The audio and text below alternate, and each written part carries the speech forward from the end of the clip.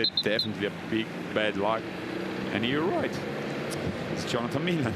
First attacker, and then he's followed by the King of the Mountains as well. So Picnic Postanel Raisin with one rider off the front, as well as EF Education Easy Post. So Jonathan Milan signalling his intent instantly to try and get up the road. And it's 4 riders off the front. Anyone going to follow them? Visma bike blocking at the front of the race, and it looks like that might be the first break of the day.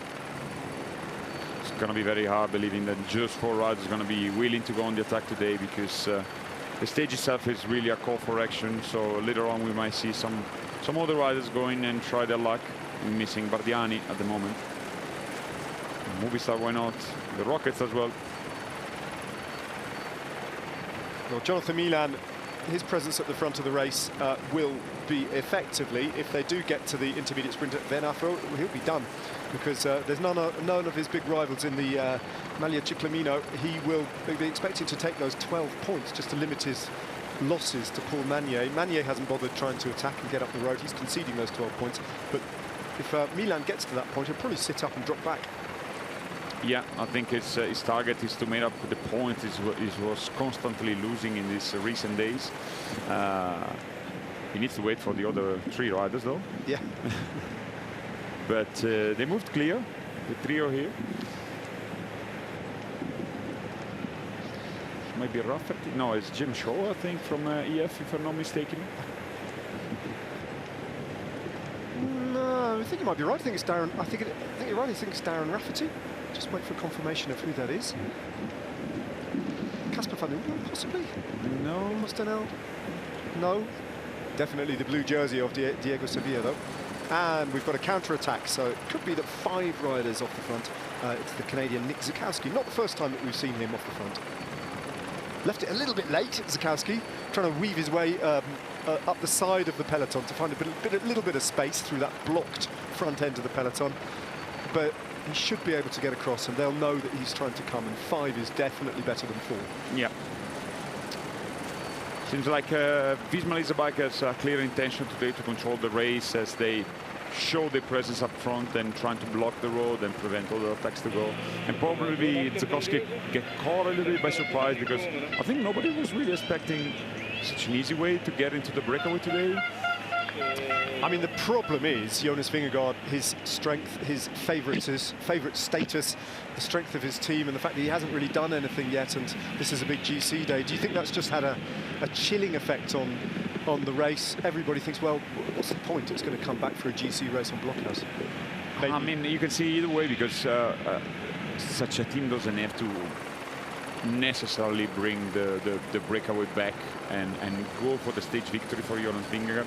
I mean, they might as well just right tempo and launching attack on the last climb to Blockhouse. And if the breakaway happens to be there, okay, gonna be caught, that's fine, but maybe not spend too much energy at this point to chase a breakaway, which maybe they might give them the chance to play their own cards in the climb. But definitely it's a good move for Sevilla and as well for Milan, as to have 2 different targets. Sevilla clearly for the KOM, and Milan can score some points and made up for what he lost yesterday, because he was on the ground, Jonathan Milan. Magnier was nearly on the ground as well. He managed to escape the crash, but nonetheless he had to unclip, he had to stop to bunny hopping Groenewegen, and he get himself back on the bike, being able to score us.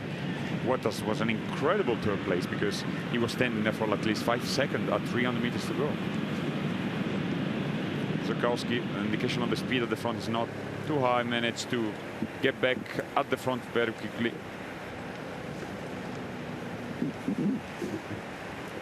Well, still waiting for confirmation of who these riders are.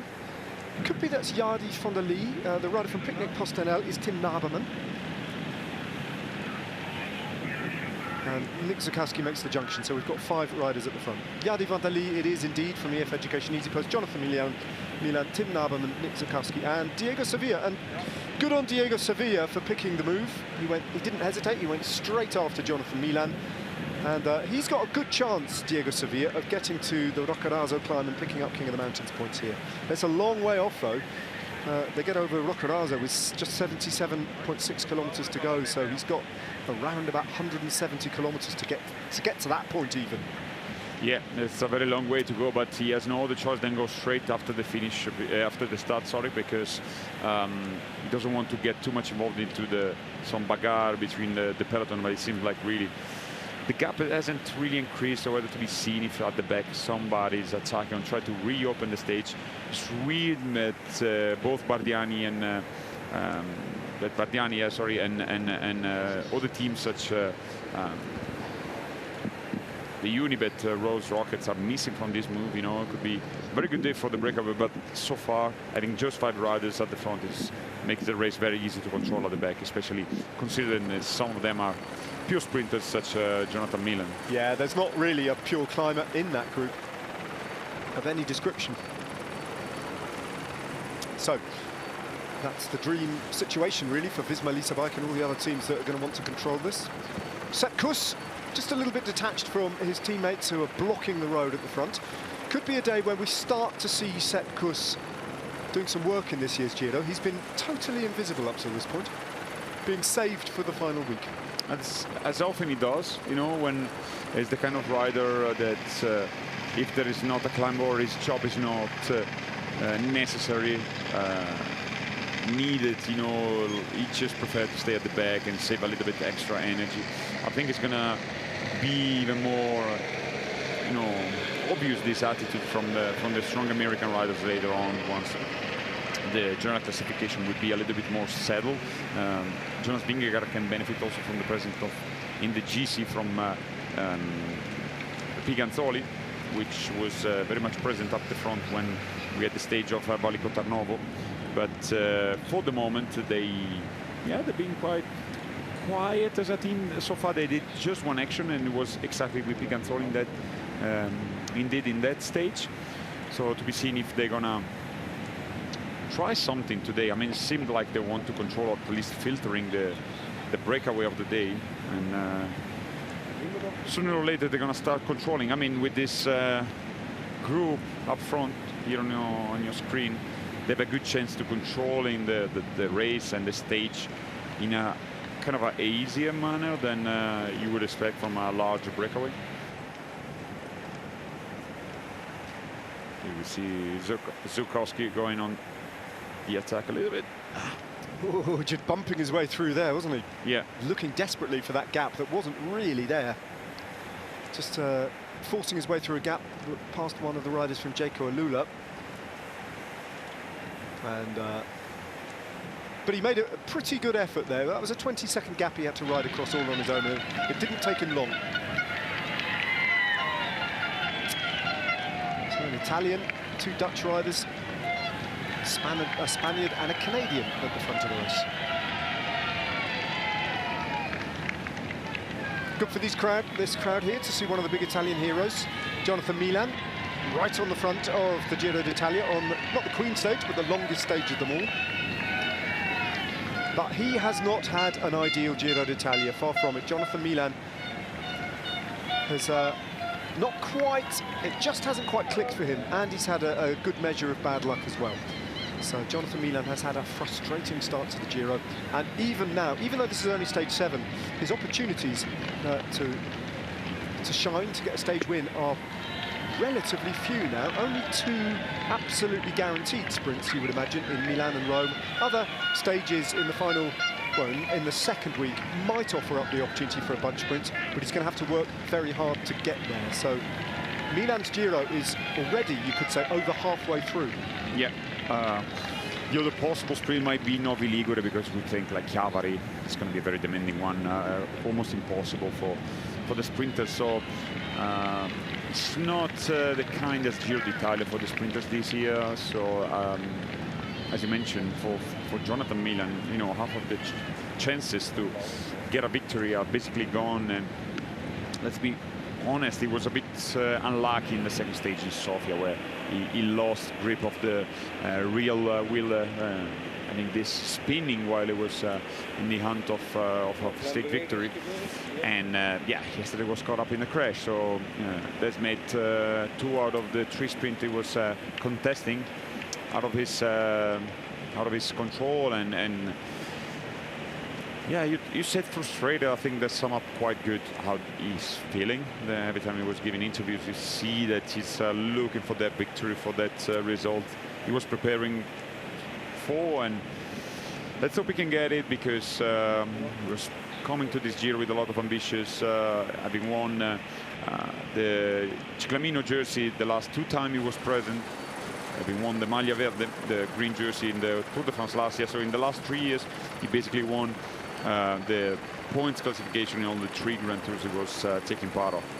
So having not yet won a stage is already a frustration, and I think not being in the Ciclamino is even adding more, you know, to that feeling of Jonathan Milan.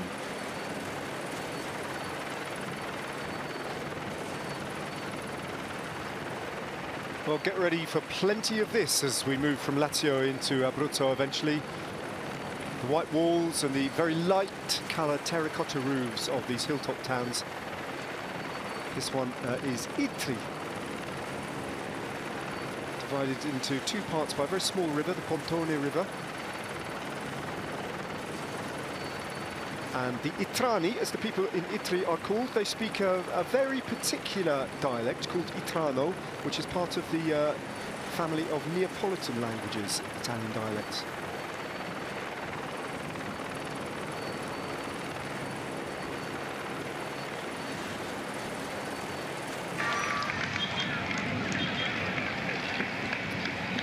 Time gap's gone out now to over 2.5 minutes, and it's going to go further than that as well. We could have a big time gap for the peloton, at least in the first half of this race, for the breakaway, I should say.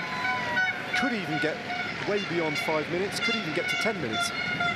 This is a breakaway they don't really have to be too concerned about, and they can take their time on this enormous race distance today to bring it back if they want to. Yeah, and as well, okay, it's not definitely not none of those riders is a threat in the GC, but it's clear that they have to control one moment or the other. It's to be seen if they're willing to, you know, put a lot of energy, put a lot of implication in that, and going for the stage of today and putting, I guess, Jonas Vingegaard is now at the back in contention for a stage victory. Well, Magnier is here at the back of the peloton, Garofalo in front of him. Filippo Ganna, Bernal, Sobrero as well in talks with Giulio Pellittari. Last year they were teammates. It's very relaxed speed, and of course, like, nobody's in a rush or in a hurry to start controlling and pulling at the front of the race. And as you said, 10 minutes is more than possible, even more than that, because the stage is incredibly long. It's a little bit surprising that Emanuele Tarozzi didn't try and get in the breakaway, or that none of his teammates tried to pick that move as well from Bardiani. That's unlike them. And actually, just by giving Diego Sevilla the advantage there, he's going to eat back a lot of points and time in the various different classifications they are competing against one another in. Very unlikely that he'll get to the Red Bull kilometres, I think, off the front. You never know, because you never know. Today we were expecting a big fight for the breakaway, and well, it didn't happen. So they have this very specific thing. Cyclists always surprises you. That's also true. The intermediate sprint overall standing, Diego Sevilla starts the day on 28 points, Emanuele Tarozzi on 48. It could be that Diego Sevilla will be able to pick up 2nd place at the intermediate sprint. He's not going to beat Jonathan Milan in the sprint, but that'll give him another 8 points, and he'll move to within 12 points of Tarozzi in that competition. And also, he will be building up his overall breakaway prize credentials. He starts the day on 493 kilometres off the front, and already in this small enough breakaway to count, so fewer than 8 riders, he will be starting to tick off the kilometres and adding to his tally. In fact, already he'll be over 500 kilometres in the overall breakaway prize. Next best, Emanuele Tarozzi, is back on 368. Yeah, so you can spend and gather a lot of points here and there, and kilometers for, yeah, the amount of classification is in. It's the peloton expected. It's not in a rush to start controlling the race. Maybe at 5 minutes we might see Bahrain Victorious start to ride, but at a very moderate tempo, maybe even later than that. But they would, you'd have thought, be the first team to start riding. I mean, the nearest in the GC is the Koski at 22 minutes, so yeah, why bother, right? I think eventually for Bahrain Victorious they know also Bisma Liseberg will start, because the presence of Rex and Bartholomew at the front is an indication that they will eventually start controlling today's stage. And for the Bahrain Victorious, you know, can make also a little bit extra saving in saving a little bit extra energy. Sorry. Yeah, it's just sometimes it's part of the etiquette of cycling, isn't it? Just maybe not showing that you're there, that you care for controlling your jersey.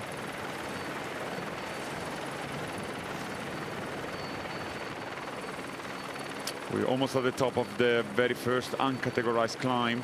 Later on, it's going to be a little descent before coming back to the coastline of Lazio, then heading to Gaeta before re-entering the inland Italy. And that's when the wind that they'll have at their backs, that's when it'll start to pick up, and it really will increase the speed of this race. Paul Magnier opting not to try and get in the breakaway. Saw what Jonathan Milan was intending to do, but look at his lead in the Maglia Ciclamino. Milan's still in second place. The expectation is he'll pick up a further 12 points. That would move him to 76 today. But still, what, 54 points ahead of him is Paul Magnier. That's even if Milan does get these 12 points at the intermediate sprint. So, no real need for Paul Magnier to exert himself overly today to try and sprint against Jonathan Milan. Some of these riders in the Gruppetto, it's just going to be hard enough to get through the day safely inside the time cut. Yeah, it's Giro. Usually a time cut is calculated as a percentage over the speed of the first riders, and adjusted based, like, the faster, the bigger the percentage is, because of course the time of the race is going to be less than when the speed is what we've seen now. So we guess like today it's going to be roughly around 40-45 minutes the time cut, so it's going to be no problem for the sprinters to just control and set their own pace to arrive at the finish line here in Blockhouse. Very modest tempo on the Giro so far today, just over 35 kilometers an hour into a headwind and mostly uphill as well, which explains that in part. But also the race situation, it's a long, long way to the finish line. The break went easily and early, and the race has settled down very early on in today's monstrous 245 kilometer stage. I was actually wondering, it's a hard statistic to check, and I'm rather hoping someone does it for me, but I wonder when the last Grand Tour stage of this distance was raced. It's very unusual. I mean, in every Grand Tour, you'll get maybe 1 or 2 stages of over 200, but 245? That's a mighty long one, I think. And just guessing, but the last long stage of this sizable was at the Giro. Paul Magnier in conversation at the car with the Brahma.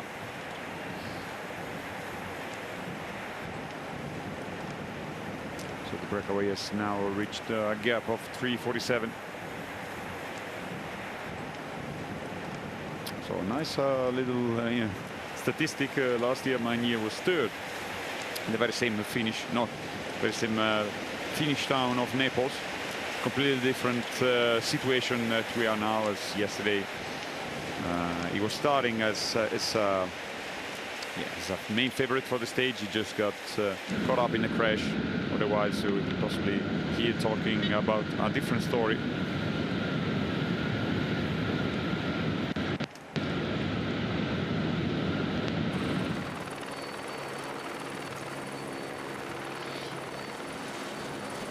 Well, I'm following Cicero's command at the moment of silence being one of the great arts of conversation.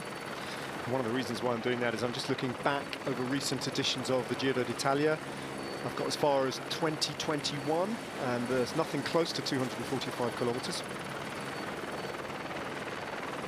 Nor was there in 2020, so I'll carry on going back in history. Eventually we'll find, we might have to go back to 1914 and the what he said in the 220, please come back on the page before, because there was a stage it was reduced in length in 2020, and whether to be seen if the features there, because if I remember properly, it was at 251, the 18th stage won by Joseph Czerny.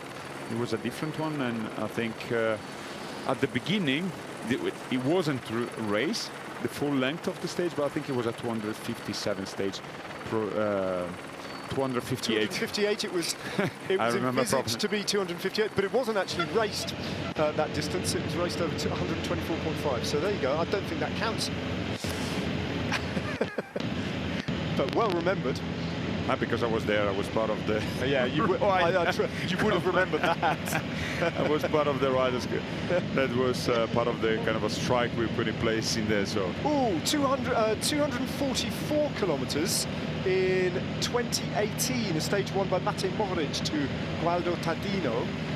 Stage 10, but today's actual route is 245, so that doesn't quite do it either. So we're still into record-breaking territory for today's race. 2017 is where I've landed now, as I go back into history. And we're sticking with the Giro d'Italia. I can't think that the Tour de France has done anything that long, and the Giro, the Vuelta doesn't tend to have these very, very long stages, does it?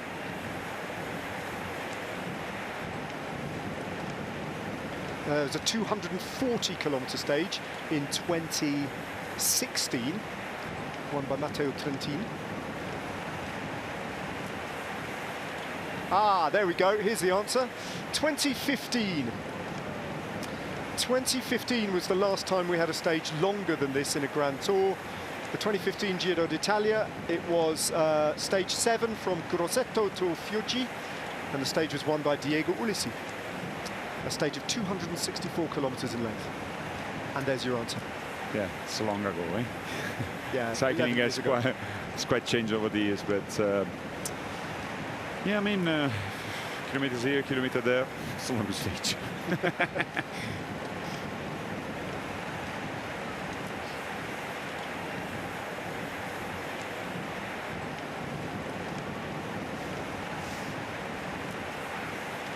And that was just the Giro d'Italia, but I've just been informed, someone's been looking back through the history of the Tour de France, and in the 2021 Tour de France, there was a stage to Le Creuset of 249 kilometres. Oh, so you got surprised here, eh? You didn't thought like it was possible the Tour de France. Won by Matej Moric, I remember that stage as well, yeah. Matej Moric in there as well? Yeah, yeah, yeah. So he's done it twice, he likes a long stage. Yeah. That was a day where the, slightly surprisingly, I remember that the bunch let the breakaway go, and it was surprising because Mark Cavendish was on the brink of getting his 35th victory. Was the time he beat it, he got the best of Kasper Asgren on the line? Was that sprint? It was another one? Jasper Stuyven, I think it was another one. Yeah, it was Jasper Stuyven in second place too. Okay. Moric attacked with a long way out and won solo on that occasion. Ah, yeah. I was in there. I was in there. I crashed the day before, and it was a horrible day for me. Just the day before, I quit the race because I was, as communicated to us, Van der Poel in yellow. A lot of people from EMG, from Netherlands, that's why they know so well who was wearing the yellow that day. Yeah. So there we go. We think that's the answer. 2021 was the last time. So 5 years since a Grand Tour has featured a stage of this length. And we've got the biggest advantage that any breakaway has had so far at the Giro d'Italia of very nearly 5 minutes. But Bahrain victorious by the looks of it, and have started to ride on the front. Yeah. So it's roughly what I thought might happen. They get to around about 5 minutes, and then they'll start to ride tempo on the front a little bit. Just show the jersey, show willing, and show their team on the front with full riders. Eventually, some other teams will appear. We saw already Red Bull, Bora Hansgrohe, instead of the back of the team leader. But Victor is leading the way. I'll be curious to see if, I mean, with such a, a breakaway, I think there is plenty of possibilities for the peloton to go and catch them, because the day is first of all, very, very long. and it's not the quality that you would expect from such a stage, and it's going to be very hard because none of them, I think like the best climber of them all is Zukowski, which is also the closest in GC. I mean, still 22 minutes, but I think if you have to read in between the stats and what the best specialities of them, I think for Zukowski, I think is the rider with the most skills uphill. But nonetheless, 5 minutes on a stage of this length and this toughness is not enough. I mean, at this point, you need at least 15 minutes, I think. It's very important that Diego Sevilla becomes a bit of a diplomat at this point in this group of 5 riders. He's got to start talking to them, hasn't he? Start, if not negotiation, but he needs to create an understanding within that group that he will perhaps dedicate himself a little bit harder, do a little bit more work at this point, and in return, they will allow him to take those maximum points at the King of the Mountains, if that's the way the race situation. So he needs to make friends with the others, I think, at this point. Yeah, yeah. Still a long way to get till we get there. Very long way. Yeah. Yeah. But that's why he's there. That explains his presence in the breakaway. That's what he's got to try and achieve. As well as, of course, of adding to the kilometres that he's been off the front and picking up more points at the intermediate sprint. So he's got a lot on offer.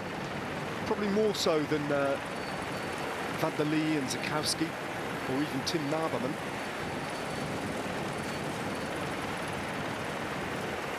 And this is a fascinating day for Eulalia. Very often, as we saw last year, for example, with Diego Ulissi in pink, he's a rider we know so well. We know exactly what Diego Ulissi is all about. We know where his form is and where he is in his career. In other words, we totally understood last year the temporary wearers in the Maglia Rosa. With the case of Diego Ulissi, we understood when he would relinquish the Maglia Rosa. With Eulalia, it's much more unknown, isn't it? We just don't know how well or otherwise he's going to be able to fare on the Blockhouse climb. Yeah, totally. As you know, as a recently newcomer to the pro peloton, has been racing at the Conti level in Portugal. It's not an old rider, it's still 24, and this was his only second year racing at the World Tour level. So it's a bit in the unknown. He is a potential in the future GC contender, you know, especially for the one-week races. Last year he did his very first Grand Tour at the Giro d'Italia. Didn't finish it, being forced to abandon at the very end at the 19th stage. And I think, I mean, if we look from here to Rome, I think it's slightly unrealistic. I think he might hold on the jersey, but he might well keep the jersey today if found the energy and the strength to remain in touch with the main GC contenders, because you know, a lead jersey gives you definitely an extra motivation, and I mean, you still have a huge gap compared to the other riders, because 6 minutes is quite a lot. It's quite remarkable. It all depends how they're going to ride, if they're going to approach the climb.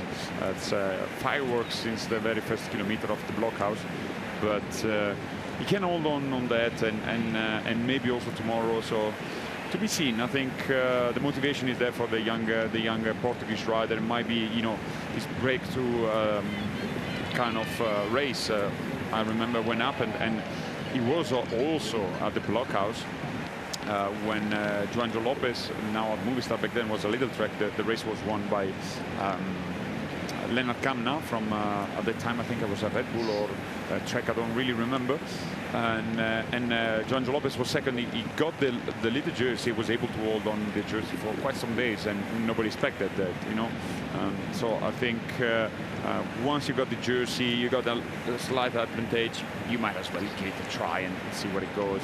And 6 minutes is a good advantage. You need completely to crack and crumble in the last climb, and I think we are too much early into the race for to be expecting something like this. But I mean, we just have to wait quite some hours, but we have to wait and see how it's going to unfold for Eulalia. But so far, I think he could be more than happy that what he was able to achieve.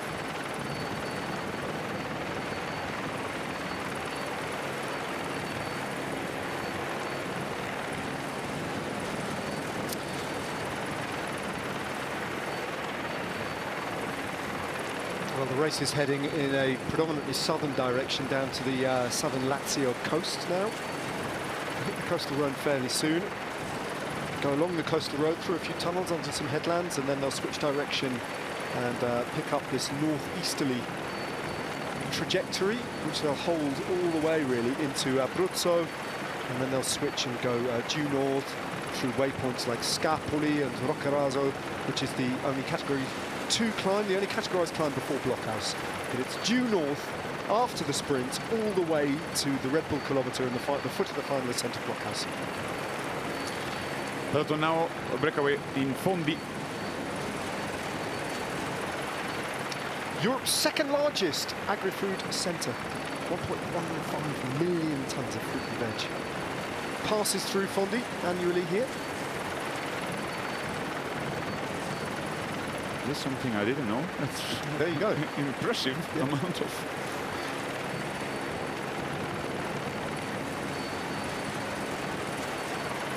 Peloton all strung out now by Bahrain Victorious, who started to ride on the front.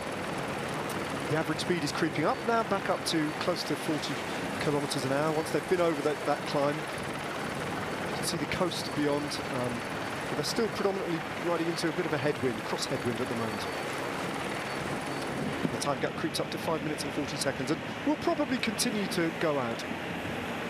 Yeah, it's Fran Miolovic at the front, the Croatian rider, followed by Matthijs Paschens, the Dutch rider. I think the job for them is just going to control the pace and just stay in between, more or less this gap, and don't let it grow too much. But you know, the riders from all the teams, from the GC teams at the back, ready to help in the control. I think also there is a jersey for Lotto Intermarché. I'll be curious to see how today Lennart Van Etvelt going to perform. I mean, he was very aggressive so far. I've been trying already in a couple of occasions to get some seconds for in the Red Bull kilometer. He was the only rider, along with Giulio Pellizzati, being able to stay on the wheel of Jonas Vingegaard when he went on the attack on the Valle Cottarnovo stage. It was just a 4-kilometer climb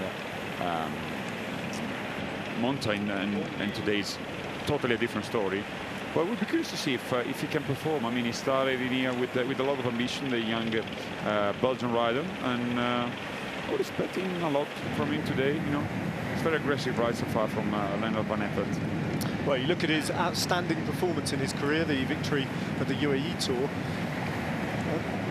Those climbs, the Jebel Hafid and the Jebel Jais climbs at the UAE Tour, are long and hard climbs. So the distance and the gradients won't necessarily be a problem for Lennart Van Etvelt. It's just a question of the calibre and the motivation of the opposition. Can he match Jonas Vingegaard on a climb of that length? Yeah, and also Giulio Pellizzati. There is a difference also for the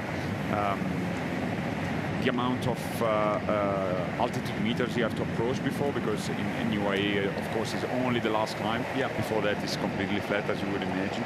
Today is 4.4 thousand meters. It's a long stage, and it's a cold stage. I mean, UAE, another, I think, like a quite obvious remark is it's not a cold race at all. And while the riders, they've been into very bad weather so far, today might be as well another day of little chances of rain, and it's very, very cold. I mean, probably we are a little bit pessimistic about the weather because we're freezing up here. Yeah, we're at 1,700 meters though, aren't we? And they'll only reach that point right in the last kilometre. So I think we've got a slightly distorted view of what the weather conditions might be like for the rest of the day. But we do know that it's going to be extremely windy. That much we do know.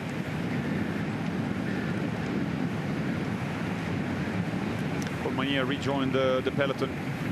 It's gonna need to. It's gonna interesting. It seems like he's not wearing socks, or he has a very low socks over the. He has overshoes, so we didn't notice.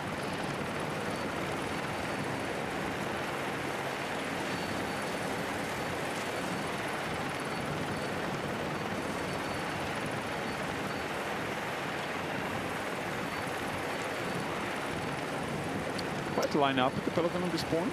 Yeah, it's very noticeable that after Bahrain Victorious, the next team as a block, the net company Ineos team. After that, we've got Movistar, Red Bull Bora Hansgrohe, I think, are quite close to the front. Uno X Mobility as well, with Johannes Kunzet and Andreas Leknesund looking after those two riders. They're quite close to the front, and Van Eedvoort is moving up to take a position closer to the front. But the team that's missing completely from the front are the yellow jerseys of Visma Lease bike at the moment. Yeah, I mean,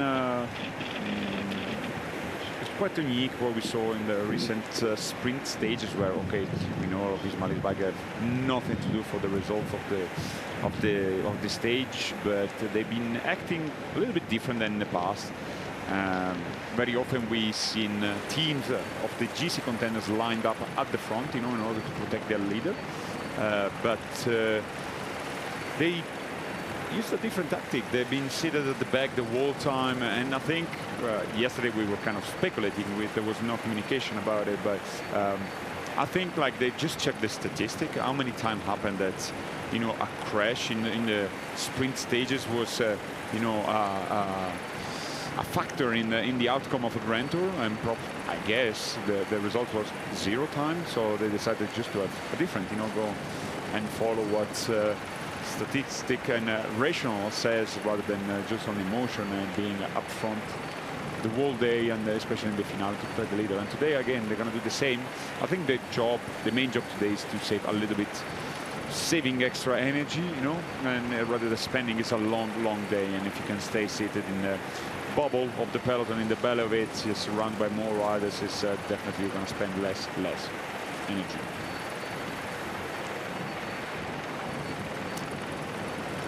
Now the blockhouse climb itself has been featured for the 7th time now in the Giro d'Italia. As we look at Aino Rubio, one of the prospects for Movistar, who are having a quietly very aggressive race, firing on all cylinders. Enric Mas still has big ambitions in the general classification. But blockhouse was first used in 1967, and no less a rider than Eddy Merckx was the first rider to win on the top of this famous climb in Abruzzo. Came back the following year, and it was Franco Bitossi who took victory on that occasion. 4 years later, the Spaniard José Manuel Fuente won. Marino Argentin in 1984, the Italian rider. And then there was a long time where the blockhouse didn't feature until, that is, it came back onto the Giro d'Italia in 2006, and Ivan Basso rode to victory.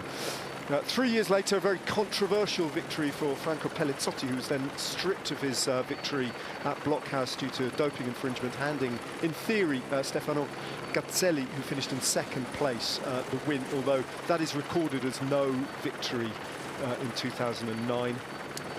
Then a long pause until Nairo Quintana soloed to victory at blockhouse in 2017. Jai Hindley, as we were discussing, took the victory in 2022, and more recently than that, in 2024, Niamh Bradbury, the Australian rider, on the Giro Donne, rode to a solo victory at blockhouse. So I was wrong when I said that Lennart Kamna won in here. I think it was Pasolanciano, maybe. In my memory, that was in Sicily. I'm going to check, because now I'm very, very curious.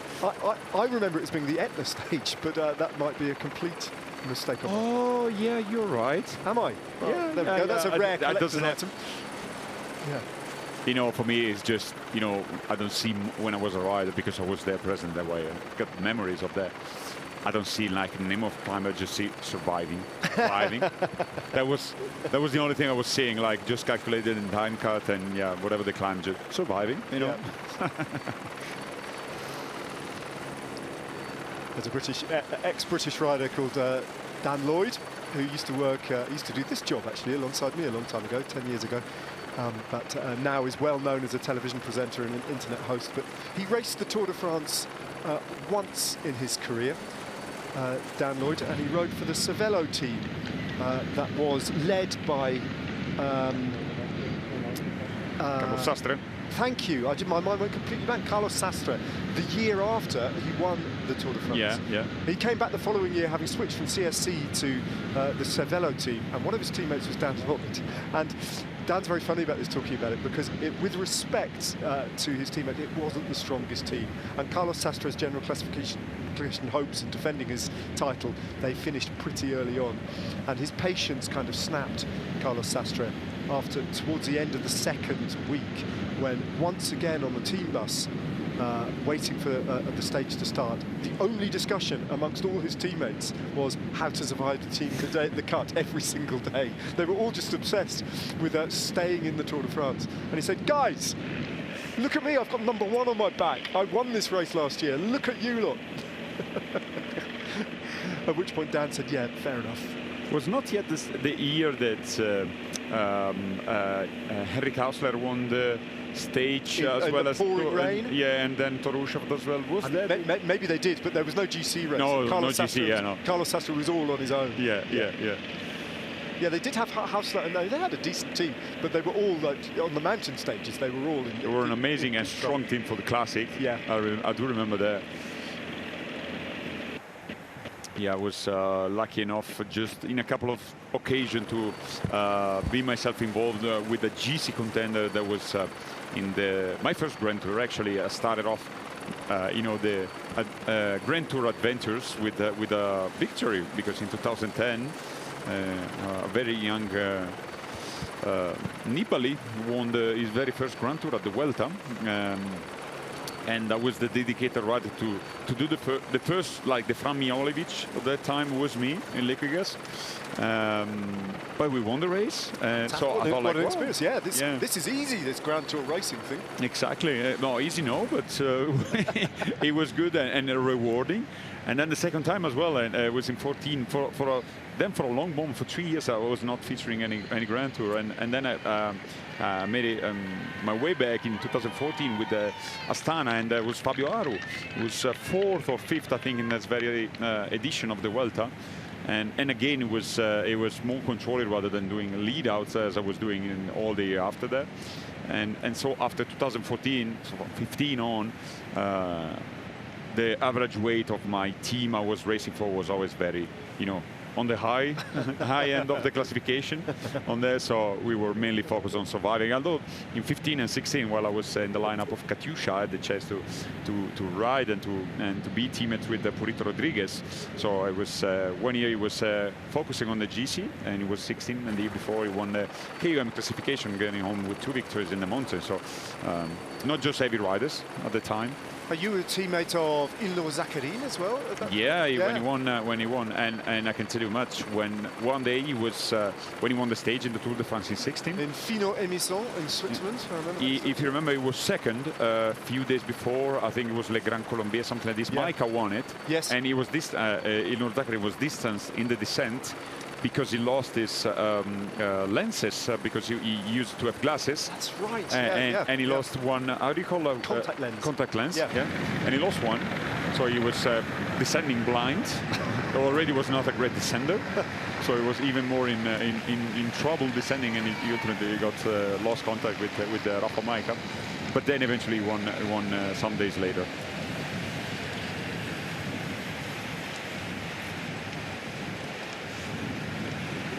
Interesting character, Ilnur Zakarin, I would imagine. Very funny guy. Yeah, I have to very say. interesting guy. Very interesting guy. Was living, and I think he's still living in Cyprus, as many Russian does. At that time, Katyusha was the main sponsor. Katyusha itself was not a brand; was just a name given. Was, I think, one of the spaceship missile. Meant rockets. Yeah, rockets. Yeah, it's a Russian word for rocket. And was the name that was given by this oligarch of Russia, Makarov.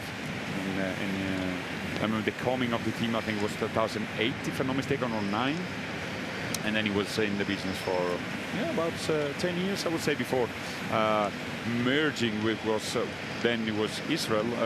They became Israel. Katyusha was a sponsor, or kind of the merge, because I've been buying the license from them, and then eventually disappearing from cycling. Long time ago, more than 10 years ago. Good memories, though. Ilnur Zakarin, fascinatingly, he was an ethnic Tatar, wasn't he, from the Crimea region of, well, disputed territory, of course, now. But a real character, yeah. Descending was not his strength. I seem to remember horrible. A good climber. Good climber, though. Yeah. The Giro d'Italia, I think he had crash, didn't he? It was the very same year. He was at the Giro d'Italia, and then he had the crash, he had to abandon, and then eventually reappearing at the Tour de France and being able to get a stage victory. That's right. the highest moment of his career. He won a stage in Giro d'Italia the 2015. I think was the one around Imola or Bologna. It was a mountain, a Pennini stage, if I'm not mistaken. And then the Tour de France next year. Well, the advantage for the 5 riders at the front is just being pegged a little bit now. It's not growing rapidly beyond this sort of 5:45 marker, which is probably where they'll hold the break now for the next, well, could be hours, because we've got still around about 85 kilometers to go until the intermediate sprint. So 2 more hours of racing at least until we get to the intermediate sprint. And the intermediate sprint is not even halfway through the stage. Yeah, it's a long one. And it's fairly chilly. It's in our commentary position here, I have to say. The side of this slightly improvised truck is open to the elements and the wind is whipping over. Blockhouse is such an exposed climb, isn't it? Yeah, right at the top, there's no wood at all. There's no, it's not a big ski resort or anything. There aren't any buildings. There's just a little restaurant and a couple of chalets. Other than that, it's just bare. It's a bare shoulder of land, and the wind is whipping over it from the west. Yeah, and exactly. Yesterday was it's a strong wind already now. But yesterday night when we arrived, it was, you know, almost impossible to get off the car. And yeah, the wind almost tore the door off the car when we opened it. And the lad's Ned losing his dirty running sock. It was clean.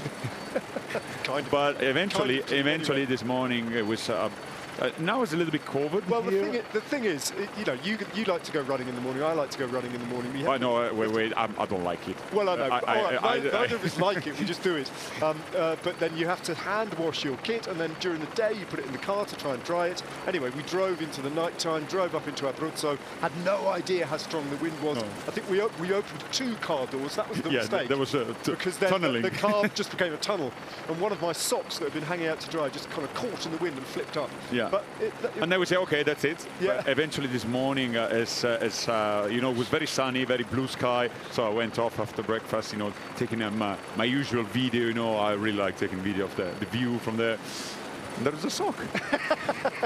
And then I thought it was the Ned sock. It got stuck in a little bush in there. And I said, okay, here you go. It was. And I gave it back to Ned and I said, sorry, I just found one. And he said, no, I got the other one.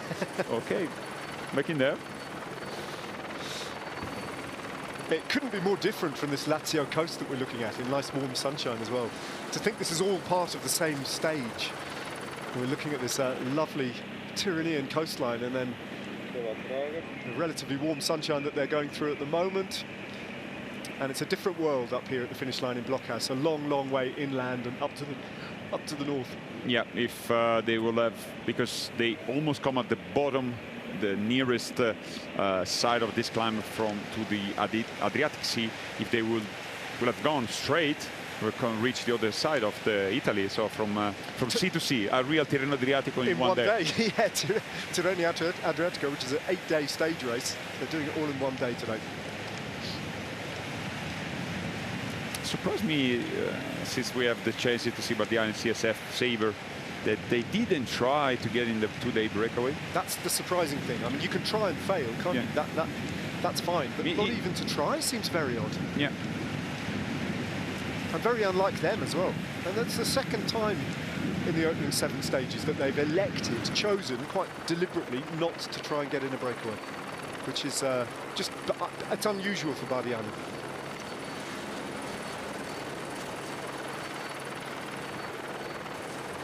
People enjoying the seaside. I'm just freezing watching them but this is projecting how I'm feeling now here in the commentary booth. Yep.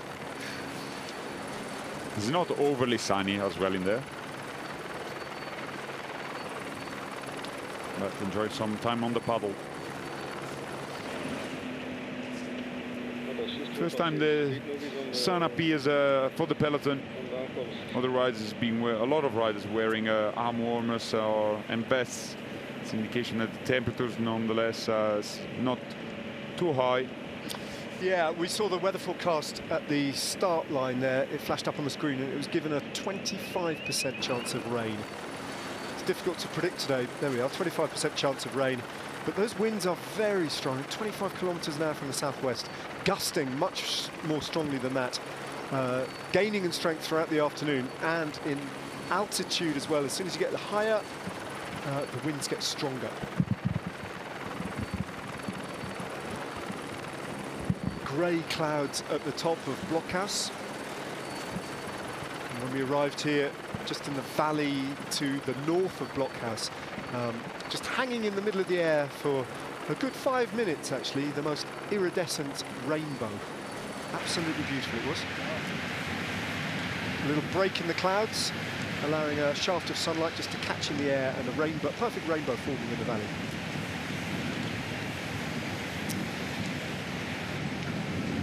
Well, Pashins and Mikhailovic have actually brought the time gap back from 5:45 to 5 now. As Jonathan Milan, Jordi van der Lee, Tim Naberman, Sikowski and Diego Sevilla continue to share the work. Along the coastline, you can see that the wind direction there, coming off the coast in a southwesterly direction, over their right shoulders, but pretty soon they're going to turn left and start to head in a northeasterly direction. That's where they'll pick up a pure tailwind for the best part of, what, 50, 60 kilometers. You see a lot of waves at the sea, and where the wind really picks up is halfway through, when they are in the valley before Roccaraso. It's in there that it's going to start really picking up, when I think like the wind coming from, coming from the Tyrrhenian Sea is going to come in place. As they have to cross the Wall of Pennini mountains to come on this side of Italy, and yeah, right now the wind is not too strong, but later on it's going to pick it up. At least it's in favor of the ride. It's going to be benefiting from it, as the gap is decreasing very slightly. Very little changes. It's 4:35. I think it's a manage of kind of surviving now rather than really pushing out on the pedals, as stage is still 280 kilometers for both the breakaway and the peloton. Rather dramatic cliffs that drop down into the sea here, and a series of little tunnels.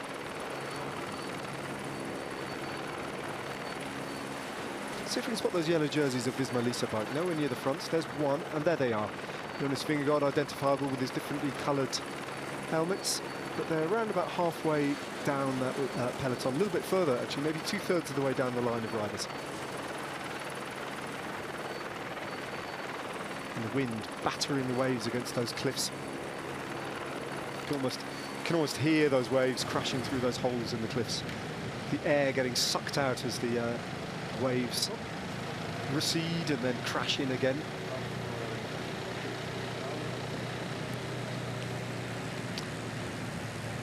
Van der Lee, the young Dutch rider, Zukowski from Canada, Naberman, Dutch as well, Sevilla from Spain, and surprisingly presence of Milan.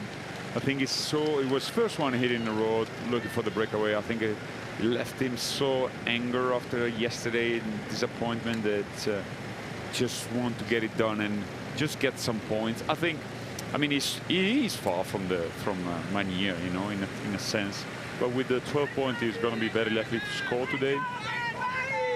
You know, you never know what can happen in the coming sprint, because it's enough that you miss one sprint, and if Jonathan is able to winning again. And also, if he does it day after day and Manier doesn't bother, then, well, tomorrow again he'd have a long day to try and get to the intermediate sprint if he were to... Yeah, to dare and try again. But he might do it, and then all of a sudden he's picked up 24 points, and then, you know, another day, it's as good as a second place in a stage victory. So you never know, and it's good. I think it shows that Jonathan Milan hasn't switched off, that he's still, you know, he's still in this Giro, still wants to get something out of it. It's definitely not the type of person who would give up so easily on that. I would imagine him, you know, being very, very angry. I think it's raging yesterday after the outcome of the stage. He was in good position at the front, fighting a little bit with Manier for the wheel of Groenewegen. Here at the finish line, the first little groups of amateur cyclists. Fans have started to arrive, having clearly ridden up Blockhouse, looking pretty exhausted by the effort. Yeah, and I'm already waiting for the first grilling. Aristocini. Yeah. Well, we passed a little tent, didn't we? The Ciccone fan club. Yeah, but they had a barbecue going. They had some smoke. They're too far to be bribed, you know. So I really hope somebody will find a place in front of us, and we have our own you know, sheets in here to be riding behind Aristocini, please. We got the money. Yeah. That's something we'll probably see today, isn't it? Somebody in the gruppetto giving up some Aristocini. Yeah. Oh, it's one of the things we see every year at the Giro d'Italia. Yeah, sure as taxes. Did you ever pick any up from the side of the road, Aristocini? Yeah, I think so. Yeah. I was picking up some beers also sometimes, but it was a different cycling back then. You know? It was just 2 years ago, but nonetheless.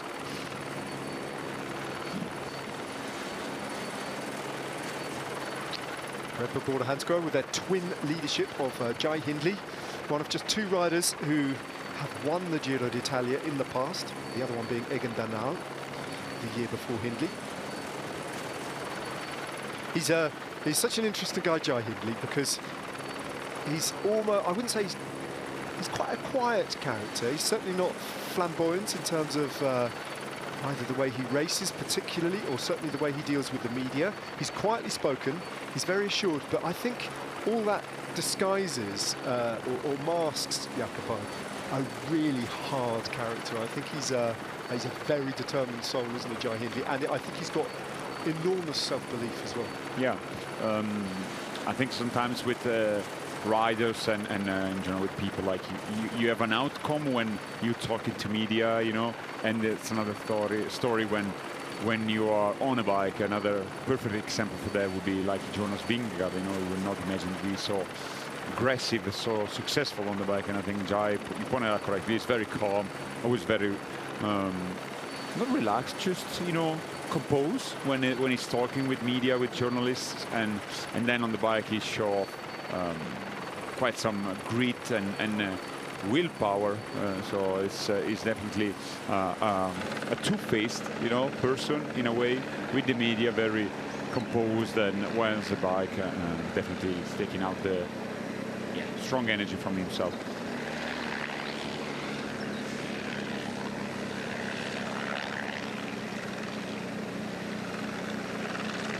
Still the job done by Framiojevic. Robert Stannard has replaced Matthijs Paschels, which is now in 3rd position, if I'm not mistaken.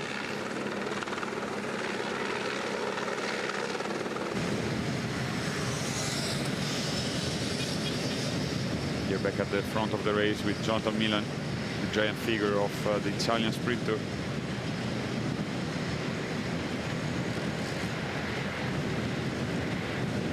Getting close to the 200 kilometers from the finish. That's still a very big number, isn't it? Yeah, and rest assured, the Giro d'Italia, they have a sign for that, so the rider is going to be seeing 200 kilometers to go very soon. I mean, even for a one-day race distance, 245 kilometers is pretty long. There aren't too many races, even one-day races on the calendar, that are longer than this one. In stage 7 of this year's Giro d'Italia, as they pass through a feed zone.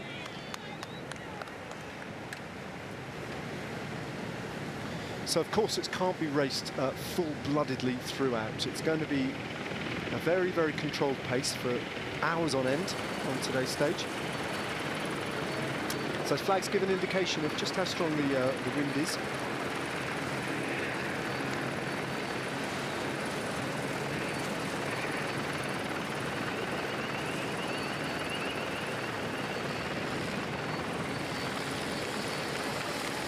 We're going to discover a lot about a lot of these riders later on today on the Blockhouse, because there's no hiding place on the Blockhouse. Whether or not the peloton is riding for a stage win, or whether or not they're just doing a GC battle behind a breakaway who are contesting the stage win, it's going to be revealing of a lot of riders' form that we don't know too much about, really, because the Giro hasn't provided a major test yet of their form. I'm thinking about riders like Michael Storer, for example, or Felix Gall, to see how well they're going. Ben O'Connor. What sort of shape is he in? Those sort of riders. I think we're going to learn a lot today, because at the moment they're all sitting there, all bunched up in the general classification, and it is to this point a relative unknown.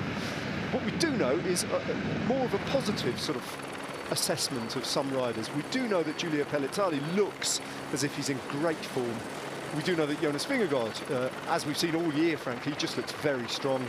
And we also know, slightly to our surprise, that Lennart van Eetveld is up for the fight at this year's Giro d'Italia and in very good shape. But there's a lot of riders who we just don't know too much about how their legs are going to be, but we'll find out later on today in the blockhouse. Yeah, it's the first real test for the GC contenders. I mean, it is a proper climb, it is a proper day. It's coming as seventh stage, so it is the first day when we can see where the legs are. It might be not the decisive day, you know, because I don't think they're going to be somebody able to detach everybody else. Maybe on the paper, this we don't know, but the first test indeed, and what so far we've seen is maybe Bernal was a little bit in pain, the only one among the GC contenders till now, but for the rest they all look like they were all in fine form. But we haven't really witnessed a proper, you know, mountain or a proper climb for them. So it's gonna be interesting. So the mighty climb, the Passo Lanciano and the blockhouse. I don't know if it's correct to call it Salita de Blockhouse, because it is indeed share the same approach as the Passo Lanciano, and then blockhouse is where the ski resort, the ski tracks are placed basically. It's a dead-end road, but it's a very hard one, indeed. More than 8% average. It's got a great name as well. I think Blockhouse is a brilliant name for this class. Yeah, it doesn't sound at all like an Italian place. Well, yeah, it is definitely an Italian place, but it gets its name, of course, from the Austrian troops who, in their campaign here in 1863, built a fortification, a blockhouse, which is a German word that I think it speaks for itself, doesn't it? It's a fortified building, and it was constructed up here. No longer exists, but it was built here in 1863. And the name remained. The name remains.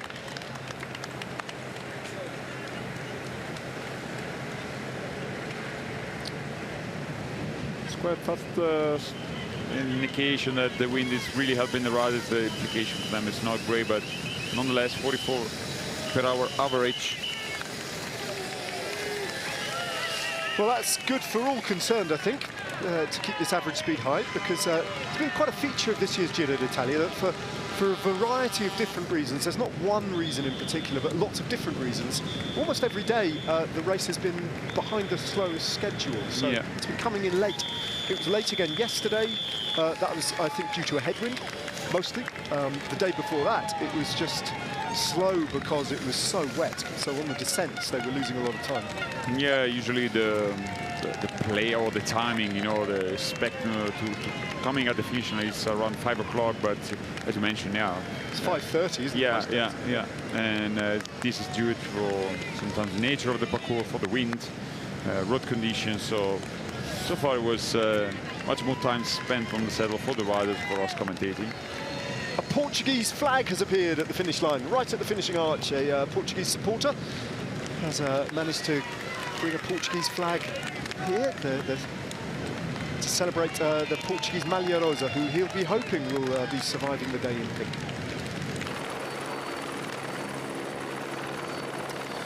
Now we do have less than 200 kilometres, so we're back to a normal stage distance if the race were to start now. But already they've already got an hour in those legs. The break went very early today. If you missed kilometre 0, the first rider to attack was none other than Jonathan Milan.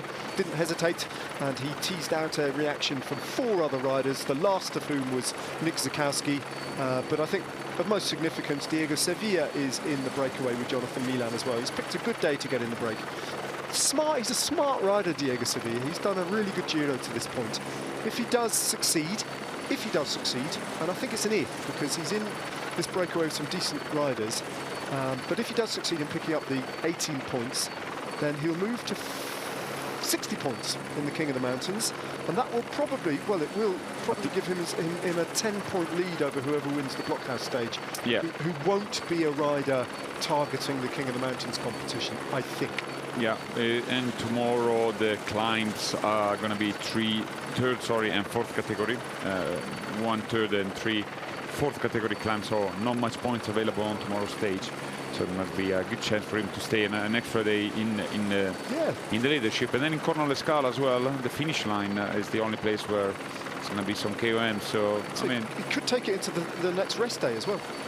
There's every chance, actually, Diego Sevilla, if he manages, but that all depends on whether or not he manages to execute his plan and actually get those points at the Category 2 Roccaraso climb today. As a result, he's riding on the front now, and he will, I think, be trying to win over the other riders in the breakaway, all of whom know what his plan is, but in order to allow him to potentially take those points uncontested, he's going to have to do a little bit more work than the other riders in this breakaway. Yes, indeed, because the KOM is still very far after 170 kilometers of today's stage. So he still have 120 kilometers to Mera 2, and I think for the time gap there, for the size of this breakaway, is going to be very unlikely to expect those to make it to the finish. But at least he can benefit from some points in the KOM classification.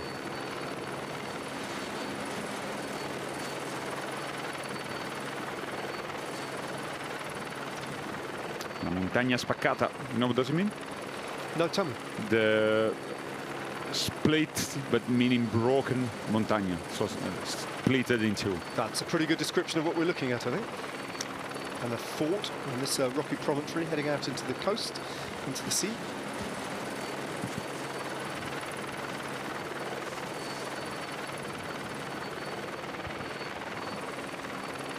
This coastline vulnerable to attacks down the years from Saracen raiders. And this particular fort also converted into a military prison. It's now started rain here at the finish line. Still plenty of time for the peloton to arrive in here, but not a good indication, because the temperature might drop a little bit more, especially for the people who are preparing the finish line. As just the barriers are being placed, I think we might see and expecting, it's fair to expect that all the commercial posters won't be put in place due to the strong wind. Yeah, the sponsors' banners at the side of the road, they won't be placed onto the barriers. I think it would be too dangerous with this strong wind. Even our commentary position here, which is normally a converted sort of double-decker vehicle, we normally sit on the top deck of it. It's a hydraulic system that kind of elevates a second tier normally, but the winds are too high, so they've had to adapt everything, and we're actually at ground level, so to speak, today, because they can't raise the top level of this commentary unit. And just us as well. Normally us. Quite packed, but today is just us. Italian television have gone and hidden somewhere else in another truck to try and keep safe from the elements today.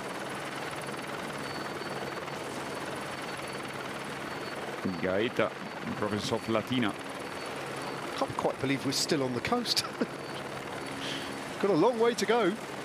Still on the Tyrrhenian coast, and we've got to make our way basically from Tirreno to Adriatico almost today.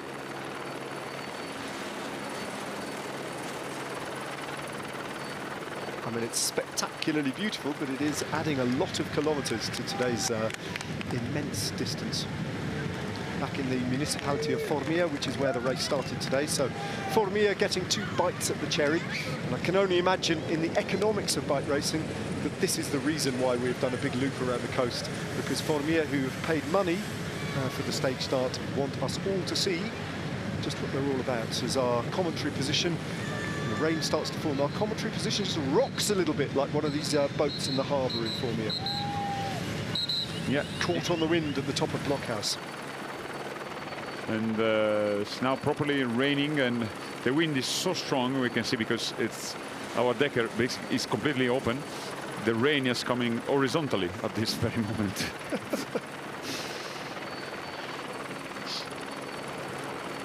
one of those days at the Giro d'Italia. We've had a few of them as well in this year's race so far. Yeah, and actually very cold in here, but I think like it's still better than the poor people working outside at this very moment. Absolutely, or indeed the riders later. Let's have a lot of sympathy for them. And they were with the shorts and the jersey. Yeah. Brave move by them. And I have to confess, Jacopo, I'm feeling starting to feel just slightly seasick. It's going to be one of those cases when you jump off the place you've been and you keep rocking yourself. Exactly. I experienced once. I mean, we have plenty of time, so we can as well talk about this.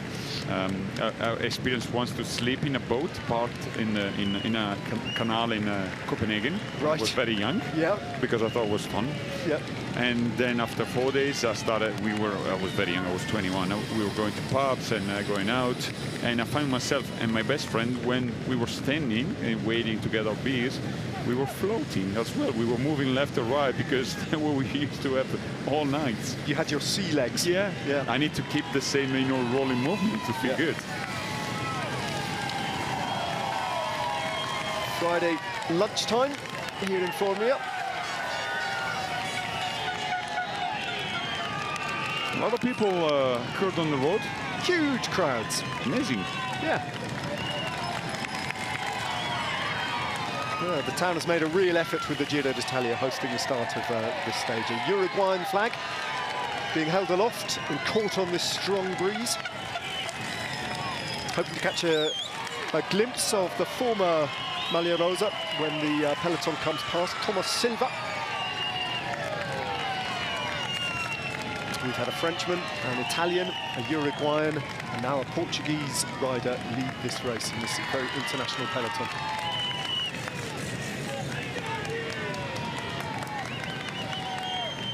You can see, though, the speed is high now as this wind is really blowing this race along. 52 kilometers an hour at the front of the race. They are rattling along. Even the peloton are riding a controlled speed behind are rolling along at over 45 kilometers an hour. So long may this last. The average race speed at the moment is very high. Yeah, this is definitely helping the breakaway also, a little bit conserving a little bit of energy for later on. But I think well, we are also quite happy about this because it makes the race a bit faster. The weather was not on the side of the race and very often almost blocking the race itself, a strong headwind all the time. But today, for pretty much off the flat part before heading to Roccaraso, it's going to be tailwind for the riders. We've been heard from Jai Hindley. Police running. Liesman very nearly bringing down the breakaway. Yeah. We've been hearing Jai Hindley pointing out that in between the climb or the group of climbs and mountains we're going to have in between Roccaraso and the finish line in Blockhouse, there might be as well crosswind, as the forecasts are for a very strong wind and cross tailwind, so the perfect direction to split the peloton up. It's not a large and very long section of race. I think it's about 15 kilometers, maybe, not more than that, but it's closer to the finish. And he's got the team to do that. Yeah. Red Bull Border Hansgrohe, they've got the team, haven't they? If Nick van Dijk, Gianni Moscon. If Nico Dens is back in shape after yesterday's crash, I mean, they have the power to do so. And why not? I mean, it's just at the bottom. It will happen. It's really wobbling here. As another rider freezing crossing as from Eurosport. So I think he's doing some filming. Yeah. Comes over the finish line. Sorry, we're commentating on the finish line where the race is still 190 kilometers away, but it's quite spectacular up here at the top of Blockhouse. Sorry to keep bringing you weather reports from the top, but the wind is really howling now and the rain is battering down on opposition. It is bleak. And there is the Red Bull Border Hansgrohe squad that we were talking about. Nico Dens, just the last rider in the line. Ineos Grenadiers as well, net company Ineos, I should say. They've got a team as well who could really do some damage in the crosswind. Oh, yeah. Filippo Ganna, Ben Turner. Magnus Sheffield and Tjota, the all good rider for the flat part of today's race. Connor Swift as well. Yeah. Very powerful team. Going to be very curious to see how Timo Aresman performed. He's been very confident every time he released an interview, and he was racing very good. And I think seems like the best car they got for the moment, because Bernal was a bit on the back foot when the stage to Cosenza folded during the climb. So I'm very curious to see him today. You know, it's the type of ride you could expect everything from him. I mean, he could as well win the stage, win the Giro d'Italia, or be dropped and ending up in 50th position in the GC. So you're saying he's quite an unpredictable rider, yeah, basically. yeah. But taking him the longer. Yeah. Well, when he's good, he's very, very good, isn't he, Timo Aresman? Saw that, of course, at the Tour de France last year, taking those 2 individual stages.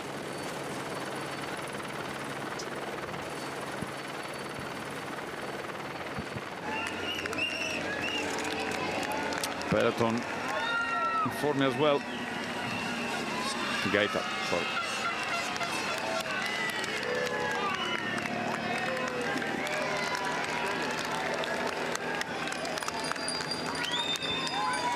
It was Leonard Van Etveld seated at the front. Want to stay in that position, maybe spending a little bit extra energy compared to the others at this point of the race. As Emmanuel Gabriel-Gabi at the very back doesn't have to do nothing for one day. He can rest a little bit, enjoy some slipstream of other riders. Lidl Trek still with 2 riders very much there in the general classification. Derek G. West is the leader in terms of, he has seniority in terms of the 2 riders on GC. Giulio Ciccone, though, won't just chuck away his GC aspirations. I don't think he'll, especially given the fact that we're heading into his home region of Abruzzo. Giulio Ciccone will be highly competitive on the blockhouse climb and do his very best to keep up there on GC today. Wow, look at that. Pink smoke.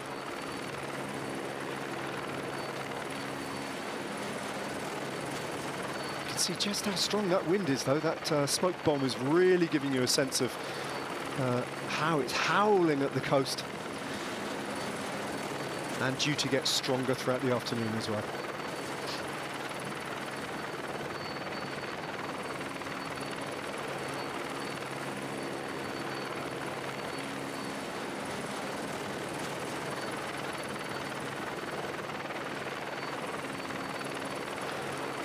It's all part of the spectacle.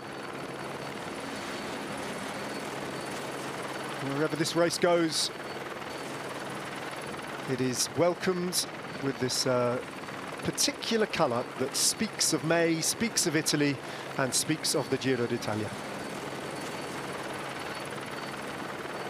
Fabulous stuff. And the smoke still catching in the air behind as the peloton leaves bit by bit and gradually the coast behind them now.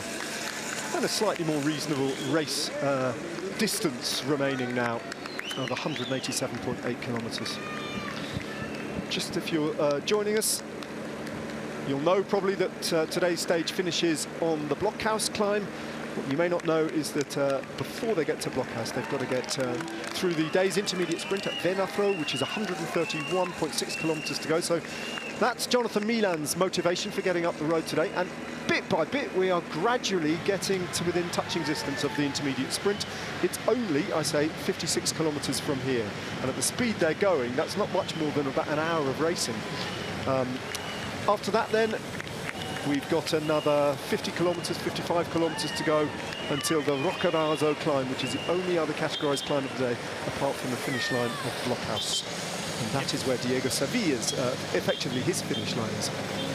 Yeah, after the intermediate sprint, the riders will start approaching a much more uphill section of the race. It's not a categorized climb, but already before Roccaraso there is a long 10-kilometer climb of roughly 4% average, and it's going to take them to the Valle right before approaching the finale, the climb of Roccaraso, and then staying on top before plunging down at the bottom of Blockhouse.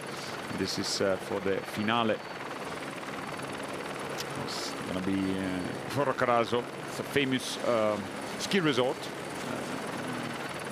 touristic destination for many in the center of Italy, and Castel di Sangro will be laying at the bottom before climbing to indeed Roccaraso.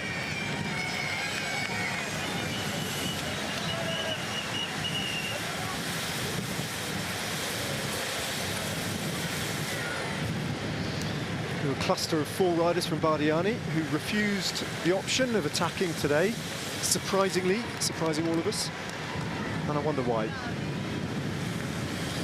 If they're not going to try and get in the day's breakaway, what can they hope to achieve from the race? It's not entirely obvious.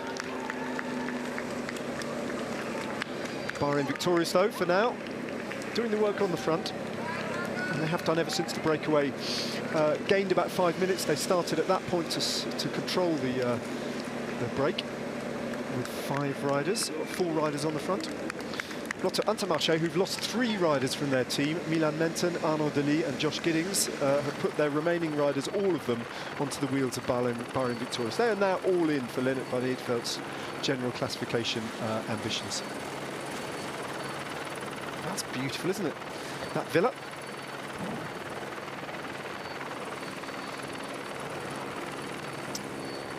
Villa di Mamurra in Formia. It's very old and ancient, built between the 2nd and 1st century before Christ. More than 2,000-year history.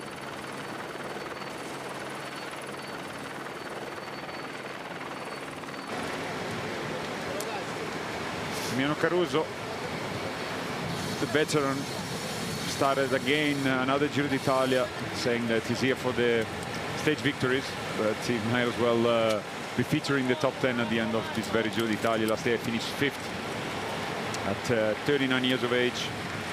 Quite a very reliable rider. I mean, never disappointed in each occasion he was lined up in a Grand Tour, being able to win a stage, both the Giro d'Italia and the Vuelta a España.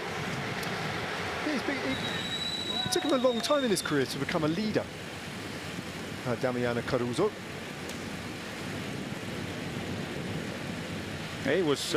He took a one-day win in a stage race in the Basque Country about 5 years ago, the Circuit de Getxo.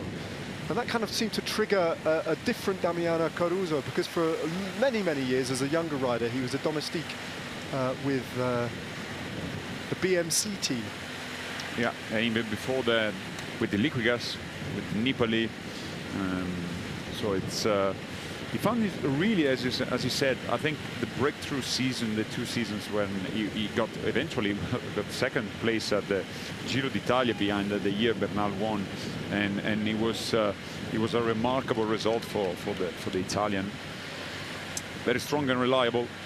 It's one of the most requested rider on the market. I mean, at 39 years old, he's still performing very, very good. We're back on at the breakaway here. Still Jonathan Milan, strong Italian. Van der Lee, Zukowski, Naberman and Sevilla. There's riders from top to the end. They going very high speed. You can sense the speed is very high thanks to the wind direction, as you see now on the graphics. 25 km/h, it's quite a strong one. This is the type of wind, if you would expect them to be crosswind, that would split definitely the peloton. It's Belgium style weather, or at least wind.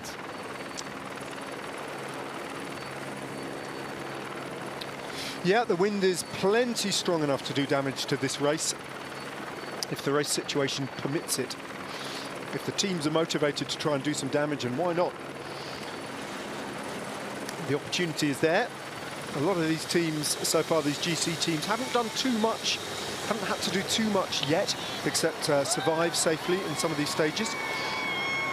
So today might be a slightly more, because of the wind, a slightly less formulaic day and a slightly more aggressive day than many of us might have imagined. The breakaway of 5 riders, including Jonathan Milan, being held at 5 minutes by Bahrain victorious for now. And it is the team of Afonso Eulalio who are controlling things. Interesting the calories spent on the graphic here by Milan is already 1,800, and we're just 70 kilometer in, 60 kilometer into the race. So I will imagine the amount of food the rider had to intake today on such a long and demanding stage is going to be massive.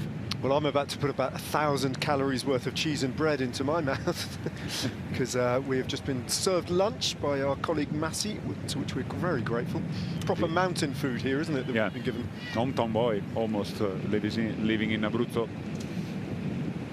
As we had the chance to have a glimpse on the race computer of Jonathan Milan. The speed at the moment was 49, so it's going to be very fast at this section of the race that will lead them to the intermediate sprint, and the wind is helping them approaching the inland of Italy.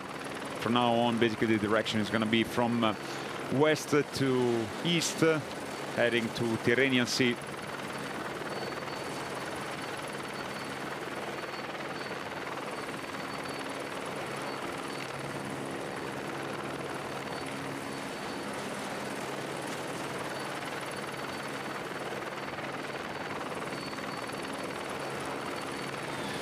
Well, this is the story of stage 7 so far.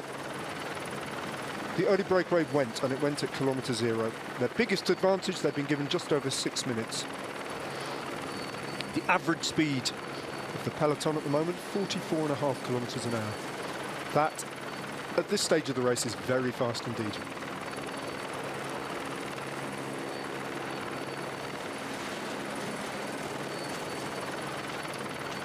The disposition also of the riders, an indication how the wind, how the speed is not, you don't see a bubble, a real bubble behind. It's a long line, almost everybody behind each other. Yeah, and it's still roughly the same order of teams towards the front, although it looks like Net Company Ineos have withdrawn a little bit from the front of the bunch. Visma Lease Bike haven't been there at all, really. They've been content to sit much further back down the line. Lotte Intermarché, Lennart van Eertveld's team have moved up, as you can see, those red jerseys there. No sign of Net Company Ineos any longer. Uno X Mobility up towards the front, then Red Bull Border Hansgrohe with some Pulti Visit Malta riders. You have to look a long way down the line to see the yellow jerseys of Visma Lease Bike. There they are, just towards the back. Oh, there's some statistic. I don't know if you remember that stage, Net? Yes. When it was really muddy. Yeah. It's one of Cadel Evans' most treasured memories. That he's a rider I know quite well, Cadel, and he talks about that stage often, remembers it very fondly. Hard man, Cadel Evans. Really hard rider. I was thinking, funnily enough, I was thinking just today as we arrived at the top of Blockhouse, I was thinking of that day Cadel Evans had to save his race in the 2011 Tour de France when he had to do the whole of the Col de Telegraph into a headwind with all the other GC riders on his wheel, just to keep, who was it, Andy Schleck's time advantage under control. Effectively, that was the platform, that was the foundation of his victory. Cadel Evans, it was an immense ride. But there was another day where there was a bleak, well, the Col de Telegraph can be a very barren mountain as well. And the Galibier, of course, after that, and that was another windy, cold day on a Grand Tour. Jari van der Lees, statistics at the moment, putting out 200 watts, waiting to do his turn. When he gets to the front of this 5-rider group, puts his nose in the wind, that wattage will go right up again as these riders share the work.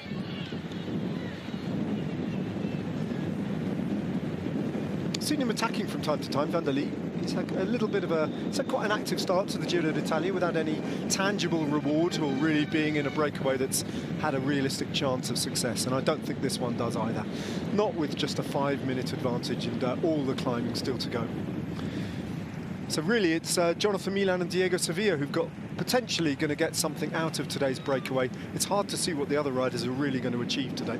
Yeah, the gap is definitely too little to think that they might stand a chance. I mean, it was something like you would expect that the breakaway could get to the line and go for the victory in case of a large group. Also means harder to control for the peloton, much more legs and energy to be used, you know, to stay clear of the peloton. In this case, just 5 riders, and none of them is a pure climber. I think it's very hard believing that they will be able to contest for the stage victory.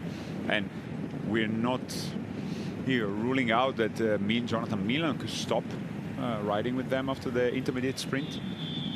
Maybe he would get eventually to the climb of the KOM and then being distancing there and rejoining the peloton. As Zukowski here, we said, is possibly the strongest of them all in the mountains. Sevilla itself, despite having the KOM jersey, as you see now in the images, yes, not a pure climber, is he?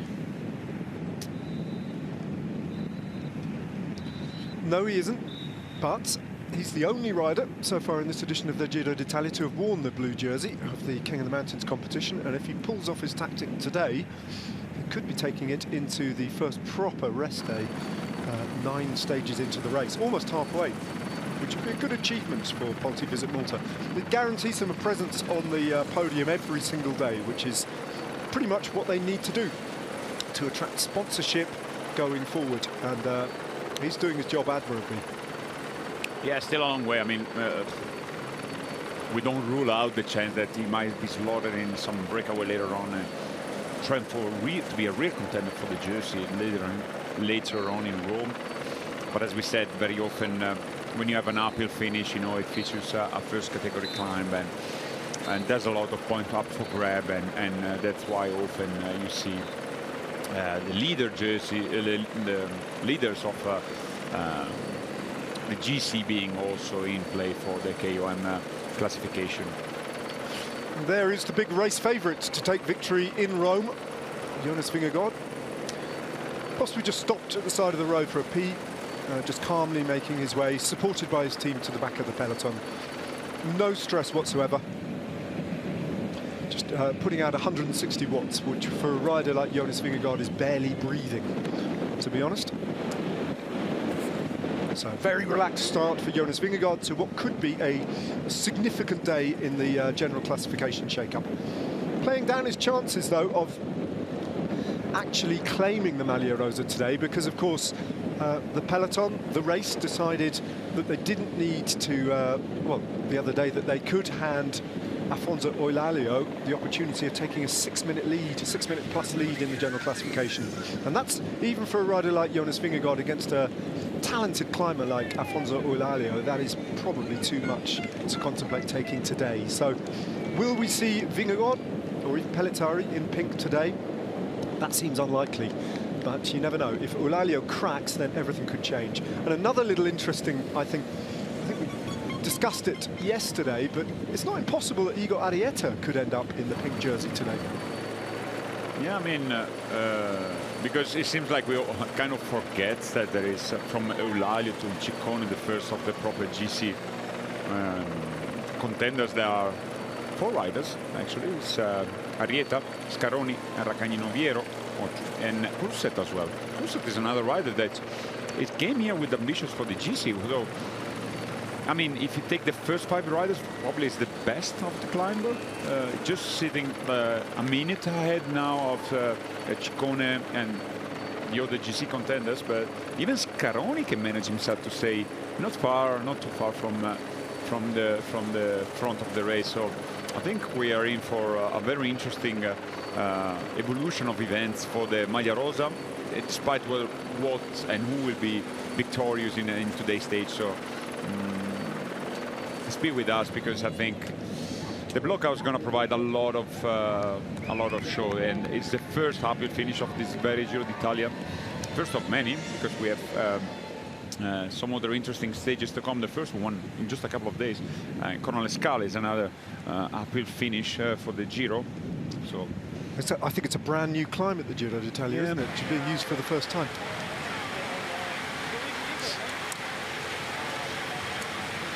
And also, stick with us for the next few days to see how Jonas Vingegaard's beard develops, that he's clearly started to cultivate over the course of this Giro d'Italia. Great to see him making his debut at this race, though, having never raced it before. One of the greats of the sport, undoubtedly. 2 Tour de France victories in the era of Pogacar. will forever mark him out as one of the greats. The only rider ever to have, to this point in his career, beaten Pogacar in a Grand Tour is Jonas Vingegaard. And added to that, a Vuelta victory. And if he does manage to succeed to pick up the Giro d'Italia, that just cements his place, I think, as one of the all-time greats of this sport. Yeah, it was a bit unfortunate in the last couple of editions of before the Tour de France. One year, he been caught in a horrific crash in the Tour of País Vasco, almost life-threatening crash in there. And the year after, so last year, he was also touched by a concussion, a heavy concussion in Paris-Nice. So not the way he wanted to prepare for the Tour de France. He ended up, nonetheless, being second on both occasions last year. Then lined up at the Vuelta, taking the result back of winning it. So he has the chance to making things right, and I think he's on his way also to come back with at the Tour de France with a different morale, I guess, than last year. I think he was coming in the last couple of years with more doubts than confidence, but this year he has a chance by winning, because he's here for win this Giro d'Italia, come as well at the Tour de France with a lot of confidence. And a little bit less pressure on his shoulders as well. That's the other factor. But you're right, I think first and foremost it's the physical condition, isn't it? The fact that he has so far to this point had a season that's been uninterrupted by crashes or injury or illness. So yeah, signs are good. I mean, when Tadej Pogacar 2 years ago came to the Giro d'Italia, you know, everybody was saying, he's coming to the Giro because he cannot beat Vingegaard at the Tour de France, so he might as well go on the hunt for the Giro d'Italia. And in that occasion, Vingegaard was the year he crashed in País Vasco. And so all of a sudden, Pogacar found himself to winning the Giro d'Italia and then starting the Tour de France with his main opponent coming a little bit with a big, very uncertain shape.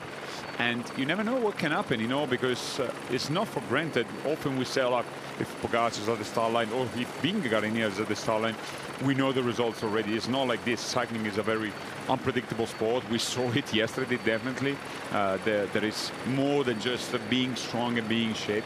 You need to be fit. You need to be healthy.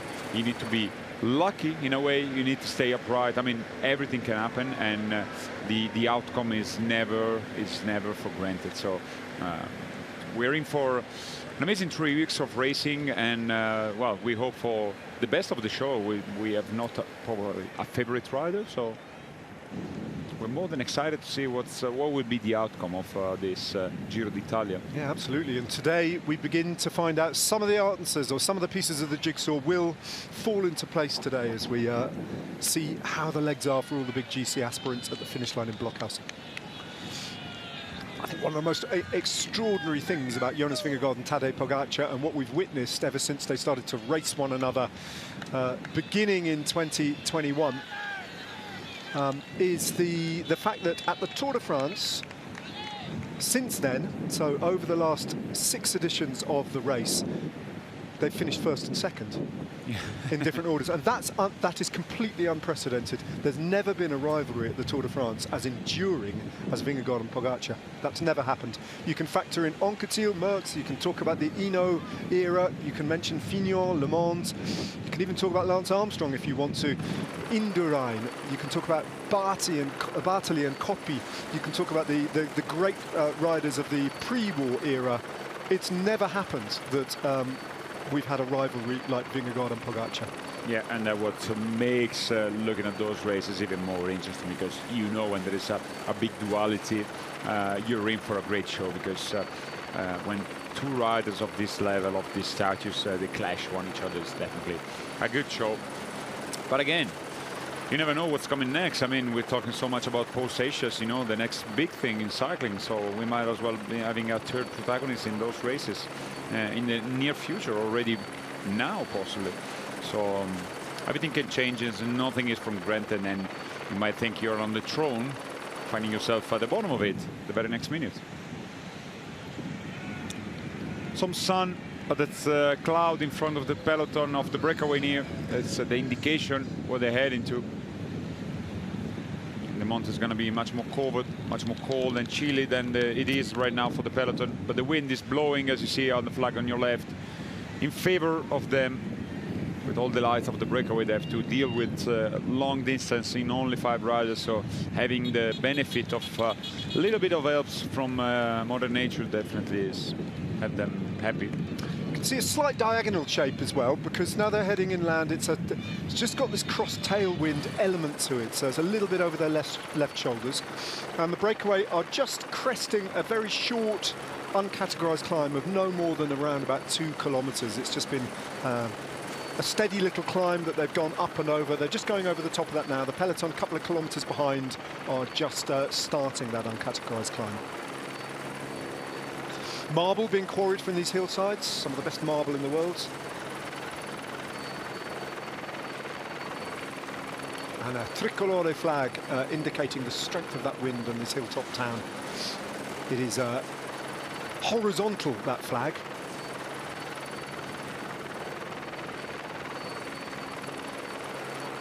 As we look down and find the bunch snaking its way, and now that's interesting, Visma Lease bike are starting to ride. So they've put a rider on the front. We thought that they would do at some point, but Bahrain Victorious have done at least an hour and a half on the front, and now Visma Lease bike are starting to signal their intention. Timo Rex. Oh, Timo Kilic, my bad. And he's a slightly bigger of the 2 riders, isn't he, Kilic? Yeah. Timo Kilic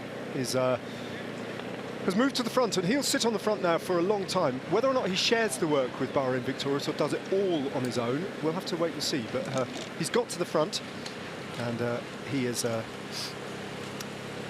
signalling their intentions then that this is a day where Jonas Vingegaard wants to stamp his authority on this race. Yeah, and it's the first time we see Visma Lease bike take control of the Giro. And might as well Lotto starting. I mean, now the Bahrain Victoria disappeared with the numbers. They just left Matthijs Paschens at the front. And also a very buoyed, you know, ex-mobility seated at the front. Would visit Malta here with, I have to say, I was expecting Mifsud, you know, the first Maltese rider ever competing in a Grand Tour. Being at the attack very often is very aggressive rider, you know. Surprised he was not yet present in a breakaway, but more to come for the Maltese rider, French Maltese, I would say, since he owns also French passport. Simone Gualdi here for the young Italian, getting a beating from IItalia. Lennart van Eedveld is wearing quite a lot of clothing. He's got leg warmers on, as they're on this uncategorized climb now that the breakaway's just been over the top of. Just dragging up a little bit around the hilltop town, in and out of shade. Clouds just drifting over these wooded hillsides now as they begin to leave Lazio behind them and head into Abruzzo eventually. No riders up the road of any remote threat in the general classification. With a time gap of 5 minutes and 30 seconds, the best placed rider up the road is the Canadian Nick Zakowski at 22 minutes and 13 seconds.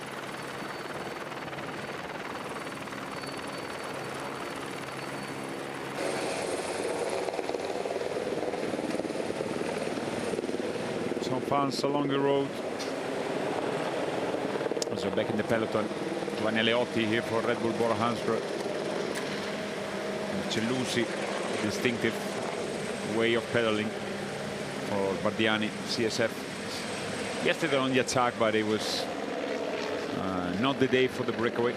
It won't be today as well, as the big teams has come to the front because they want to have to stand a chance to take that stage home and not just go in the fight for the Maglia Rosa. Yep. I think today is going to be more main focus is going to be possibly taking the stage. And if eventually some of the riders will be able to distance Eulalia far enough to taking the Maglia Rosa away from him, then it's going to be a plus for them.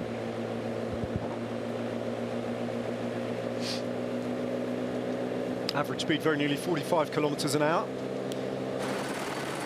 And look at that. That's the reason.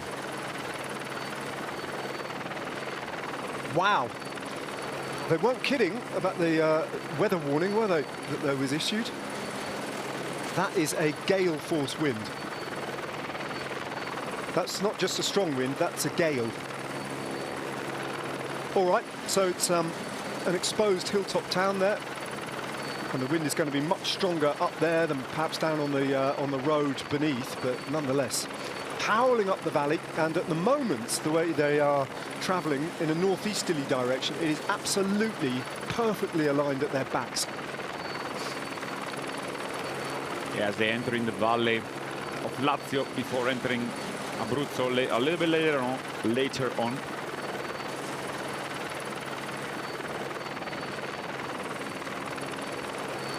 Gap is 5 minutes 36 at this point. Still plenty of room to close this down, and there won't be any stress from the peloton. There's no rush to shut this down. Plenty of room, and especially on the climbs, even if they start the blockhouse with this very gap, is going to be impossible for those 5 riders to make it to the line. So all under control for the peloton.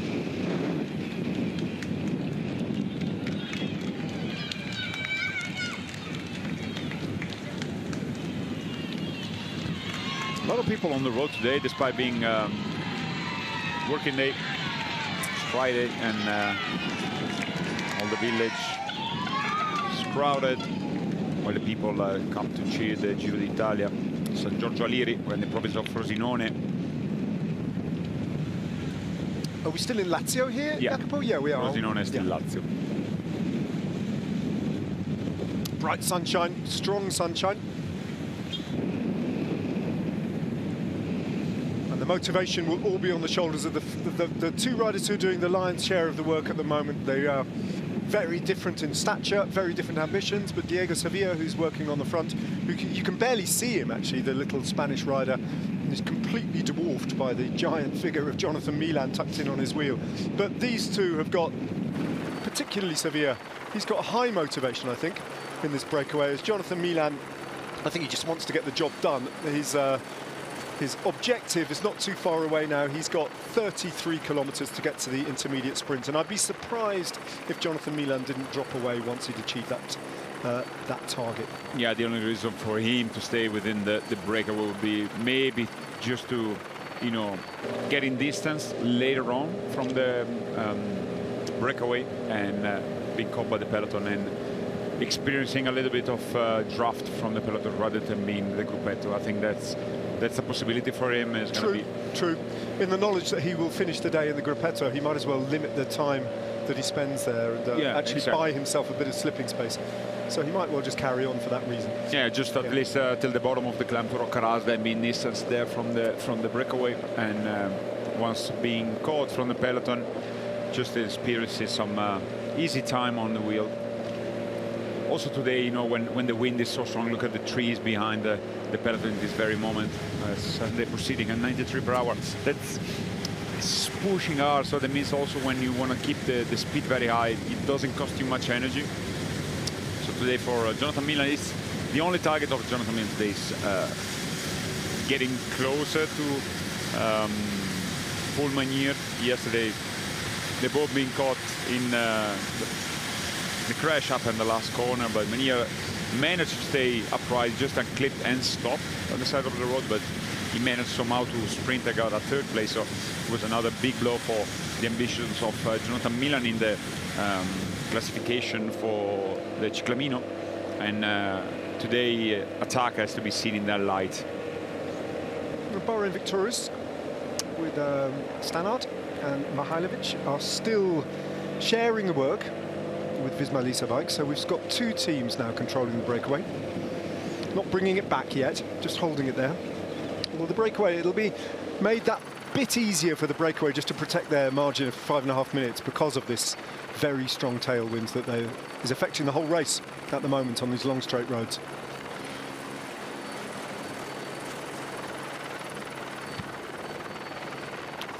On the face of it, it always sounds like a tailwind should, and sometimes it is be an easier day for the peloton. But on the other hand, if the race is really on in a tailwind, it's incredibly hard wherever you are in the race. A tailwind just makes it worse sometimes.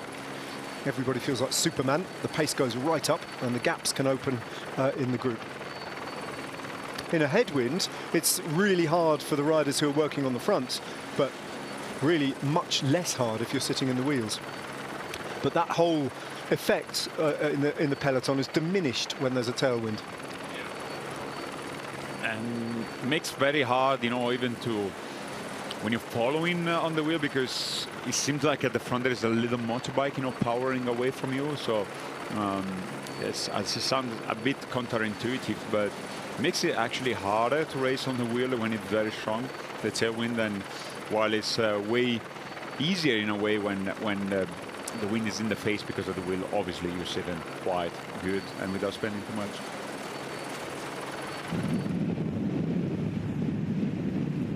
A little bit narrower road now for the breakaway. Front of the race here, still the very same 5 riders as you see on the graphic: Van der Lee, Milan, Zukowski, Naberman and Sevilla. Been pretty straightforward breakaway just after the flag was dropped. Jonathan Milan was first one hitting the road, immediately followed by Van der Lee, Naberman and Sevilla. Zukowski waited a couple of more kilometers before trying to rejoin the front. He was probably at the back when the breakaway was launched. With our surprise as well, the breakaway was immediately established. We were expecting a lot of attacks. That was not the case. And probably Zukowski was with the same advice, you know, and he was not right at the front when the breakaway was initially formed. Later on, he jumped and managed to be back in there where he wanted to be. So here the peloton, Bahrain Victoria has been controlling since the beginning. The breakaway just recently being helped by Visma Lease bike with Timo Kilic, the Belgian rider.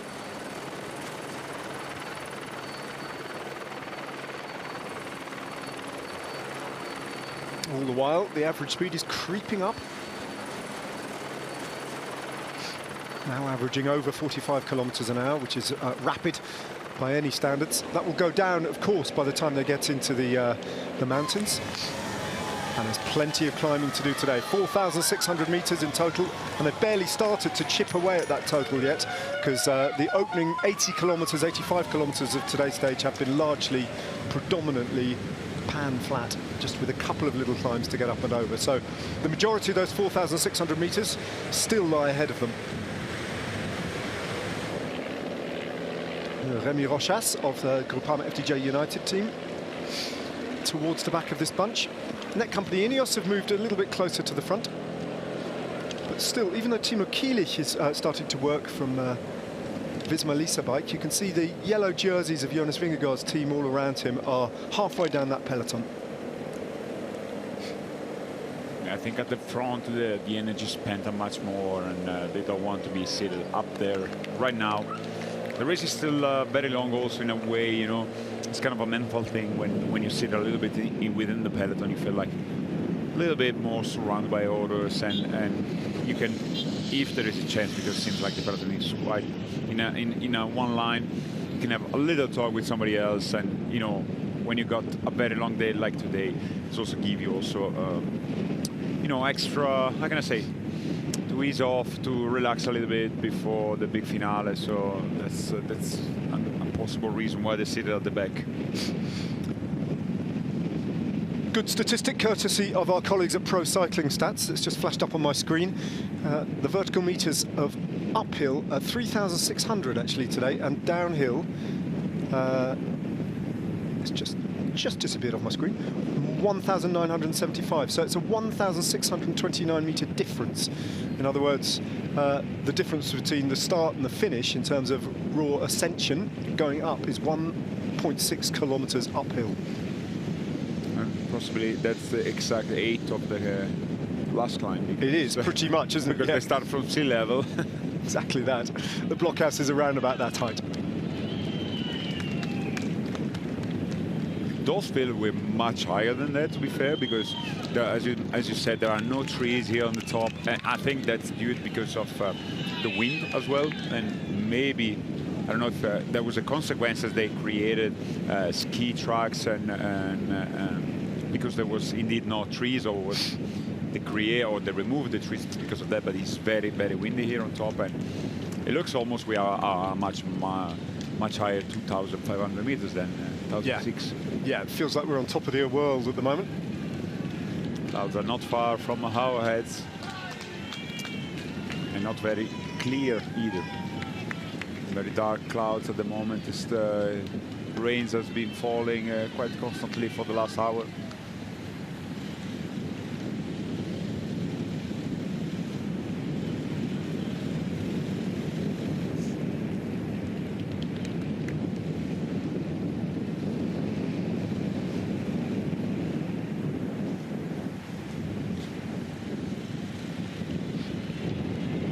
Postanel Raisin, featured in a couple of breakaways, most notably with Warren Barguil. But Casper van Ouden hasn't really managed to make his mark, and again, yesterday's sprint was disrupted by a series of crashes, so perhaps not representative of what Van Ouden's form is like. So they've had a little bit of a frustrating start to this year's Giro d'Italia.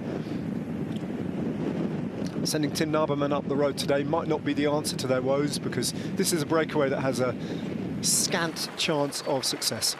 And especially now that the yellow jersey of Visma Leasebike, being worn by Tim Mokili, has started to show itself at the front, which can only mean one thing: Vingegaard wants the stage.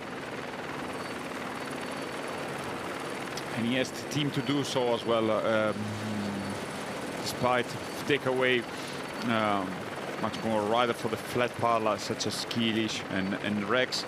And there is this kind of a all-rounder as Victor Campanert, and then the rest are the remaining just good climbers, such Bart Lemon, the Italian Davide Piganzoli, and Sepp Kuss.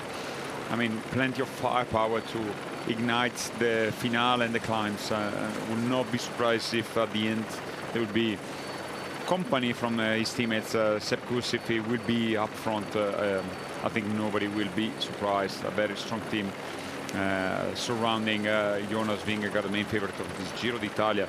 But again, today is the first test, so let's see if he's going to live up to this expectation from the world cycling crowd.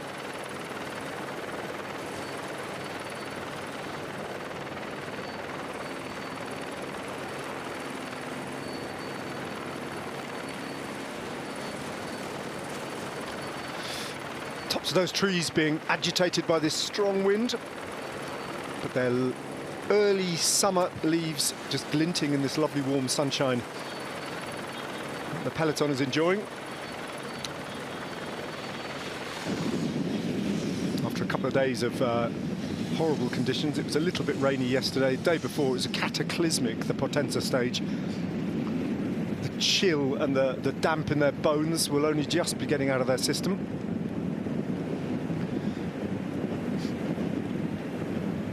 That's the heart of the Giro d'Italia, that Jonas Vingegaard and all the other debutants of this Grand Tour are discovering. It's the first Grand Tour of the season, starting in May, which you might have years where the rain is it's hard to be found, and it's pretty dry editions, but it's not uncommon to have stages where the rain has been falling on the riders mostly every day. And this year so far have been the riders really on edge regarding the weather, especially 2 days ago when in the stage to Potenza was a dramatic day weather-wise, and they were under thunderstorm for most of the day, heavy rainfall, and again the weather is going to be very, very hard for the riders, as a yellow warnings about adversities in the weather forecast for the coming days. So we think till Sunday it's going to be very high chance of cold condition for the war riders. Now they're experiencing some warm sun, but the day is long, 155 kilometers to go, and it might get cold towards the end, as they are going to approach the Roccaraso and the last climb of Blockhouse. Once they're going to enter the region of Abruzzo, the temperature will be a little bit lower than it is now. Ancient village there, the earliest settlement dating itself back to the 9th century. This range of the Apennines, known as the Assoni Mountains, excuse me, falling under the jurisdiction of the mighty Abbey of Monte Cassino.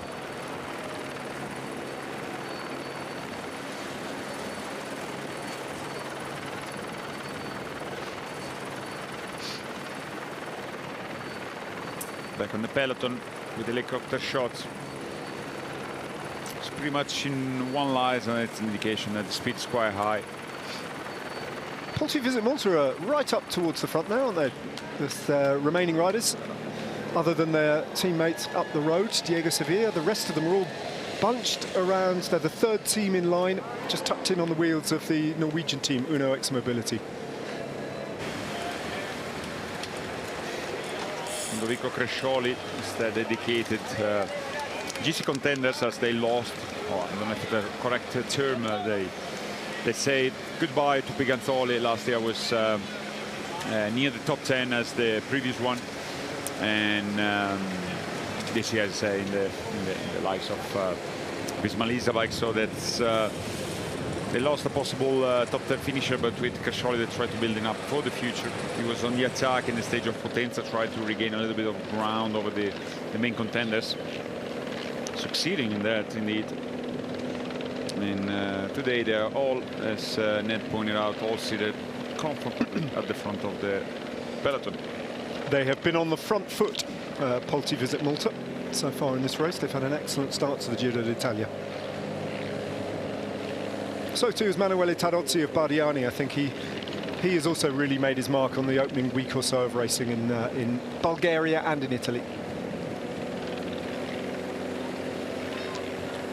So done 91.7 kilometres in 2 hours. That's an average speed of very nearly 46 kilometres an hour, all down to this furious southwesterly that's blowing in across the Italian peninsula today, as the race goes from the Tyrrhenian to almost the coastline of the Adriatic. The remarkable thing about the Blockhouse and the Gran Sasso Mountains, close, these mighty peaks in Abruzzo, is that they're close to the sea, and you can actually, from Blockhouse, if you look east, it feels like you can almost reach out and touch it. You can see the waters of the Adriatic just behind us in our commentary position. So Milan's nearly there, just over 20 kilometres to go to the intermediate sprint, and then his target has been achieved. Little uncategorised climb lies between him and those 12 points. They've still got to get over around about 3 or 4 kilometre false flat drag that will just take them up to the top of a little summit, 5 kilometres from the intermediate sprint at Venafro.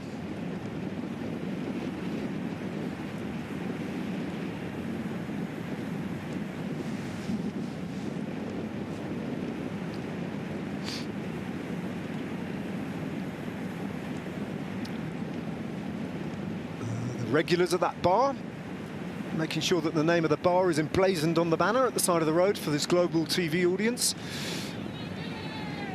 And from the pink of the balloons being held aloft by the spectators at the side of the road in the Giro to the pink of Yardi van der Lee in the colours of EF Education EasyPost, who of course have had to change their kit, as they always do at the Giro d'Italia, from this trademark pink to a kind of weird psychedelic green stroke yellow stroke grey kit that they've got this year.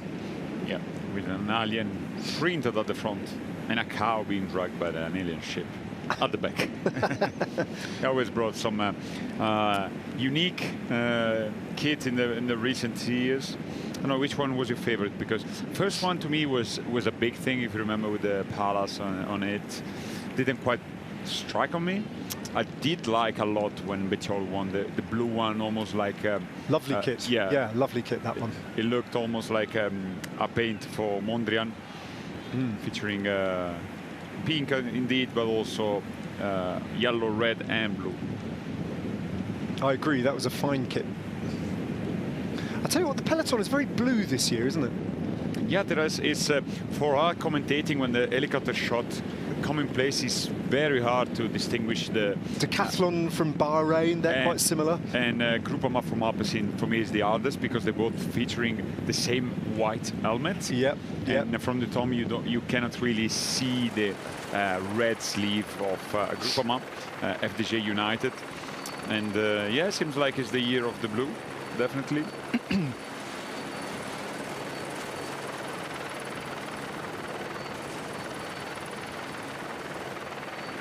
Sant'Ambrogio di Garigliano, the Abbey of Monte Cassino. You will see a lot of it in press because it's one of the most famous abbey in Italy. And of Lazio, all in the province of Frosinone.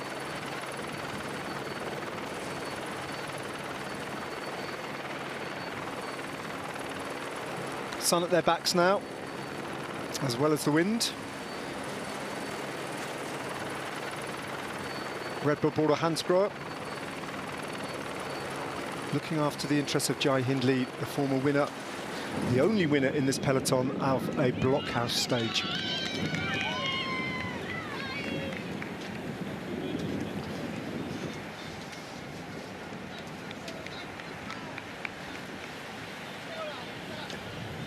Long day for the camera operators out on the road as well today.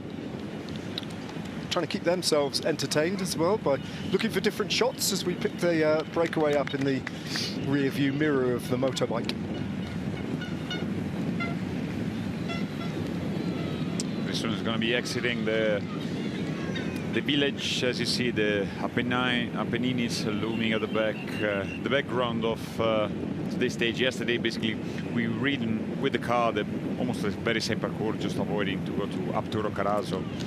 Not much different for what they're enduring today. It was a constant drag uphill because you need to overtake those mountains if you want to be approaching this side of the Apennini and the Tyrrhenian coast.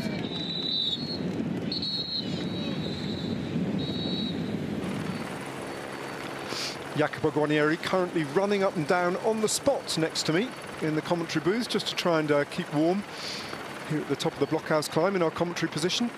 Meanwhile, down in the valley, the calm waters of the Garigliano River, where the Gari and the Lidi flow into one another. And that just gives you an indication of the speed of this bunch. Look at them flying across that bridge. Yeah. Almost like shot out of a rifle. Incredibly quick. There's some gaps, I don't know, maybe some corners, because as you see, little gaps opening up in between the riders. Yep. But at the speed, I mean, if you even leave 1 meter gap, then it's very hard and demanding. I mean, the gear has a limit, you know. But look at that.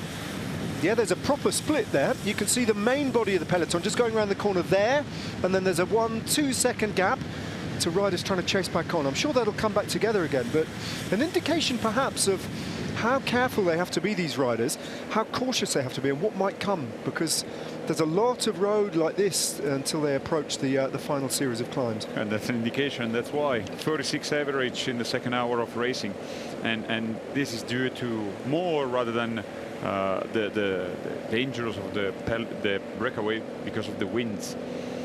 It makes it very, very hard. I mean, you cannot let a wheel go any further than 1 meter in front of you, otherwise it's going to be very hard to close the gap.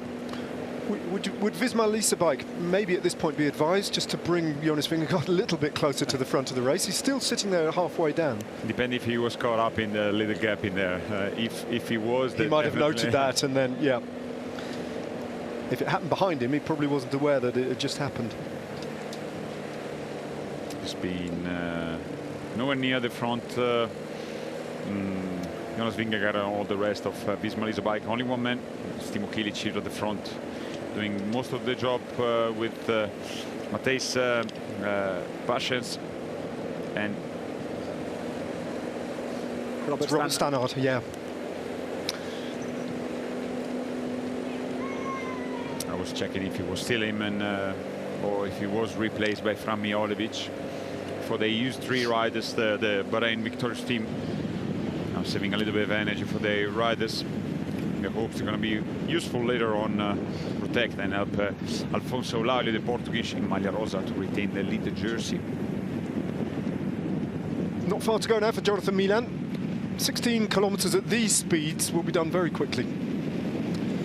Yeah, if this is the speed, soon they're going to be at the intermediate sprint before starting the long drag uphill led in the valley at the Castel di Sangro at the bottom of the Roccaraso climb.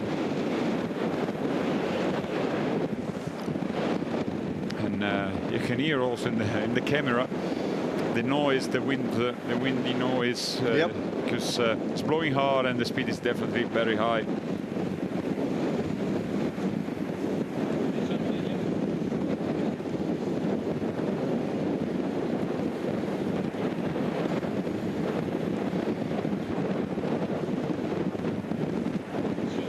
Naberman trying to reverse a little bit the results of Team Picnic Postenel, not the most prolific at this Giro d'Italia in this very beginning of the season so far.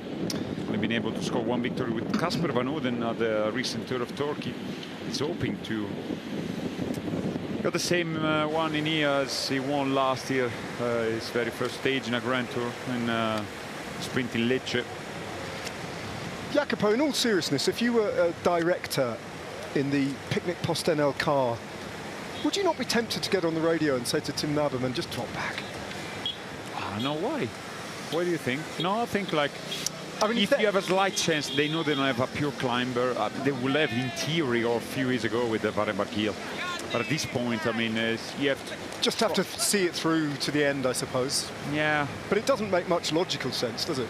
I mean, I think like since he was the first one to go on the attack with the Milan and Sevilla and so on, I think he was maybe hoping like, okay, let's hope there is a massive group going clear and we stand a chance.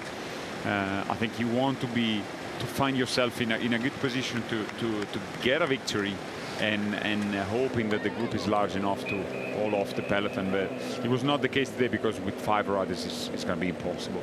But I think his presence there, it would make him don't look very good if he would be dropping back right now. What do you think? So you've answered my question, really. It's just the looks of it. It's just the optics. It's just the respecting the race, I suppose. Yeah, I guess. But I mean, there is actually no sporting or logical reason for him to be there any longer. But in general, like the breakaways doesn't have any logical sometimes, you know, just to be there and show that you're actually trying. Yeah. Well, there's Filippo Magli. He's wearing the blue Dossard number because he took the Red Bull kilometre yesterday. I was just double checking the cash inset. I know I'm slightly obsessed with it because I think it's interesting. Benial is correct in English. But the overall Red Bull classification prize in Rome is worth 15,000 to the winner. Okay, it's quite impressive. 10,000 for second place and 5,000 extra euros for third place in the Red Bull classification. Which is, I've just been informed, excellent bit of research, 3 times bigger than the price for the overall victory in the King of the Mountains competition. Really? Yeah. That's a big difference.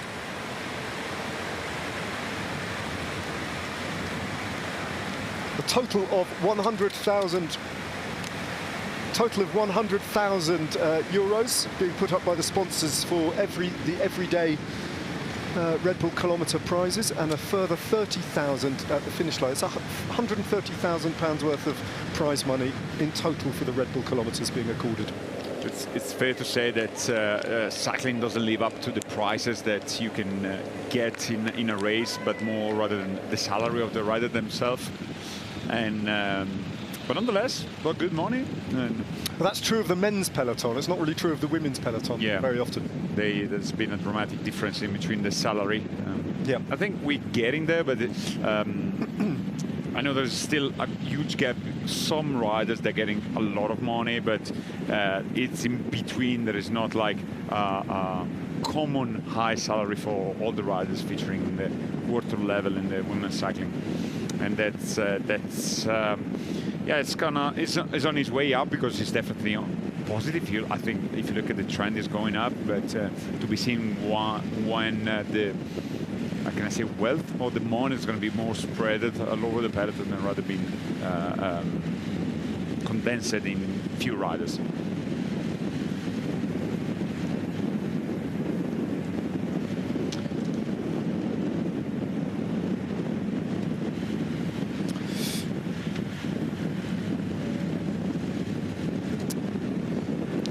just a little bit over 10 kilometers to go until the first line in the road today, which is the first intermediate sprint, the only intermediate sprint, Venafro.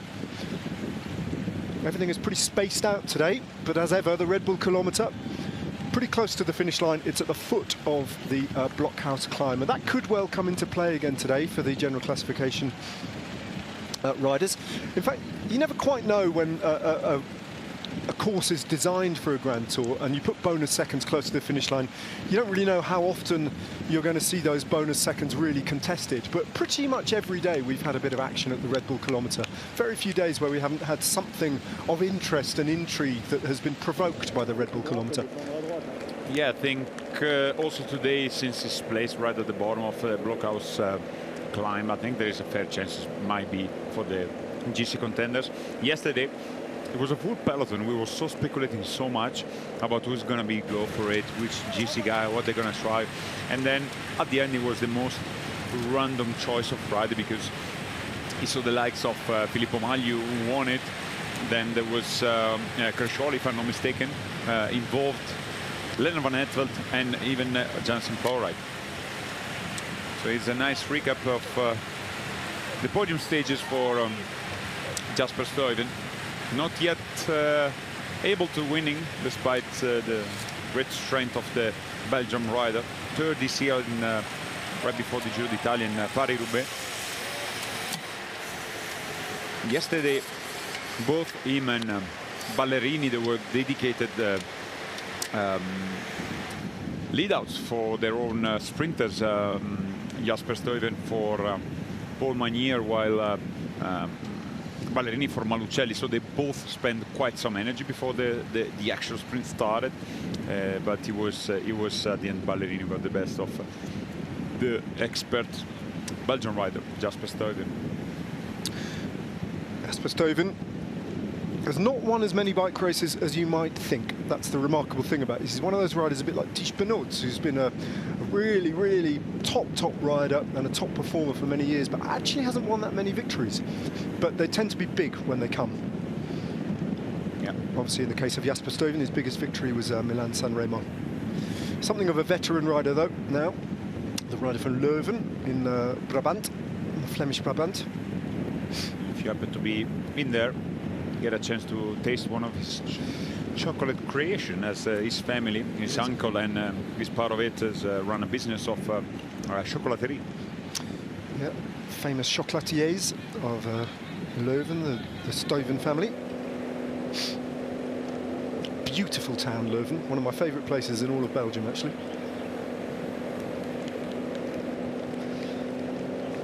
Timo Kielich, Belgian rider on the front.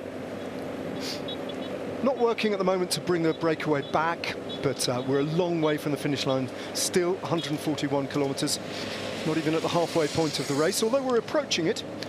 And actually, given the monstrous race distance today, it's gone past fairly quickly. But they're just controlling the breakaway and taking a little bit of time here and there. But 5:20, not much is changing in terms of the time gap. I said they could even start the last climb with this very same advantage. It's not going to be enough, because the climb to blockhouse is a mighty 40 kilometers almost climb, and more than 8%, so it's a very demanding one. So they just have to control it, just to assure that they can stay in touch and around this. And it's also, in a way, if you think like the psychological consequences of doing something like this, like my leader is strong, it's a message also from Vingegaard to the opponents. I'm here and I dare to take the chance, and my chance to win today's stage.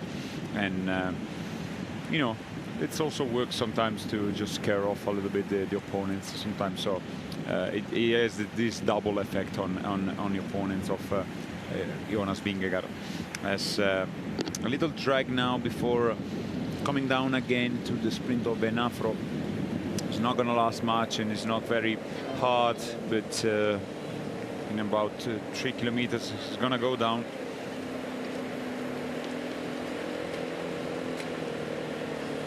They will Lotto Intermarché, Unix Mobility, Potevisit Malta. There is Netgear Company. Eulalio's also disappeared from the front. It's a little bit further down compared to Jonas Vingegaard. Here in talks with Biganzoli. I think that's Bart Lemon, actually. The two, they're very similar. It's already a second time we get confused. Yeah, I think he's having a little chat with Bart Lemon. Net company Ineos. Filippo Ganna. Haven't really seen Ganna yet express himself fully in this race. He's intervened a couple of times, done some work here and there on the front, but we haven't seen a Ganna attack yet.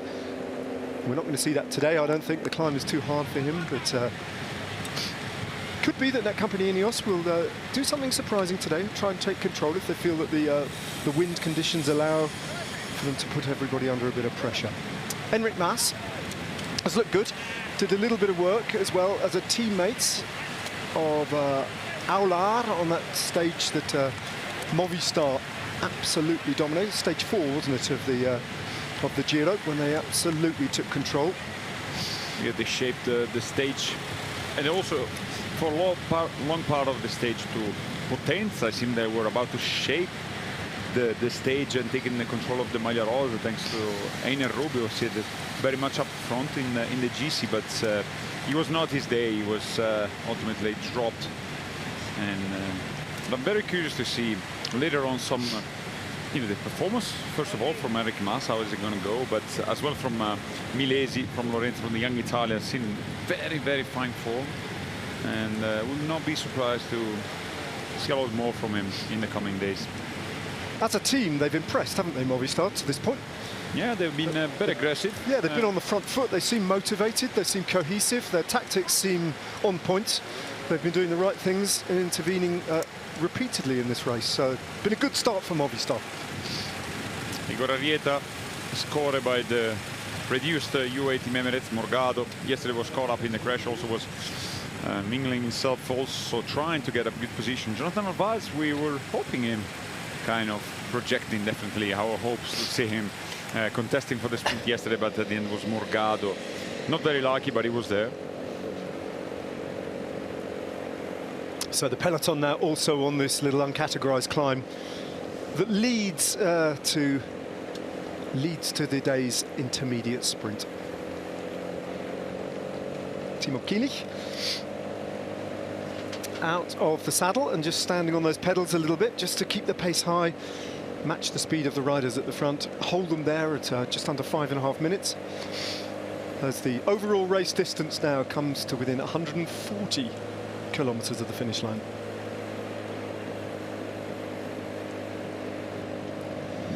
Around about 15, 16 kilometers to go until we reach the halfway point in today's stage.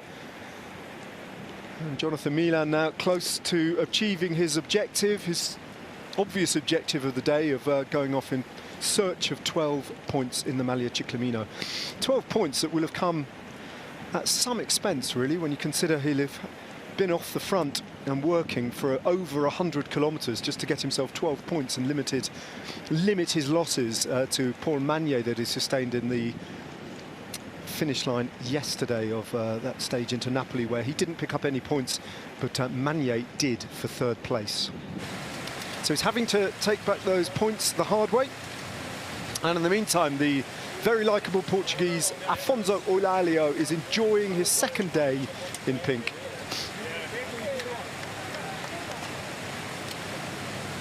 Getting to know a lot of the riders in the peloton who maybe don't know him especially well, because he's relatively new to the World Tour peloton. This is only his second year in the bunch. I noticed Jonathan Narvaez, for example, just riding up and having a chat with him a little bit earlier.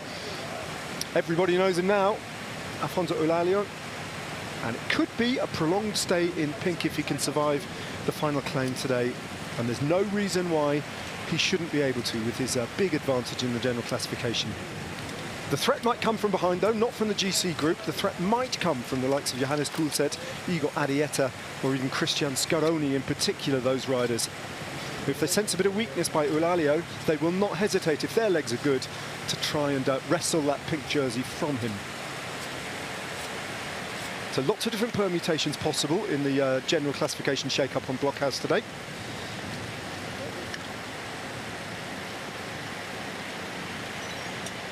But a surprisingly big time gap granted Afonso Eulalia on that day that Giulio Ciccone and Lidl Trek conceded the Maglia Rosa.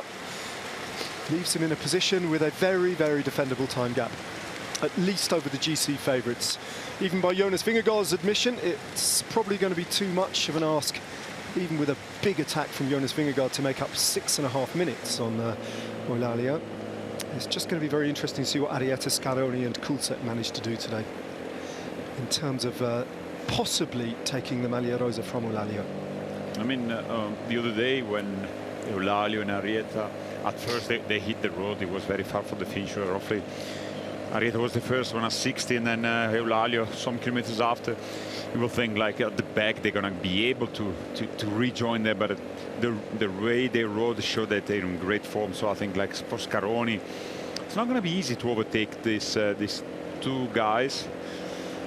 And yeah, 6 minutes is a huge gap to make up to. Depend how the race goes. A lot of chances that today is going to be a huge fight. So it's not straightforward what the result at the end is going to be. We just have to wait and see. I mean, the climb itself is a call for action, and presence of Kilic here is an indication that there will be action, at least from Vingegaard.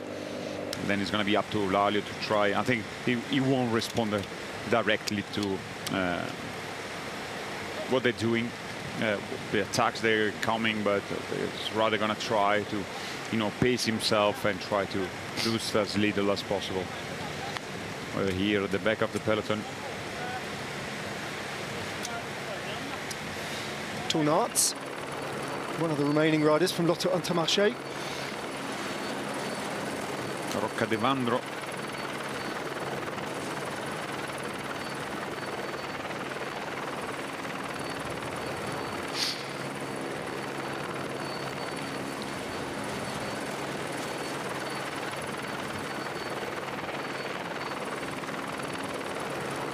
We're back briefly in Campania. So this is the province of Caserta.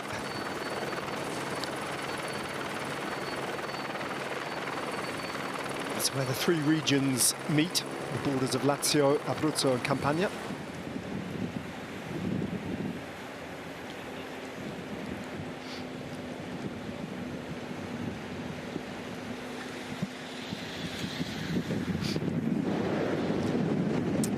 Back in here at the front, they get over that little uncategorized climb, fast descent, huge road before Venafro, where the intermediate sprint going to be placed. It's going to be uncontested, we assume, as we enter Molise. A lot of region today's stage. Yes, 4 regions in one stage. That must be something of a record.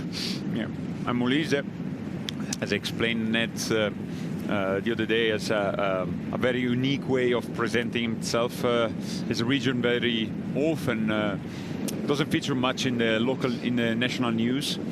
And so it started as a joke that the region itself doesn't exist. And in response of that, they created a new term, which is Molisent. And they created kind of a trying to become a little bit more attractive for tourists thanks to this, because actually Molise does exist. It's a beautiful region.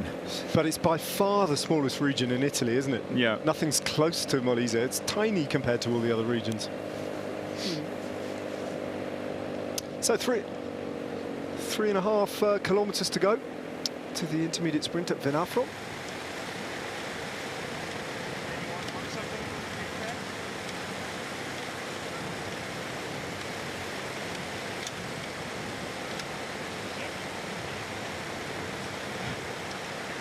Questions just being asked of whether or not anybody can remember a stage finish in Molise, so we're just grappling with that one at the moment.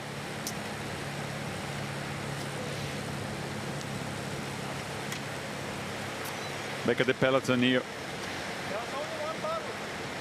This team, the Unibet Rose Rockets, so far they've been doing very good job in setting up leadouts. Yesterday, very unfortunate, they got caught. It was the 2 riders first on the ground, Elmar Reinde and Dylan Groenewegen. very unfortunate, but they're showing great commitment, great timing, and great legs. Every time it's time to prepare for sprint for their leader, Dylan Groenewegen. Despite being caught in already 2 crashes out of 3 sprint, he was third in Sofia, and looked like he could have had that victory if you launched it a little bit early the sprint. That's a message home from Jonas Vingegaard to his family watching on, presumably back in Denmark. Just a little message being carried that all is well for Jonas Vingegaard. And they'll be hoping that they see the very best of the great champion today at the finish to Blockhouse as he makes his debut at the Giro d'Italia. And effectively, today is the day where he really opens his account in terms of the Giro d'Italia. Jonas Vingegaard. Saw him on the offensive back in Bulgaria on stage 2, slightly to all of our surprise, actually. But it does show that he's come here to Italy with a positive attitude. And the way that he's sent Timo Kilis to represent him, the Visma Lease bike team, on the front right now, suggests that he's looking for a big showdown today and to make his mark and to take a stage. The first of many he would be hoping at the Giro d'Italia. Certainly, at this point in the race, if you were just to stop it now, you'd say, well, who's the favourite to win the stage? You'd have to say Jonas Vingegaard. But so much can happen between here and now, and we don't know how those climbing legs of all his biggest rivals are going to fare. As we concentrate for now on the prospect of Jonathan Milan just adding 12 points to his tally and closing that gap a little bit to Paul Magnier in the Maglia Ciclamino, because the sprint is only 1 kilometre up the road. Venafro, 12 points available for the first position, 8, 5, 3 and 1 point, so 5 riders up front, and all the points are going to go to the likes of this breakaway. So Magnier, the leader of this classment, won't be able to contest and to get any points, as Milan can regain and getting a bit closer to the Frenchman. She seems like almost unbeatable. Even yesterday, despite being involved in a crash at 300 meters to go, managed to be third at the finish line and nonetheless score some points for the Ciclamino classification. Jonathan Milan will 100% definitely get himself the maximum points here. Diego Sevilla will try and hold on here to take second, which he's going to do, Diego Sevilla. Good ride for him. He's going to pick up 8 points for second place. Jonathan Milan takes the victory very comfortably. Diego Sevilla finishing in second place, though, narrows the gap to Manuele Tarozzi in the intermediate sprint overall standing. He moves to 36 points, 12 points behind Manuele Tarozzi. The moment Milan realized somebody was on the wheel, so trying to sprint as well, decided to open up a gap. very, very powerful rider, Jonathan Milan. Not the hardest sprint that Jonathan Milan has ever won in his life. And those two riders together, the only two contesting the intermediate sprint. They've opened up a little bit of a gap on the other 3 riders. They might just ease up now, I would imagine, to allow Naberman, Van der Lee and Zakowski to come back. There's certainly no signs that Jonathan Milan is just dropping straight back, so I think our assessment was probably right. Jacopo, he'll carry on here, buy himself a little bit of slipping space when it gets into the hillier terrain. Yeah, I mean, while he has already 5 minutes, it would be better just to continue. It doesn't take much energy out of him, and possibly on the climb towards Roccaraso, getting distance by them and taking the climb as easy as possible, because imagine if you're in the Gruppetto, of course, you need to anyway to push. You can benefit from saving a little bit extra of energy, and in the overall and the big picture of the World Giro d'Italia can make quite some difference. As some people start to appear here at the finish line, despite the not ideal situation, not ideal weather, but they're ready because they know it's going to be a big showdown here. Because the results, Jonathan Milan, then David Sevilla, sorry. Diego, you were right first time.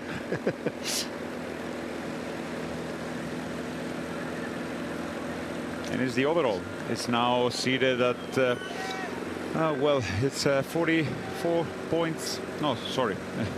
My bad. My calculation was very bad at this point. 54. 54. But what, 54. I mean, what he has achieved by this is, say he does the same thing again tomorrow, which he could easily do actually, and takes himself another 12 points. Then he moves to 88. And that closes the gap to Magnier to within 50 points, which is significant because if Milan were to win a stage and Magnier, for whatever reason, not score any points, then he would take over the lead. So he's given himself a chance here again, hasn't he? In the yeah. You need to take all the opportunities that you find on the road or you create on the road to get some points. And it's never over till Rome. And imagine like if they come to Rome with just a tiny difference in between the two, and if it's less than 50 points, you still need to, to be up there. And if things like yesterday, where, for instance, Milan was caught in a crash and didn't score any points. Even if you score just 30 points, even if you don't win, it's a massive difference. So you need to use every possible chance to get points and stay close in touch with Magnier. It's not over till Rome, and nonetheless, and another big thing, you need to finish this Giro d'Italia. You need to be also cruising and survive all the mountains they're going to be featuring the second and third week. Well, I go back to the quotation from Cicero, who was buried in Formia, where the race started today. Where there is life, there is hope. I didn't know it was this. Yeah. I thought it was much more recent and from a movie or something. So I think it's probably been stolen from Cicero down the years and repurposed by people. Because it does make a lot of sense. It does.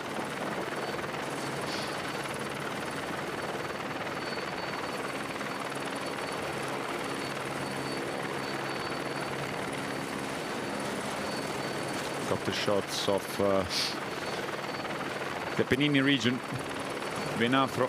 Still the wind that picks up a little bit more than before. It was 25, now 27. 40% of chance of rain.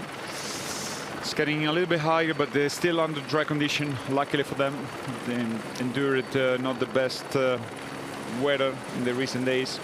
Yeah, they haven't had a drop of rain yet on the course, and it's stopped raining heavily here at the finish line. The sun's actually out at the moment, but occasionally little spots of rain. It's a bit unreliable, the weather at the moment, and very strong the wind.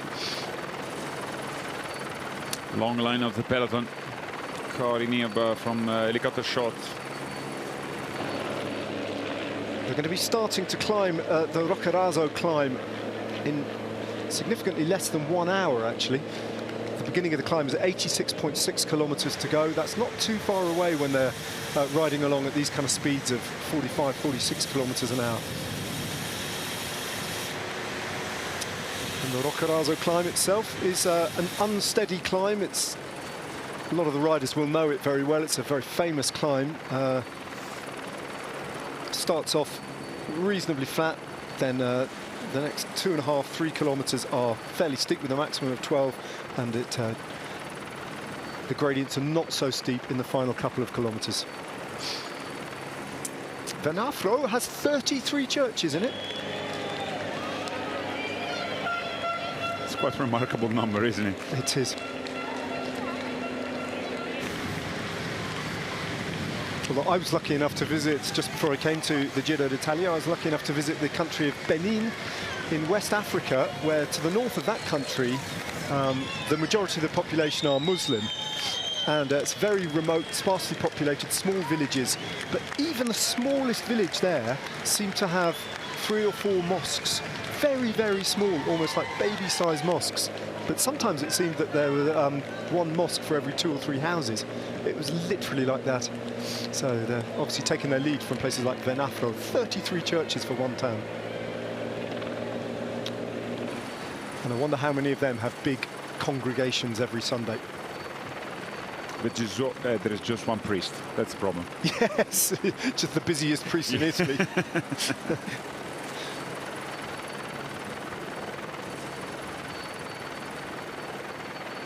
A little bit of clouds moving fast as the peloton. The speed is definitely high as the kilometers sticking down pretty fast. Soon they're going to be heading uphill. So first part is going to be a little bit more gentle before pick it up for something like 10 kilometers at 4%, more or less. It's not demanding a not categorized climb. Before that and after that, sorry, it's gonna be a very short descent before the valley of Castel di Sangro. From there on is going to be a climb to Roccaraso, a famous ski resort, ski destination for many of the people living in the center of Italy. 7 kilometers at 6.4%, nothing too hard.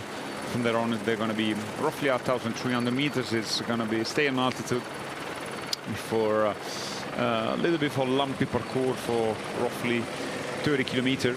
And after that, a very gentle descent lasting almost 20 kilometers. It doesn't plunge down till sea level, but they're going to stay more or less up to 500 meters. And there again, there is the valley where, as pointed out by Jai Hindley at the beginning of the stage, there might be some crosswind, and if that's the case, the position, at just 30 kilometers from the finish is ideal for some teams to try something. But whether to be seen if the wind is going to change. Still a long way till we get there.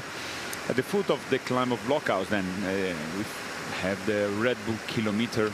It's giving out bonuses, as you guess already know now, is 6:42 seconds, and then it's going to be time for the Blockhouse. Very, very long climb indeed.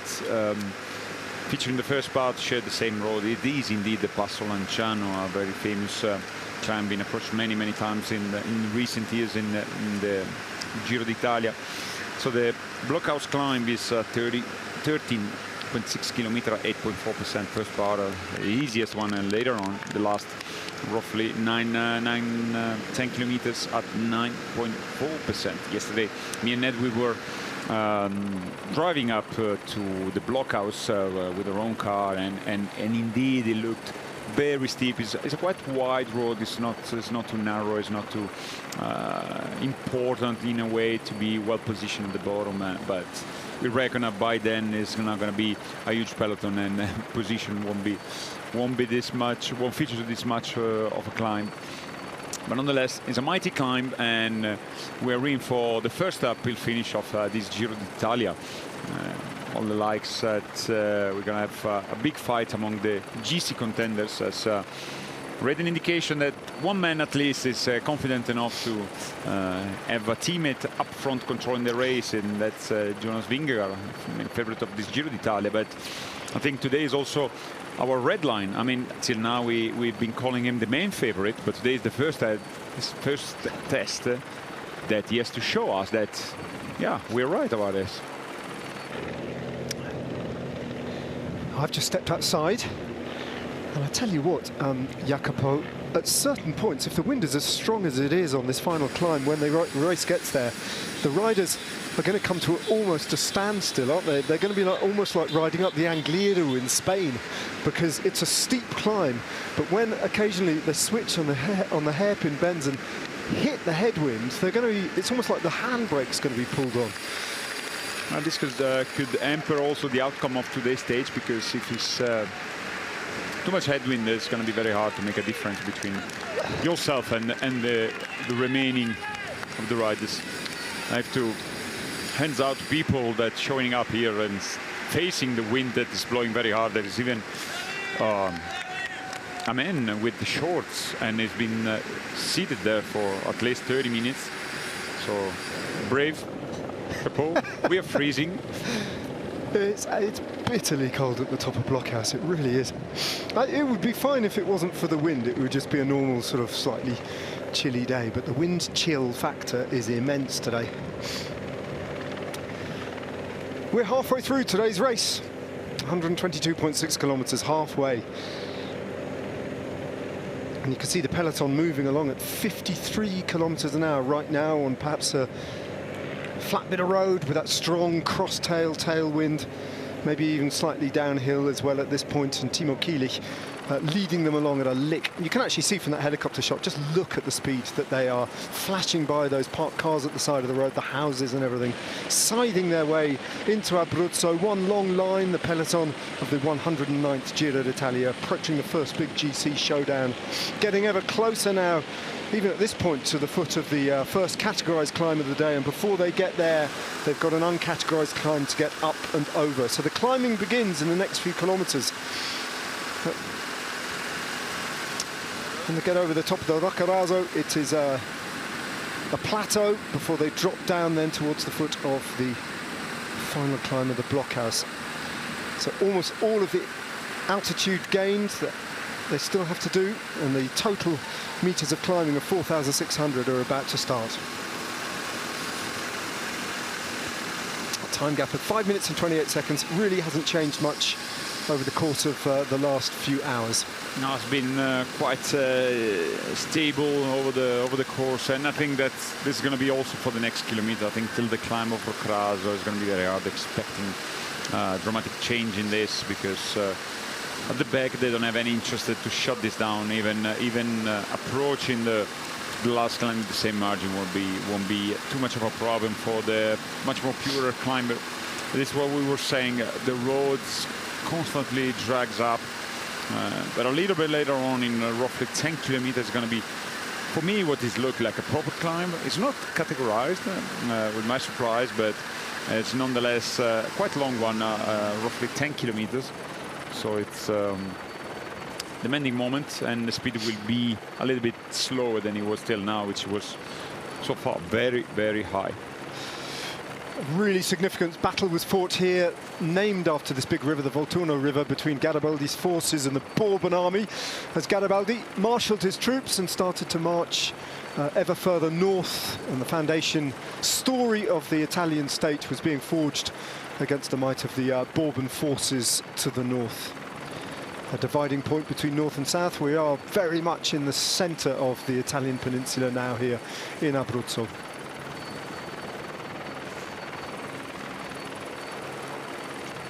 That river would have been swelled over recent days by the rainfall that has been hammering central Italy over the last few days. Now the Giro is making its way back to the north. It's going to be a very fast way back, as just a couple of days ago we were in Calabria. Marche tomorrow. Marche with the famous Muri stage that, for those of you costumed with the Tirreno Adriatico style of stages, it's going to be very similar. A lot of up and down in the finale, so we are in for a big show also tomorrow. Then again, another very demanding stage from Cervia to Cornolescale, before a well-deserved rest for the whole peloton before restarting in time trial of Massa. But this is in about 4 days, and still a lot of kilometers, and more than this, a lot of climbs before that. Yeah, tomorrow's a really intriguing prospect, isn't it? I don't know whether it's going to be a breakaway day or whether the GC riders will sense an opportunity on the short, sharp climbs. Could be anything tomorrow. Yeah, it's also could be a day for Giulio Ciccone. Yeah, possibly. I mean, it's a punchy rider, Giulio, and why not? I think today, as you said, open to many different outcomes, and nonetheless, it's going to be very exciting to watch. It's a short stage, under 54, sorry, and it's a call for a breakaway in a way. But at the end, if I think the breakaway itself is not strong enough, or it's a controllable without spending too much energy, I think some teams might try as well, go in the hunt for a victory. But all depends on today. I think they're going to have a lot of answers. How they're going to do, how they're feeling, all the GC contenders, and maybe tomorrow, you know, if somebody's dropping off today after the classification, tomorrow might be on the attack. But I think we are in for a very nice and challenging, for the riders, of course, 3 days. Our commentary truck just got buffeted by another really strong gust of wind here and started rocking quite violently. Look over to the right, there's or to the left, following the line of the ski slopes, and you can actually see the clouds just whipping over a little summit to the left, which is covered in snow. Rami Olivic rejoined the front of the race, sharing some work and giving, I think, Matej Paschens a little bit of rest.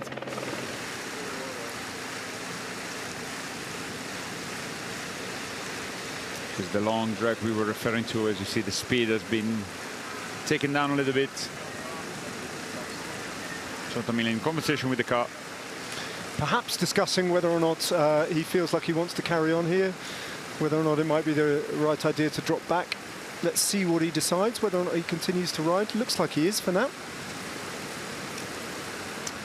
And it's a good indication. Graphics come quite in handy at this moment. It's going to be a real climb, you would say, before plunging down to Castel di Sangro, and then it's going to be the climb to Roccaraso. It's quite high already, 1,245. It was raining in there. I don't know if now the forecast and the situation is more dry than it was. We hope so for the riders. Yeah, it was hard to see the water on the road, but you could hear it, couldn't you? The tyres just spitting with water and now glistening with the wet that they picked up off the tarmac.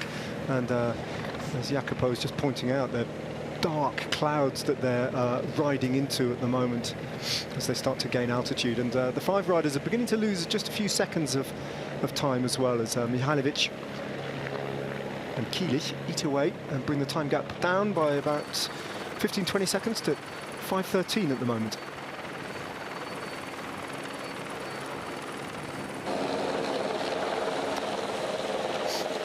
There's Giulio Ciccone on the wheel of Max Walscheid, being repositioned in the bunch, just moving up a little bit.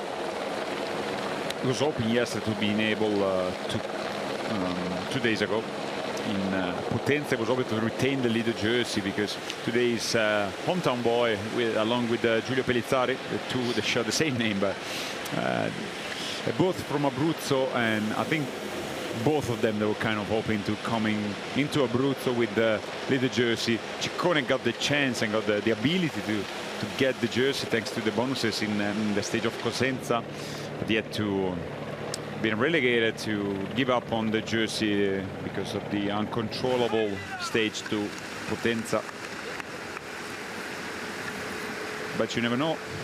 After all, it's still the best placed GC contenders today, so depending how the other opponents might ride.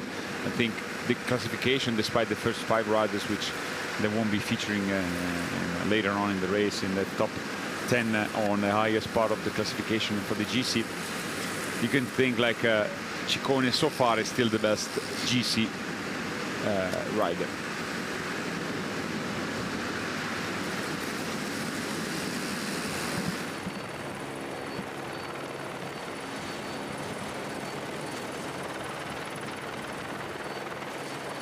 Look at the treetops. You can still see that the wind has not relented. If anything, it's got stronger still. But you can also see how it's a little bit of a cross tailwind as well, coming not just from the back, but also slightly from the left.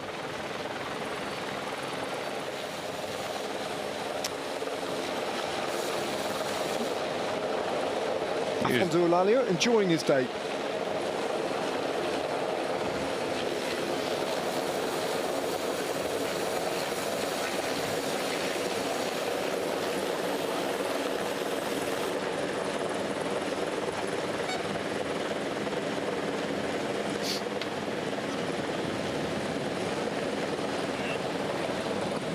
Chris Hamilton. It is the thing we were referring to, Giulio Ciccone, Paul Magnier. Can enjoy a little bit of a day off. We just have to survive and cruising in today's stage.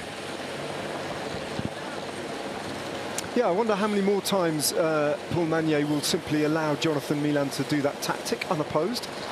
Be very interesting to see that flag drop tomorrow. I'm really looking forward to that, seeing how that interplay between the two leaders of the Maglia Ciclamino proceeds over the coming stages, because Jonathan Milan has just reversed the tide of losses just a little bit today and pulled back 12 points. There we are, confirmation of how things stand now. And it is just between those two at the moment. I thought Tobias Lund Andersen, had he had a little bit more good fortune and have been a bit more consistent, might have been a real player in the Maglia Ciclamino. And with a couple of wins, perhaps, from here on, maybe he still will be. But at the moment, it just appears to be between Magnier and Milan. Yeah, when we came at the beginning of the Giro d'Italia, it looked like he was the main favorite for the sprint, as was living a very successful first part of the season. They quite didn't manage to do so. The first stage was very strong, only overtaken by Paul Magnier. He launched the sprint very far from the finish, Tobias Lund Andersen.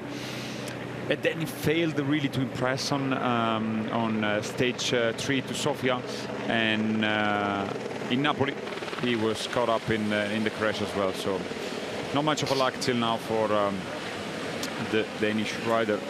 Alex Egart was granted with the most aggressive ride of yesterday. That little attack after the KO, the Red Bull kilometer. Didn't last long, did it? Enough. Who else would there have been? Well, you can choose your most competitive rider for today, but I think it's a little bit early, possibly, to form your judgment. However, I'm trying to think back to yesterday. Surely there was another candidate other than Alex Segard. I would have given to Vergalito, maybe, in a way. Yeah, yeah. Magnier for the spirit of not giving up after a crash and managed to get a third place. I don't know. It's public vote, so true. Carries a cash prize, by the way. Not that I'm obsessed with money, but there is money. You sound a lot obsessed with it.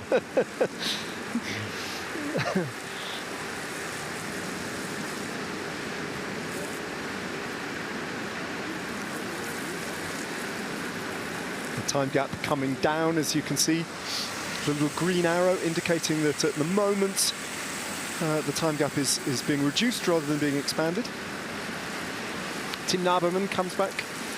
And Diego Sevilla, as we expected to see and as we alluded to earlier, will be doing increasingly long turns on the front for these riders. He'll be expected to, because he will want to earn the right to get to the top of the Roccaraso climb and take those 18 points. And he'll, in order to do that, because one or two of the others, in particular Nick Zakowski, is probably the pure climber, he'll want to ensure that they understand what his motivation is, and he wants to repay them in kind right now by doing a little bit more work.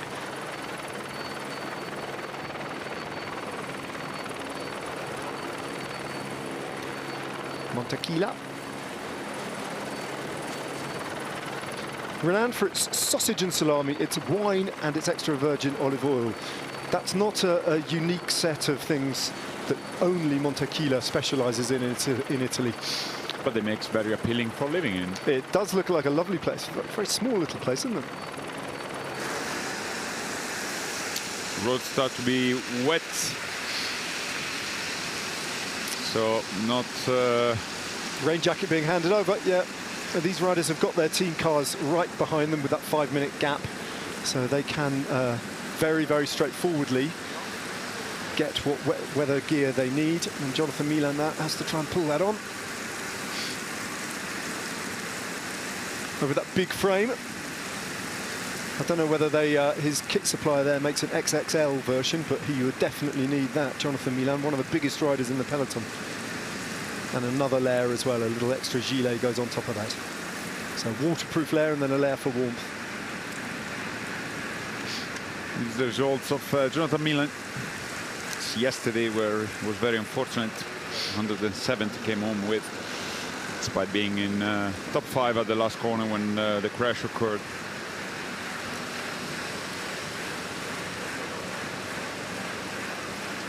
Soon they're going to be in contact with some rain, very likely.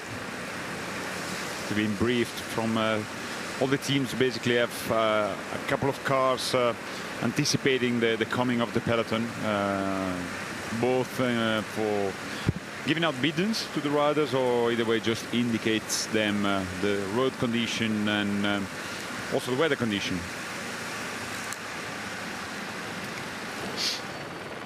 So while Milan sits at the back of that 5-rider group at the front of the race, just adjusting his clothing, we switch our attention to the peloton that's just descending off that uncategorized, another little uncategorized climb.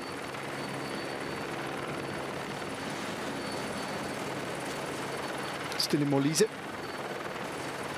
Unpopulated part of this small Italian region, Molise, before we cross pretty soon out of Molise into Abruzzo.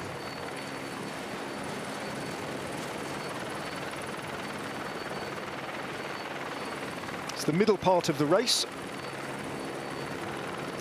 where the riders will start to become very conscious of the fact that from here on in it's going to get hard. Let's just remind ourselves of what brought us to this point in stage 7. Paul Magnier taking the opening victory in Burgas. Thomas Silva the following day in the hills of Bulgaria. Then Paul Magnier picked up the final stage in Bulgaria.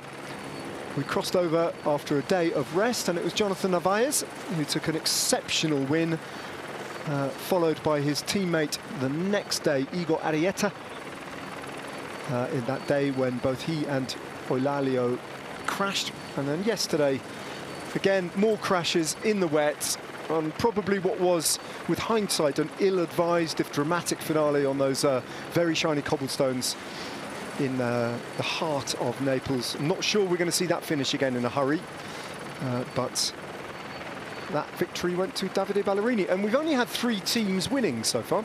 Soudal Quickstep, UAE Team Emirates XRG, and XDS Astana. That leaves an awful lot of teams without a victory. In fact, 20 teams have not tasted victory yet.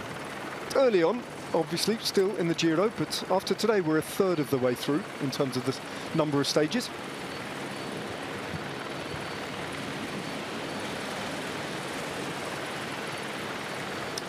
I put the camera on the peloton. Gap has gone down under 5 minutes. Still the very same position as IItalia. For the first time, he reappears at the front. We see that right behind his teammates that are working at the front of the peloton. From Mioljevic, Matej Paschens.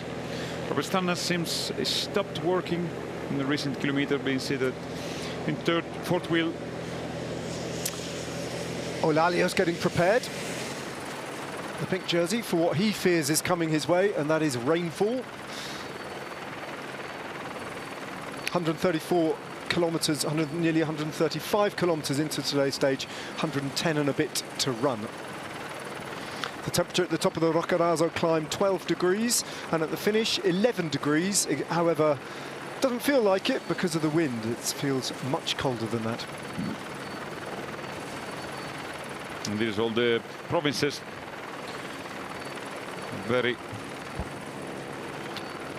Quite a big number of provinces of Italy.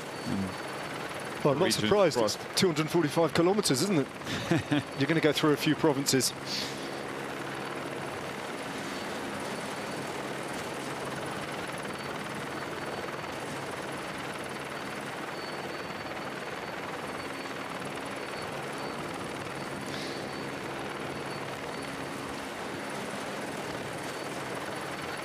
Volturno, Colli a Volturno. Overlooking the Volturno River.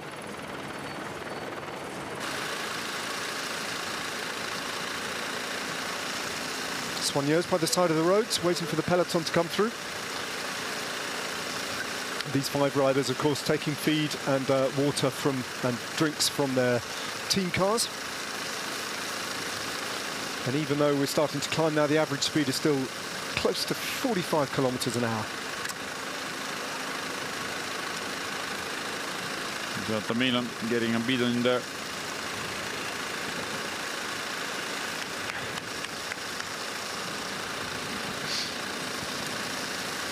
That average speed will go down. The race organisers were anticipating a median average speed on today's race of 39 kilometres an hour.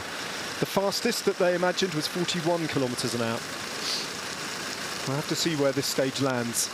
But the indication is that with the breakaway being controlled the way it is, that the race behind in the general classification, with Visma Leasebike taking control and asserting themselves, means that it will be fast. Rain won't help in this, as it's not yet raining on the race, on the breakaway and the peloton, but as you'll be seeing, roads start to get wet. The noise was more than clear. Wet roads, as the dark clouds ahead of the peloton probably already left a mark on today's parkour.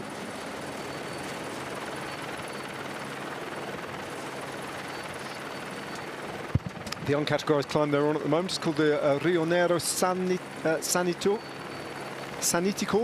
It's a long one, as you're saying. It's 14 kilometres in length, and the average gradient is over 4%. So it just drags up for 14 kilometres, really.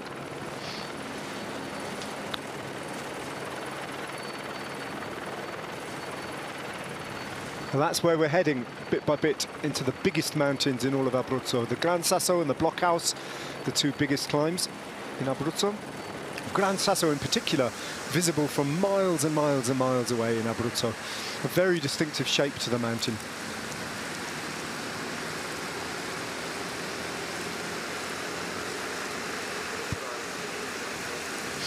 So Jonathan Milan already armed and ready for the rain.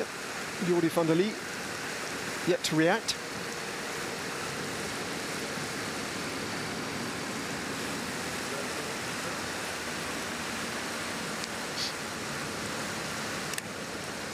The best performances from EF Education EasyPost undoubtedly came on stage 1 and stage 3 in the colours of their Estonian national champion, Madis Mikls, in the bunch sprints. But other than that, EF Education EasyPost haven't really had too much of a chance to shine, save for that performance on stage 4 by Darren Rafferty. That was a very strong ride. Yeah, respect a lot from the young Irish rider who's shown like great form. I think it's going to be again a lot on the attack in the next coming days. Also, Wild Green. I was very surprised the way he was climbing in recent stages. So we're not expecting something from the experienced Danish rider.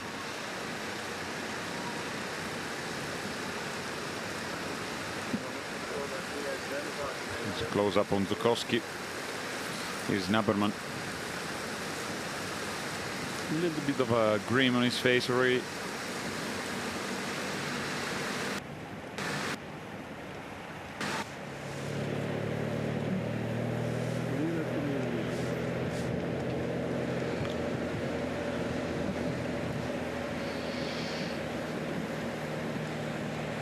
So Jonathan Milan very much trying to buck the trend of any negative thinking that might have crept into his Giro d'Italia after 3 frustrating and differently frustrating performances in the 3 bunch sprints we've had to date. Have all contrived to leave him empty-handed so far. So good to see him instantly trying to flip the narrative and buck the trend a little bit and get on the front foot, which he duly did as soon as the flag dropped today, and attacked to try and take those Maglia Ciclamino points, which he's done. But we're getting ever closer now to the foot of the Roccaraso climb. Just a small matter of this uncategorised climb they've got to get up and over, and then there'll be a few kilometres run into the foot of the Roccaraso, which begins in around about 87 kilometres.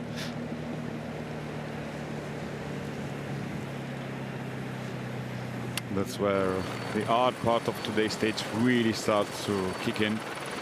So after that, it's going to be a little bit lumpy for 30 kilometers or so. As here at the finish line, the usual ride for Mediolanum guests coming to an end. Seems like they are not as fresh as they were looking yesterday in Napoli. No, that's true.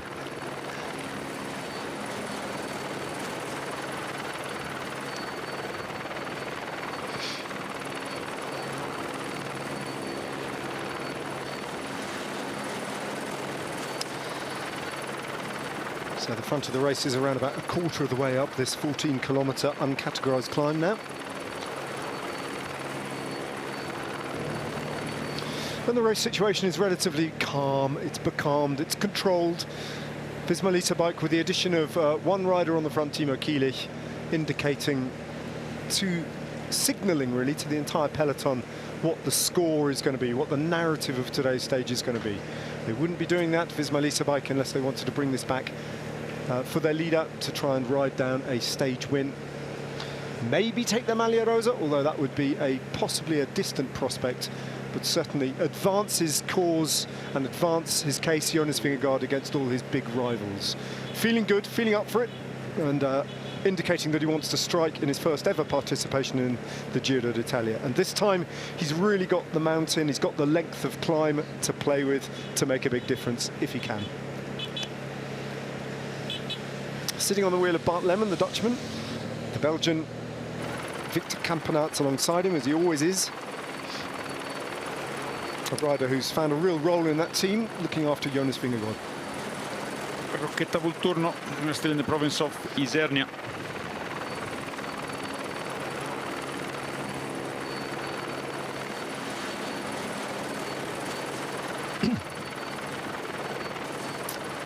Of course, this part of Italy was the scene of some heavy fighting towards the end of the Second World War, after the Americans landed in Sicily, southern Italy, and made their way step by step, kilometre by kilometre, town by town, through to Abruzzo. And Abruzzo itself, a lot of the cities of Abruzzo suffered terrible damage from the bombing raids of American and Allied bombers. And the fighting between the Germans and the American army in this part of the world was ferocious.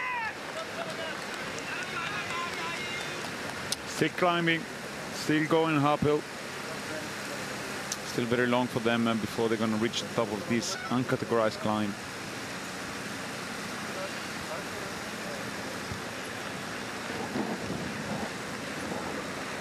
This village on your right, really nested on the little cliff. Oh, it's very eye-catching, isn't it? Even Tim Naberman was briefly a little bit distracted by it, just taking in the village in the distance. Really stunning. Big cliff face with a tower, a church tower on the top. Jesus Hernandez, long time domestic for Alberto Contador, handing out now director of Team Poltevis in Malta, handing out gels. Now I got confused. Diego Sevilla. Diego Sevilla.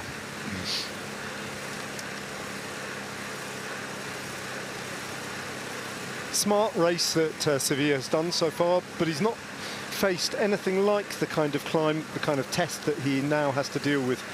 In accruing those 42 points, he's done it all on relatively either unopposed or with teammates, or on very early climbs back in Bulgaria that were barely climbs at all. This, however, is a proper Apennine climb. It's a Category 2 climb. It's a whole different matter as we get a little bit of a closer look at this hilltop castle and its fortifications all built into the rock. Amazing. Yeah. It really was, wasn't it?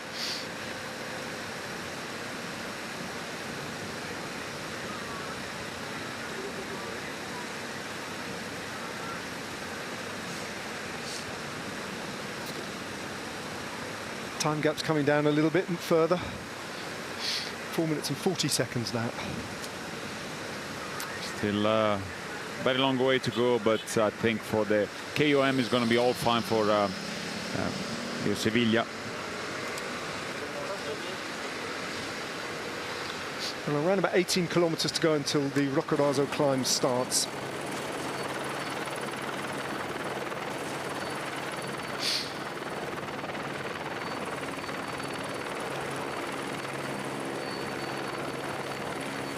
In front of us, Alessandro Ballan, always guest, always present in the every rides with the guest of the Giro d'Italia, just appeared. Former world champion.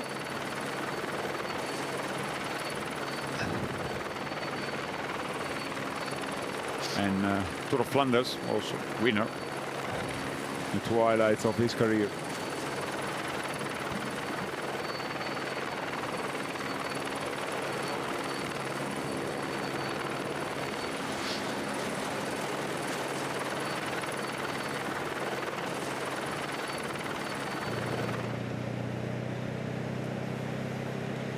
Robert Stannard again at the front.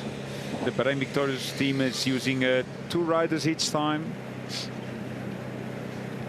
to honor the jersey they have, in the hopes the leader Alfonso Laio, the Portuguese, will be able to retain the Maglia Rosa. It's not an easy task, it's not impossible, but it's quite a demanding task, as the last climb it's very hard. And I think it's going to be, you know, his first day, proper day in the mountains, is going to be ridden full gas the last climb. Yeah, Bahrain Victorious has done a lot of work on the stage so far. They've more than honoured the jersey at this point, dedicating 3 riders at various different points to controlling the breakaway. So you can't begrudge them. Their attitude has been very positive.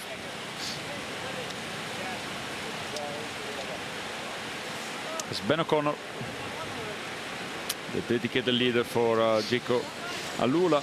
And here's another leader, Giulio Pellizzari. Been very strong, show a great presence and good legs in the what was a real and only so far little clash or little skirmish among the GC contenders in Veliko Tarnovo.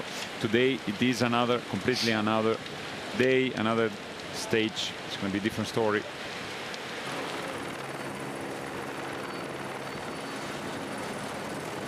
Still, they grind their way up this uncategorized climb. Long one, some 14 kilometers in length. A little way to go still until they get over the top.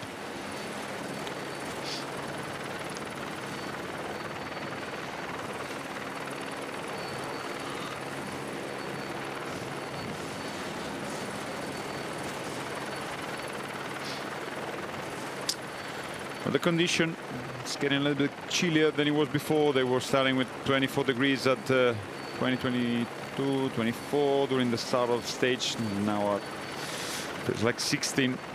It's getting colder and colder towards the day as they get more inland, more up in the mountain, especially in Roccaraso. They're going to stay for a long while over 1,000 meters of altitude, because from the Roccaraso KOM, there's not going to be any descent. In fact, they're going to be going up and down for about, yeah, indeed, 30 kilometers before plunging to reach the bottom of the blockhouse. So it's going to be very cold on there for the athlete. Let's hope it's going to stay dry as they approaching this mighty bridge that connects the two sides of the valley.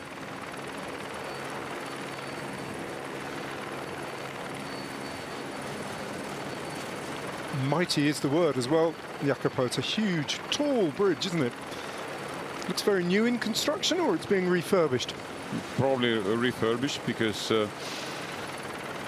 by the way it's built, I would guess it's not that recent, but nonetheless remarkable. It's a very long one. Italy has been one of the leading country in building bridges. Absolutely. Well, it kind of has to, doesn't it? Yeah, exactly. Yeah. It's funny, we travel around Italy in cars, chasing around, following the Giro d'Italia, wherever it has to go. And tonight, probably be just the same. We do these big transfers by car, and we, over the top of these structures, we don't even stop and think twice about how extraordinary they are. But it takes the bike race every year to show us from the helicopter just how enormous those bridges are and how much engineering brilliance goes into their construction, let alone the expense and the investment. Yeah, it's a unique territory of Italy. I mean, if you think in a way the engineering being put in place after in the early of 20th centuries, and also after the war, already like building the roads of the Stelvio, for instance, one of the highest roads, the second highest road in Europe, or the bridges indeed. Imagine the whole highway in Liguria, they're all built and basically on a bridge, or either in a bridge or in a tunnel. And at the same time, even the southern you go, it's a mountainous country, Italy, and you need to be, to have this sort of engineering and engineers to create such connection in between all the cities and villages. Cerro Volturno here. It sits beneath the Pandone Castle, a medieval fort.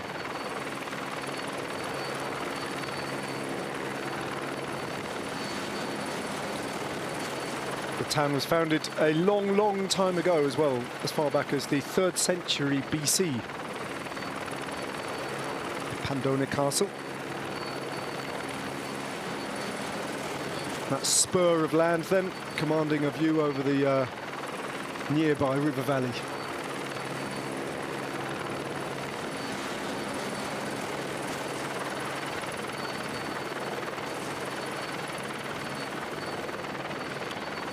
The original village was founded, as I say, in the 3rd century BC by a people called the Samnites, who were an ancient Italic people. There's a region of this part of Italy named after them, the Samnium, which is a region located in what is now Abruzzo, Molise, Campania and south-central Italy. So long before the Romans, long before the peloton of the 109th Giro d'Italia, this was an area, a part of the Italian peninsula known as Samnium, in which the Samnite tribes lived. The Romans themselves were their near neighbours over in Lazio, and to their north the Umbrians, and then of course what is now Tuscany and Liguria is where the Etruscans lived. Felix Gall has far been a quiet presence in the peloton, and it's a possible podium contender. It's a very good and strong and reliable Austrian rider for Decathlon CMS CGM, now scored by the experienced Oliver Nasen. He gave a very interesting interview at the beginning. I don't know if you were listening to that, Jacopo, in which he said, he reminded us that 4 years ago, when the race came to Blockhouse last time in 2022, he'd been in the breakaway. And the brake had obviously been caught, and he just remembers crawling up the blockhouse on his hands and knees almost, absolutely hating his life. But how different it is now for him to come back as a proper GC favourite, a real podium contender with a real chance of a podium in Rome. I do remember him that year, particularly I was also present at the Giro, and he was dropped with the sprinting group in the stage of Torino. Really? Yeah, and I remember, you know, he has this very unique way of pedaling. Yes, so yeah. it doesn't get unnoticed, and I was like wondering, who is this guy from Austria racing from Decathlon? At the time was still only AG Desert, and he was not a team featuring many foreigners, especially from a German-speaking language, you know, and you know, immediately the year after he started to score some very good results and became a very consistent GC rider. So this year is back definitely in another, we in Italy say another different pair of pants than he was. Well, it was his rise through the ranks and his increasingly impressive performances in a way that were a part of the story that meant that Ben O'Connor moved on from that team as well, because he'd been their GC leader, but maybe he felt the breath of Felix Gall breathing down his neck a little bit, and he's moved back to Jaco Alula now. Would not be at all surprised if Felix Gall does a really good Giro d'Italia starting today. Let's see how he fares. Doesn't mind a steep climb as well, does he? Quite favours a steep gradient, Felix Gall. Yeah, it's a very tall figure. It's now in second position. It's a very distinctive way of pedaling with the almost the elbows and the knees out. It looks very stiff, his shoulders, don't they? And yeah, you're right, his knees.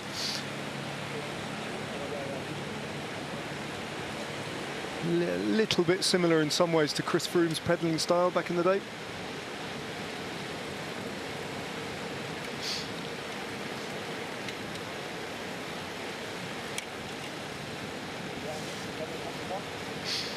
Not a prolific winner, but if you specialise in the mountains and you specialise in the general classification, you don't tend to win unless you're Jonas Vingegaard, Tadej Pogacar, enormous amounts of races. You have to wait quite a long time in between victories if you're a rider like Felix Gall.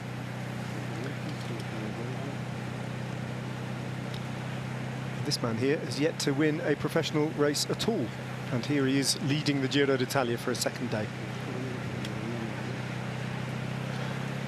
Came pretty close to that first victory the other day in Potenza, though. Very close indeed. Same bridge approach also by the peloton at this point. The gap has remained basically unchanged over this last climb. It's been still a couple of kilometers for the breakaway before they're going to be able to descend a little bit and experience a little bit more flat parcours towards Castel di Sangro. Probably the biggest is they're going to see in today's stage. Yeah, I think the front of the race have got another 3 kilometres or thereabouts on this uncategorised climb before a very short descent and a flat approach to Roccaraso. Derek G. West towards the back in the white kit with the red sleeves and the white helmet on the right-hand side of the road. Very curious to see how he goes today. There are so many riders like Felix Gall, Michael Storer, Ben O'Connor, Derek G. West. who we just haven't seen any evidence of how their form is yet. And we're going to find out a little bit later today. Derek G, if you look at his heat map of where he finds himself in the bunch, 70% of the time he is towards the back. Yes, not a rider likes to be seated up front. It's the dedicated leader. The team even sacrificed the Maglia Rosa the other day of Ciccone because they believe that Derek G is the best car to play in the GC, and instead of using him in the pursuit of the breakaway that day, they decided to keep him on the wheel, and ultimately that was the result of that was this man Eulalio in Maglia Rosa. But yeah, I'm very curious to see. I was very unfortunate in the stage of Valico Tarnovo. He was caught up in the crash. He made up, you know, somehow and managed to cross the line and just 1 minute down from the front of the race. So it was not a major loss. And even after that, he was quite optimistic. He said, like, in the overall scheme of a Grand Tour, it's not the thing that's going to change my general classification that much.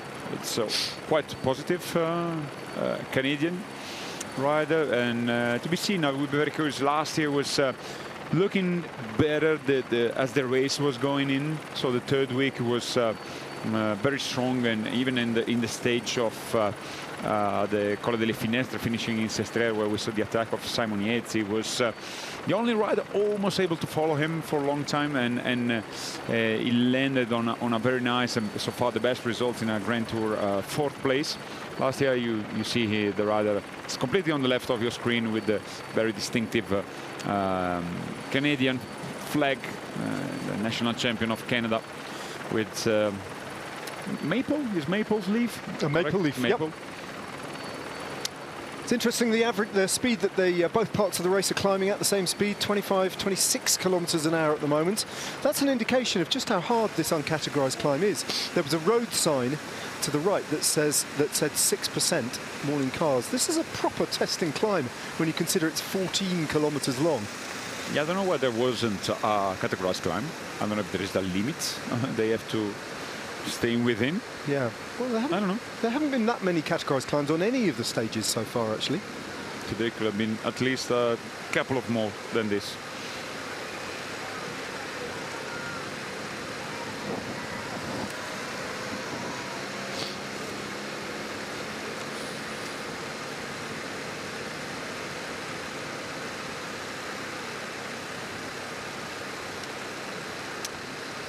Well, we've been through the intermediate sprint. We're closing in on the only categorized climb before Blockhouse. But there isn't much to report, to be perfectly honest. The time gap hasn't changed a great deal. Both parts of the race are grinding up this big, wide road, up this relatively steep gradient. See, they're all standing up on the pedals. Climbs like this are horrible, aren't they? Don't you think? Big roads like this, long straight sections, and a gradient that isn't nothing at all at 6%. Oh, that's happened what we were expecting in a way from Jonathan Milan. I think this has been forced on him though a little bit. He's at such a disadvantage regards to the other riders. He might have wanted to stay with them, but I don't think he's able to at this point. Yeah, maybe to be seen if it's just to save a little bit of energy or something different, but it's going to be soon brought back to the peloton, leaving just 4 riders at the front. This, as he pointed out, that such a large road, doesn't help your head to go through it, because it's definitely not a hard climb, but it's a long one, and the speed, even with such a large road, makes you feel like you're standing still on this climb. Looks like a Tour of California climb, doesn't it? Yeah. The weather also, when he was back in February, it was this type of weather usually.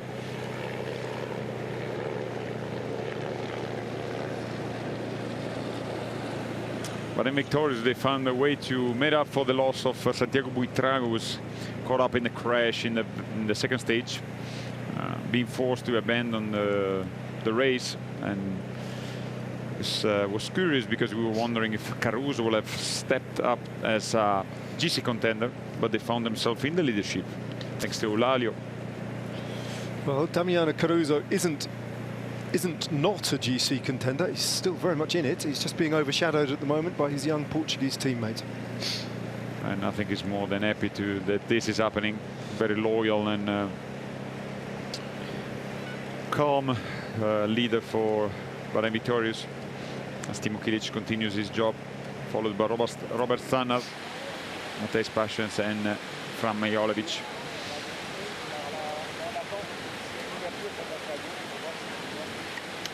I remember almost, I think it must be 10 years ago, Damiano Caruso, we talk about him being a domestique for a long time, taking a temporary race lead at Tirreno Adriatico after the opening team time trial and wearing the blue leaders jersey, giving interviews saying this is the greatest day of my racing life. You know, but he's gone on to achieve an awful lot more than that. I can tell you a funny story about Damiano Caruso, as we have the same age. And he comes, Damiano is from Ragusa, the southern capital city of the province of Ragusa itself, but like one of the main and an amazing city in south of Sicily. And it's a region that doesn't give you much chance of racing, so very often the junior category is the category that some of them, they move up north in order to have a chance to experience some stable and you know, important races. Nibali did the same. Napolitano, we can just name a few. Visconti, a lot of rides there to move at a young age to north of Italy. Nonetheless, I was second year junior. And my team was a very kind of from a long heritage of successful team. And one Sicilian rider, you might remember, Nicola Miceli, was professional for a few years with Rizzo Scotti. He was helping some Sicilian rider to come there and having a test day, you know, and the team would pick one of those. One of those riders was Damiano Caruso. Ah, there you go. And I was taking a long path to go there. So the plan was to go out, having a 4 or 5 hours ride, and then to see, testing them and see who is the best, who is the most skilled riders in order to, you know, join the team and giving him an opportunity. And after we started, I think like roughly 10 kilometers after we started, the car, the team car that was giving us support during the training overtook us with a bike on the roof. And there was the bike of Damiano Caruso, who broke the front derailleur 10 kilometers in the training, and didn't get any chance to turn within the team. And he was forced to come back to, I don't know which team he was, and then a junior, but he was, yeah, he was a very good rider, because as an under 23, then he won the Italian championship. But that was the first time I encountered Damiano. That's interesting. And you remember that as well. Yeah, because stuck in your memory. Yeah, always mocking him about it, because he did an awful lot of kilometers to being able to come to Milan and had the chance to have this opportunity to race for an important junior team. And yeah, it all went mechanically it was off. Well, I think we all hope to see the very best of Damiano Caruso. There he is. He's just tucked in on the wheel of Afonso Eulalio. Everyone's still together. No gruppetto has formed yet. Be interested to see when the gruppetto does form, actually, and whether the peloton is still complete by the time they get to the foot of Blockhouse. It might well be. Depends how hard they want to start racing it on the Roccaraso climb, whether or not Visma Leasebike wants to start really putting the hammer down and applying the pressure, in which case we will have a gruppetto form earlier than that. But if they continue to ride at this relatively controlled tempo, then it could be that most of those riders will get to the foot of the Blockhouse climb together. Yeah, I think it's probably the only thing we might expect from Visma Leasebike is just to increase the speed rather than trying to drop. Some of the riders are going to be just thinking of their own way of riding and racing, but to be seen is not going to be this man. Timo Kilic is much more of a classic rider, almost like a sprinter, kind of like.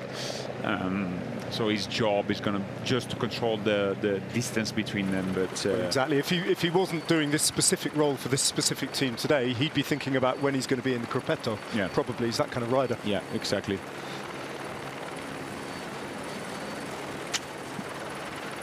time gap goes out a little bit. The red little green, red, going colourblind, red arrow was pointing upwards to indicate the peloton of allowed, or Timo Kielich has let their gap grow out just a little bit.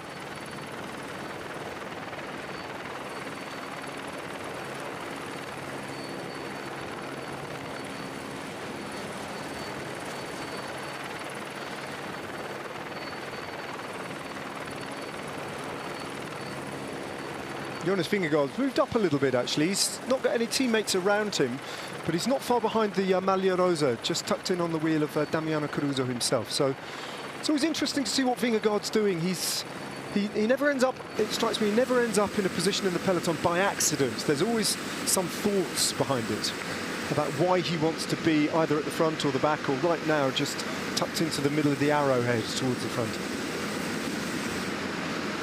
As the breakaway finally can enjoy a little bit more descending.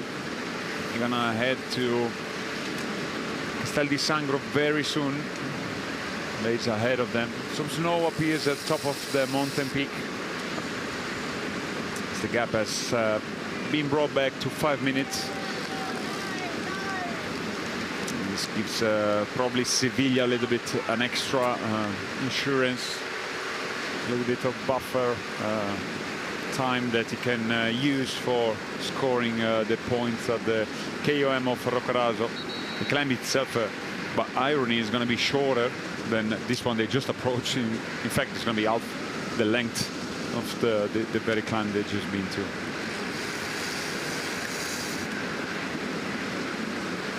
And there you see, there is a sign over there. They're leaving Molise and entering Abruzzo, and it's going to be the final region. They're going to be it.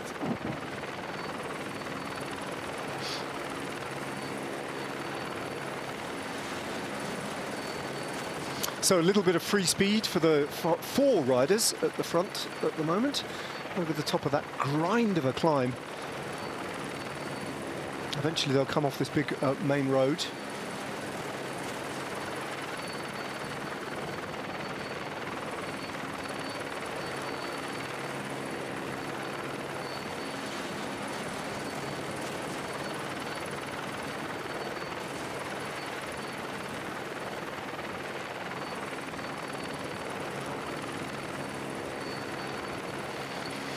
Just a few hardy souls at the finish line, maybe 20 or 30 people at the moment on the little hillside just surrounding our commentary position on the other side of the road.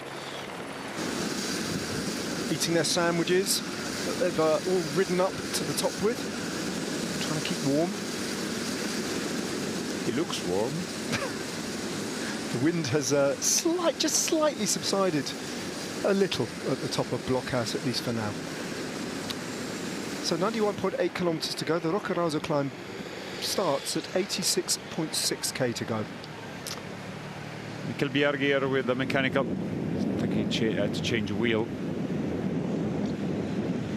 He must be thinking, this is great, Mikel Bjerg, because normally if they still had their big GC riders here, he'd be undoubtedly up towards the front, either working on the front or about to work on the front.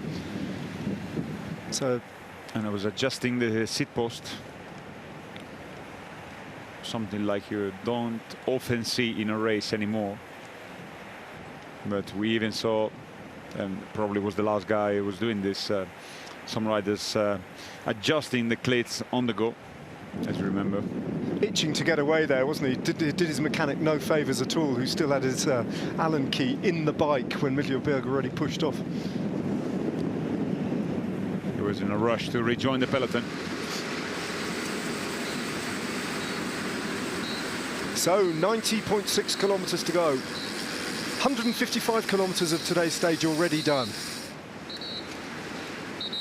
Oh, what is cat? Is it a cat? Or is it not? Yeah, little cat. It always amazes me why the cats that are hiding in the bushes, if they see a car or a bike, somehow they think the other side of the road is safer. I never understand why. Yeah, but they always get away with it most of the time. It's having life, no, isn't it? Yeah. Well, you mentioned the little village of Castel di Sangro. Of course, that is a name if you followed sport in general, or Italian sport. This year is the 30th anniversary of the miracle of Castel di Sangro, which was this little village. The village team of amateur footballers managed to get promotion all the way up to Serie B. A story, an astonishing success story for a tiny little village to take their place alongside big professional football clubs in Serie B. It was documented in a book that I'd highly recommend by an American journalist.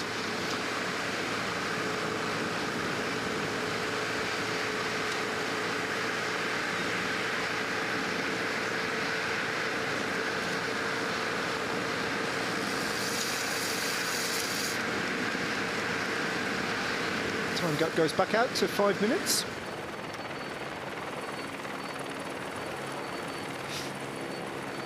And 4.6 kilometers to go until we hit the first categorized climb of the day, the Roccaraso climb. So there was a funny story this winter in Roccaraso. It's actually a well-known ski resort, ski area. So apparently an influencer from Naples, she was there and filming the beauty of Roccaraso, and the town was invaded for the next weekends by buses filled with people from Naples that didn't even ski, but just they wanted to be there. Oh. And nobody was ready to, to host all those people. Because of her YouTube post or whatever? Yeah, because well, there you go. The year is 2026 and the world has gone mad. You see the power of social media sometimes. Incredible. Good to see some sunshine on the ride. That we were scared that the road started to be a little bit... Yeah, I don't think they've had a drop of rain yet, it was just wet roads, actually really wet roads, but luckily they got away with no rain over them. Seems like the sky is opening up a little bit, the clouds kind of disappearing for the moment, as we are 87 kilometers to go, 3.2 from the bottom of the climb to Roccaraso. And Roccaraso has been featuring the Giro d'Italia many times.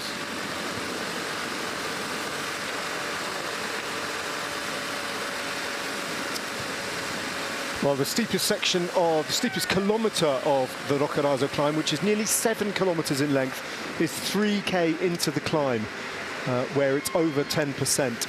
It's not so bad towards the top, but the first 3 kilometres are pretty steady as well. The average gradient is 6.4%. It's a pretty testing climb. Being given Category 2 status on this particular edition of the race. 5 kilometres separating the peloton from the 4 riders at the front of the race.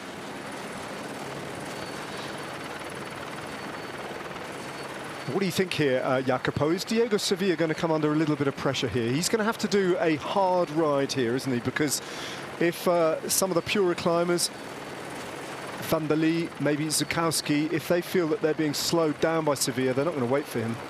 Yeah, it has just to stay with them. To be seen if they're willing to, to drop another rider, because it will make a much slower and much weaker group, at the front. It would be better for them just to ride even a little bit, a couple of kilometers per hour slower, but in order to stay all together, because it will help them, later on. There is, as we said, a long part where it's they stay on this altitude, the hills of Roccaraso, and it's better to have company, to have numbers, because it's still a long way to go. Tiny chances for the breakaway today, but if you wanted to maintain those tiny chances alive, you need to stay together. Well, we've done over 2,000 of the 4,600 meters of vertical ascent today. Around about half, a little bit less than half of the vertical meters that still need to be climbed. And the next challenge is a categorized challenge, the Roccaraso climb, as Jacopo was saying, very well-known climb, very famous climb, used in many editions of the Giro d'Italia, which always calls in on the big region of Abruzzo on its way either north or south, normally north, up from the foot or the heel of the Italian peninsula. and often towards the end of the first week of racing.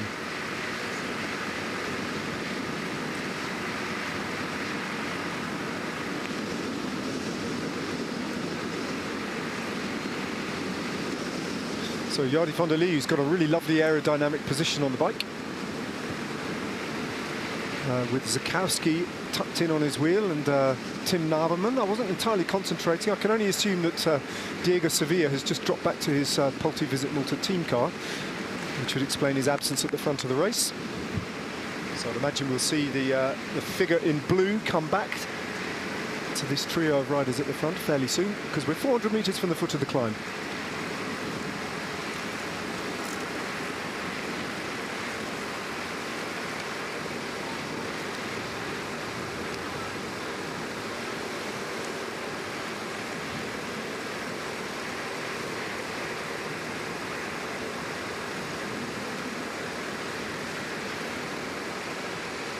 Might have maybe the mechanical or been absent for a while, hasn't PE he? moment.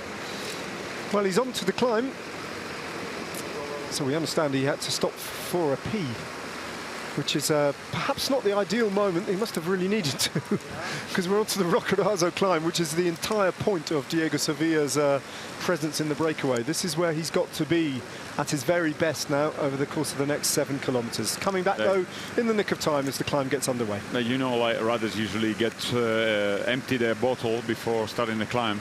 So, I mean, that's exactly what he just did in a physical sense.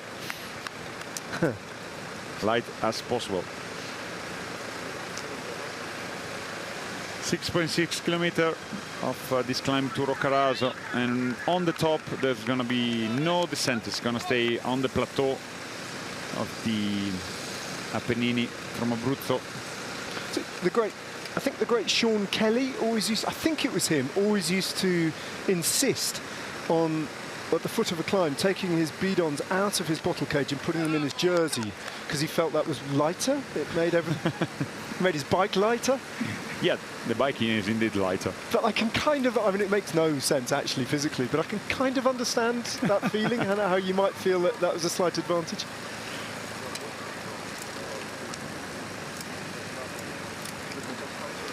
This, when you see how many bottles the riders have in a start of a stage, you'll understand if there is a climb, how hard it's going to be in the start. And I clearly remember this just very quickly. We was on a uphill start at the Tour de France in 15 with was talking with Tosato at the back when he was still a rider, now director at Tudor, and I was like, Matteo, nothing's going to happen. It was still a time where you could expect nothing happening on a climb, and then I said, look at Froome. He got 2 bidons, and the exact moment I said that, he took the second bidon and threw it away, and then it was riders all over the place. Good prediction. Exactly. So here we are, Castel di Sangro. Of course, there's a few historical landmark moments being detailed on your screen about their Samnite and Roman origins of this little town, but more up to date than that. 30 years ago to this very year, the miracle of Castel di Sangro, the football team that rose up through the professional ranks. That's where it happened. Tiny little place in Abruzzo.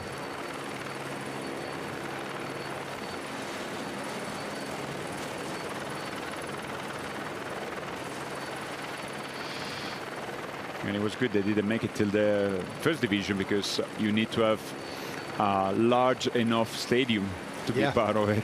Well, there's a football team in London that I actually sponsor them a little bit, and I support them, called Peckham Town, and they play in the 9th division of English football, and every year pretty much they win the league, but they never want to get promoted, so they turn down the opportunity to be promoted to the next league, because if they were promoted they would have to have floodlights, and they haven't got the money to pay for floodlights. So they are forever going to be in the 9th division.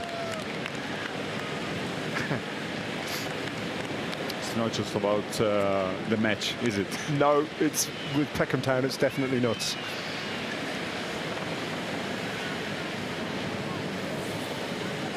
Some puddles. It was raining definitely in here some hours ago, but the roads are dry for the most of it. The peloton very soon is going to be at the bottom of the very same climb to Roccaraso.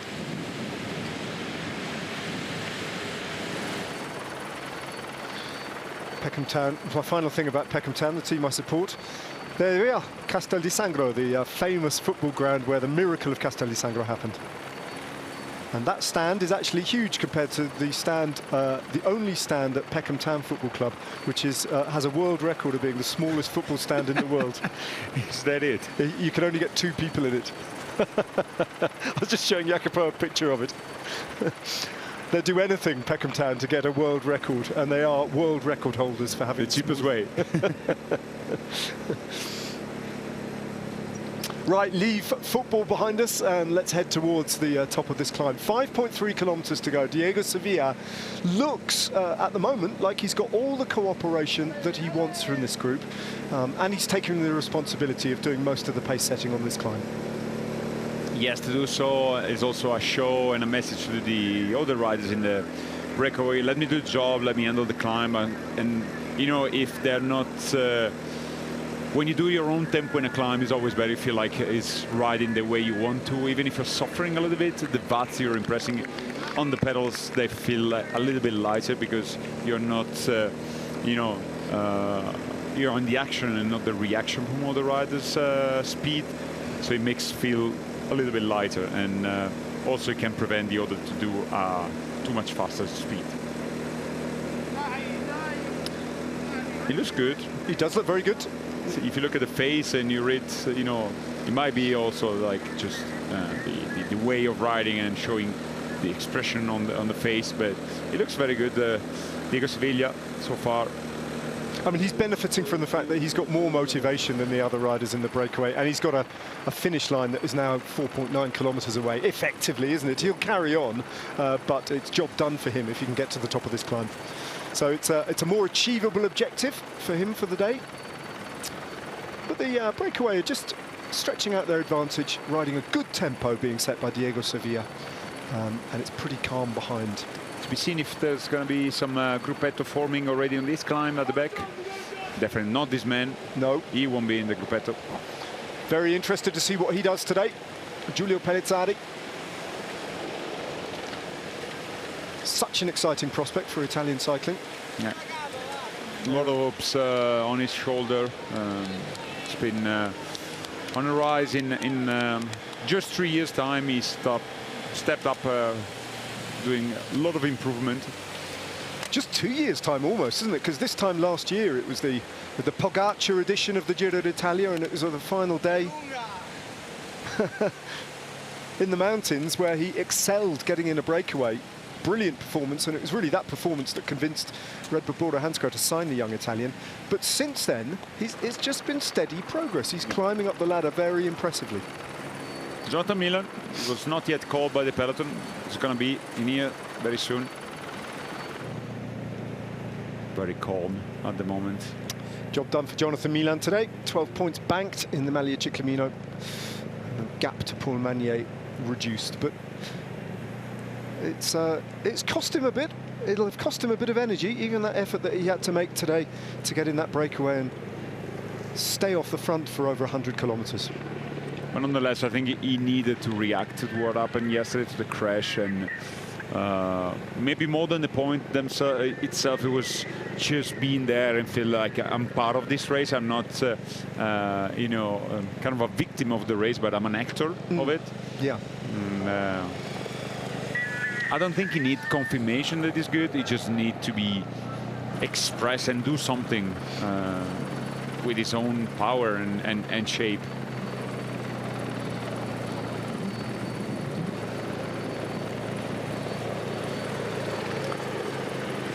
Yeah, the last few days of racing have been the first real setback in Jonathan Milan's Giro d'Italia career, because ever since he made a debut in this race, it's been nothing but success.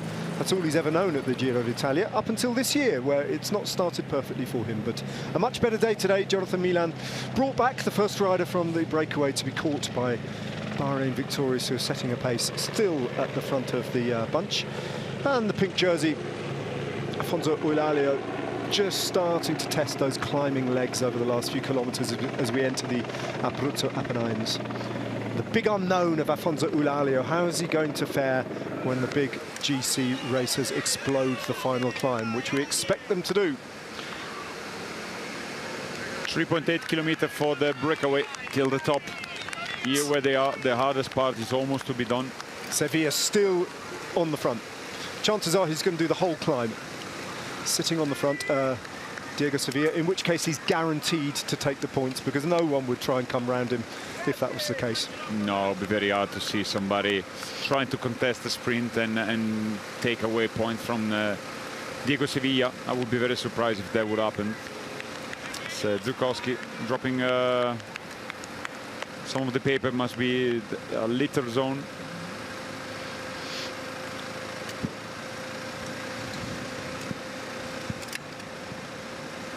Is the power output of Team Naberman.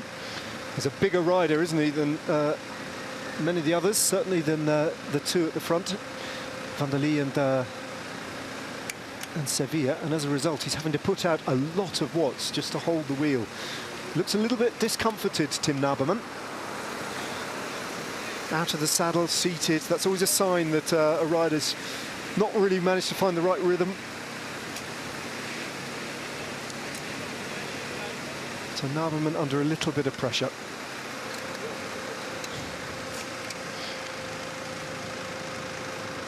Out of the saddle again and accelerates back onto the wheel of Zukowski. It's the hardest part of the climb. Once this will be over, there's gonna be even a slight descent. So if he can manage to survive this, then it's gonna be much easier later on. Just a few hundred meters for him before he flattens out a little bit. Gebrekshabir still there towards the back. I think nobody was really dropped. Jonathan Milan has been brought back, but we have been informed, we haven't seen any. I think Dylan Groenewegen and Manier is still there. I think everybody is still pretty much in contact within the peloton. Interesting that Pellizzari is towards the back, isn't it? It's not a place you'd expect to see one of the big GC favourites at this point. But if Jonathan Milan can hold his place in this peloton, then you know that it's a fairly modest pace. That's the bike number of Alessandro Pinarello, who the little bits and pieces we've seen from him so far in the Giros look very good. Yeah, I'm gonna have some chances later on to show some good results. Freshly moved from Bardiani. Could definitely see him in a breakaway in the second week of this race, third week. Been having his breakthrough season after moving from Bardiani. He was able to score his first ever victory at Gran Camino. –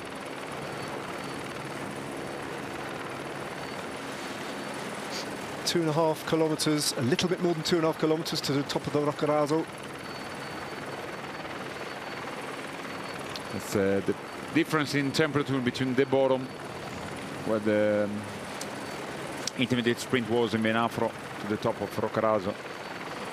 It's a mighty 1,200 meters or more. There is a reason for that temperature drop. When they get to the Roccaraso, there's no descent for quite a while, actually.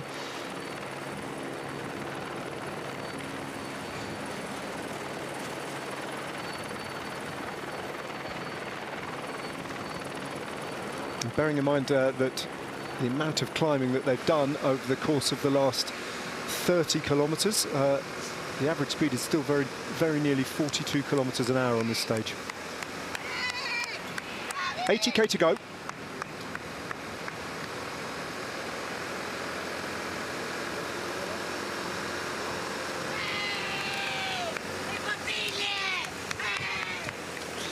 It's enthusiastic supporter by the side of the road. Called the bidons, the bottles. But in Italian, it would not make much sense. As in English, he could as well use the two terms, not in Italian, definitely. As you see from the sign on your right, yeah, a lot of bears in the Abruzzo region, and wolves as well. It's a region packed with those two animals. Packed with them? Yeah, there's a lot. There are a lot. Okay. Are you scared? Well, not right now. I mean, I'm in a commentary booth, and also you're closer to the door than me, so if one does jump in.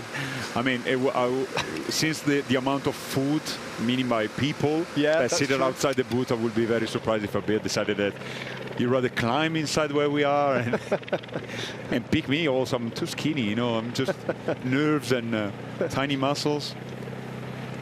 But no, the region is, since it presents so many forests, it's the perfect habitat for those type of animals. Have you ever seen a bear in the Italian hills? A wild one? Yeah. No, never. But I'm very happy. I saw wolves. Where I am, there are also a lot of wolves, no bears. Poor old Dylan Groenewegen, twice the victim of quite heavy crashes so far in the Giro d'Italia. And he was in such a good place as well. Unibet Rose Rockets have delivered a masterful lead out to that point where they swept around that horrible cobbled right-hander in Naples, and then everything hit the deck. Up until that point, they've done everything brilliantly well, though. It's been distanced a little bit along with Corbin Strong is in there, Luca Mozzato, Milan, Lukas Kubic and Elmar Reinder, the two riders with Dylan Groenewegen probably were scoring him, but they're not far from the top. Once they're going to be in there, they're going to have plenty of time to rejoin the peloton, I guess. And nonetheless, if you manage to stay, to get dropped by now, 8 kilometers to go, it's not the end of the world. Should be okay, yeah. As we said here, the easiest part of the climb, as you can witness with your own eyes, is pretty much like a false flat compared to what they were enduring before. As they enter the municipality of Roccaraso, that's the sign on your right.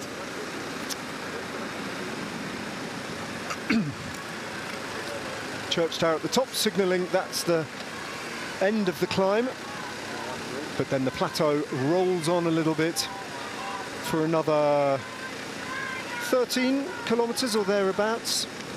Up a little kicker and then drops down for 10k, a little bit of a soft descent. Then there is a long descent to the foot of the blockhouse climb itself, still to come. 4 hours of racing, the average speed a very, very respectable 42 kilometers an hour, 41.8. 167k done of today's very long, well, the longest stage in the entire Giro d'Italia, which is saying something because this is an edition of the Giro with 5 stages in total of over 200 kilometers, and this is the third of them. So some of the longest stages have come early on in this year's Giro. Yeah. This is only fractionally longer than stage 2 of the Giro itself. Climb is basically over, but not yet the KOM arch. They place inside the village of Roccaraso. Zakowski is on the front. Sevilla finds himself on the wheel of the Canadian. Almost for the first time on this climb, it's not Sevilla who is on the front. I can't see him talking to anyone or making sure there's no looking around. He'll be very confident that no one will try and take these points off him, and he can secure 18 points. They've come at a real cost, and he has deserved them for picking the right move, for having the courage to go in the breakaway on the longest stage of the race. And they all let him go. Diego Sevilla, the king of the mountains, picks up another 18 points. Started the day on 42. He's going to end the day, unless he gets any points at Blockhouse, on 60 points, which is surely going to guarantee him the jersey, not just at the end of today, but at the end of possibly the next 2 or 3 days. So Diego Sevilla, the only king of the mountains so far in the 2026 Giro d'Italia, is going about his business with real efficiency and a good deal of strength. Impressive ride from Polti Visit Malta rider.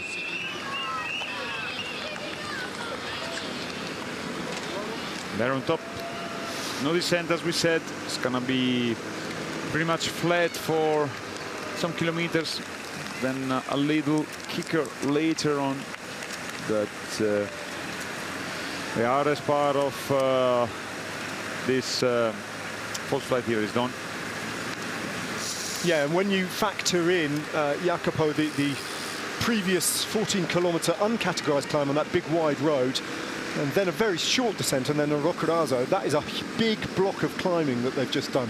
Yeah, that's where the 4.4 thousand meter altitude come from, because just one climb, it would be hard to get this amount of mountains to be done. Eric Mas in the last position of the peloton. A strange position to be in at this point. Whether if he just stopped, seems like what, relaxed. Just adjusting his data in his headset. Perhaps he's thinking about the descent to come. Maybe he went back for a rain jacket, although he is the leader. You'd expect maybe that would have been done for him. So yeah, curious position to see him right at the back of this group, but seems like there's a rational explanation for it. I think he looks fine.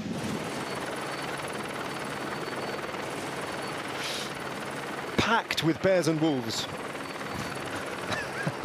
The wooded hillsides of Abruzzo.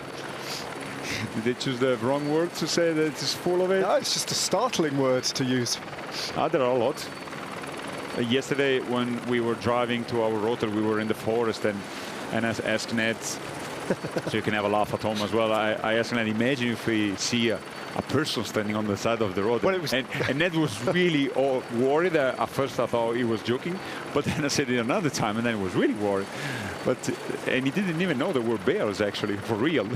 Do you know, I would have found the idea of seeing a human face in those woods, just because it was dark and the headlights were picking out the tree trunks, and it looked like the scene from a horror film. And we were also in the middle of nowhere as well. As we look at this very movingly placed monument at the top of this Abruzzo hillside to pay tribute to the memory of the hundreds of thousands of fallen. And as we indicated earlier, I was talking about how heavy and serious the fighting was in Abruzzo between the forces of Italy and Germany and the American Allied advance.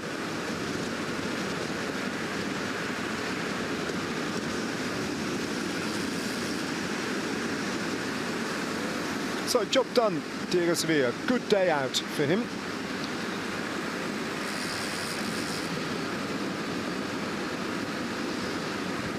The maximum lead he could take out of today's stage is 10 points, assuming that whoever wins the blockhouse stage doesn't have any other points in the King of the Mountains competition, which unfortunately for him, thinking about it now, Jonas Vingegaard does, doesn't he? Yeah, so, not many. He had a third category climb in Valico Tarnovo. He's got 11. He's got 11 points. So if Vingegaard wins the stage, he's in the King of the Mountains jersey by 1 point. Glad I double-checked that. He does have to win it. If Vingegaard wins the stage, it won't be enough for Diego Sevilla, just. But he'll only be 1 point down on Vingegaard, who's obviously not directly targeting the King of the Mountains competition. Some riders, Remy Cavagna at the back, getting some beatings for his teammate of Groupama FDJ United. See the Roccaraso temperature is 12 degrees. So quite a drop from the beginning of the day. 30 km/h the wind, and chance of rain 75%. Luckily today the riders there in the 25% dry. But here at the finish line another time, very dark clouds reappeared and the wind is picking up again. But it's still 74 km for the peloton. Yeah, personally, I would give the fighting spirit and the combativity award to the 12 spectators who are here at the finish line at the moment. Yeah.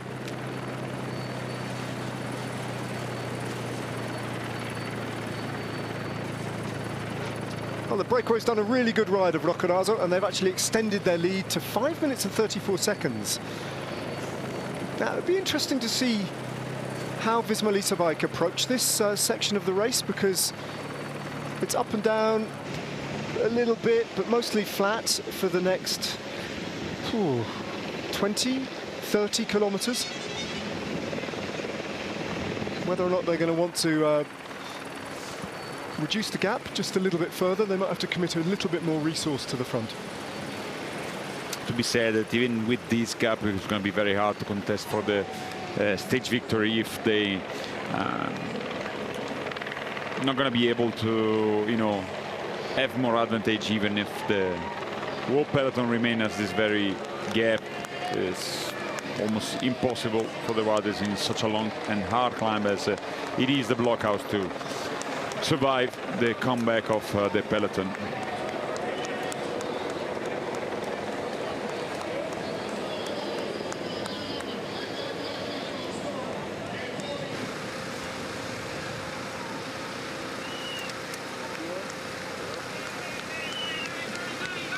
Still the wind direction, as you can see, is favourable. Still they head in a northerly direction. It's not until the descent and the approach to the Red Bull kilometres, the Red Bull kilometre, and the start of the blockhouse climb that they really switch direction, and that tailwind that they've had all day as they hit the climb becomes a crosswind and a headwind on the climb. For they, luckily for them, is going to be a lot of covering parts in the climb because they're going to be a lot in the woods, hoping that nobody else attacks them. Yeah.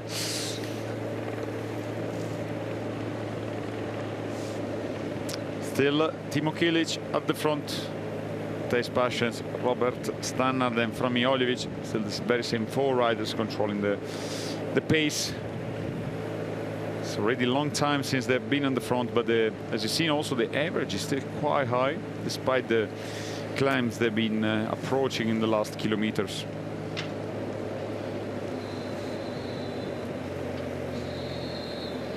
Kilic going to the back. It's now Paschens. Dutch rider. I think there's another rider now for Jumbo, for Visma bike. My bad, I had briefly come back in time. It's a long stage, Jacopo. It's a long stage.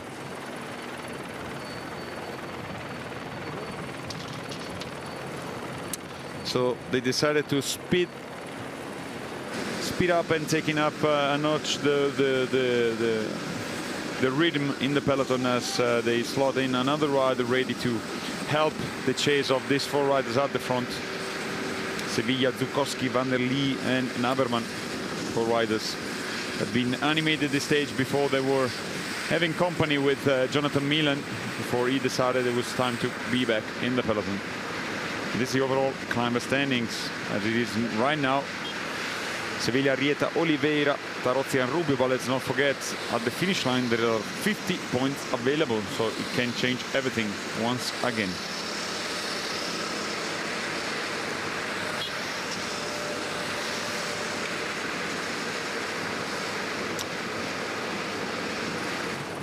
.546 the advantage.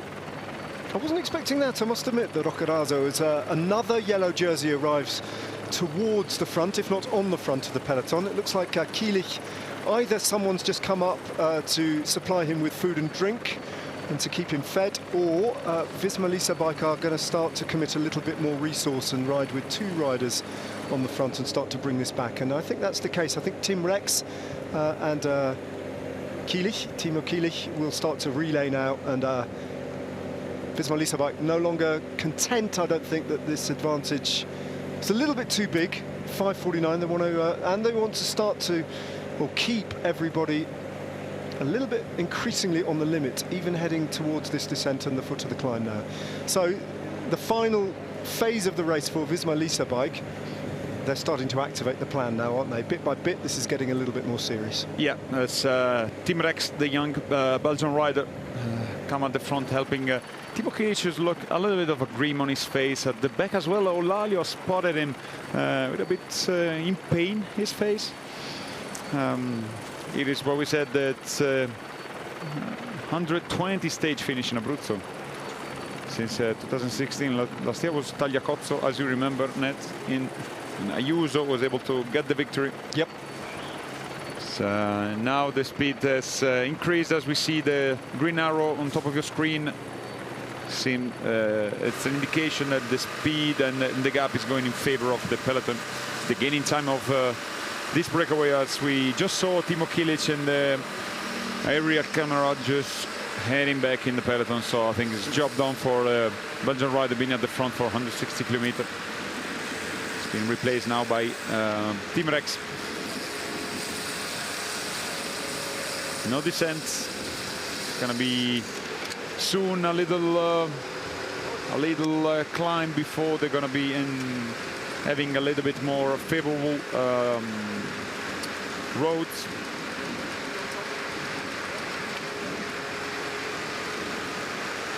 The climb called La Forchetta, the fork.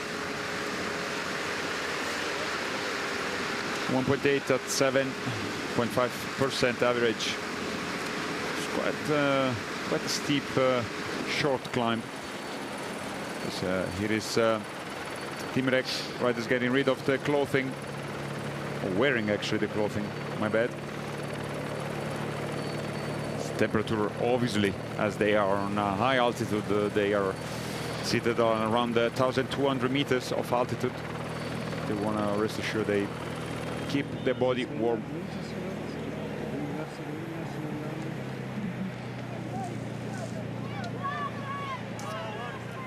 Giulio Perettari in good form and good heart, good spirits, motivation high.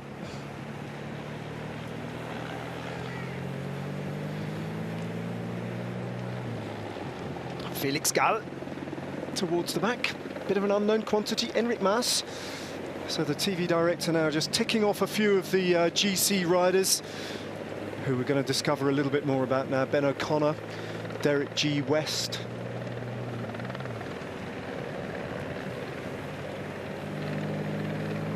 But it's Visma Leasabike and Jonas Vingegaard who are dictating terms as well at the moment, really starting to motor. This should be having an effect on the riders at the front of the race, but you know what? They've got a tailwind, it's a descent. It's going to be a little bit easier for the breakaway to match the speed of the peloton, and very hard for the peloton to make a difference with a tailwind and on a descent. Yeah, later on, after this little climb we just mentioned, they're going to be a little bit more chance after the descent, or the gentle descent they're gonna have to overcome. It's gonna be again a little bit more uphill section, so the peloton is gonna have a chance to close even down more on the peloton. But again, the gap need to be very large over the peloton at the bottom of the blockhouse climb, otherwise not gonna be enough to hold them off. Let's remember also this breakaway has been at the front since the very beginning, is already almost 200 kilometers, 180 kilometers of a breakaway. So it's, they spend a lot of time at the front, and the energy at the end is going to be very, very little. Yardi van der Lee is a good climber, yet to win a professional bike race.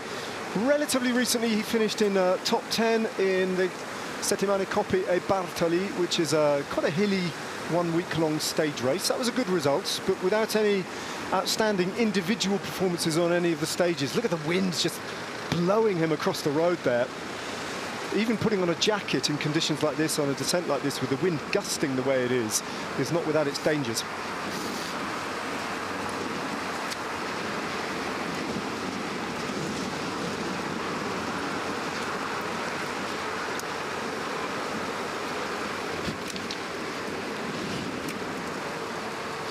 Another beaten for him. It's more helpful to rejoin the front. It wasn't that much long enough. Seen stickier bottles than that. No, it was not that very sticky. Should have done better than that. What he perhaps should have done is zip up his jacket before leaving the shelter of the car.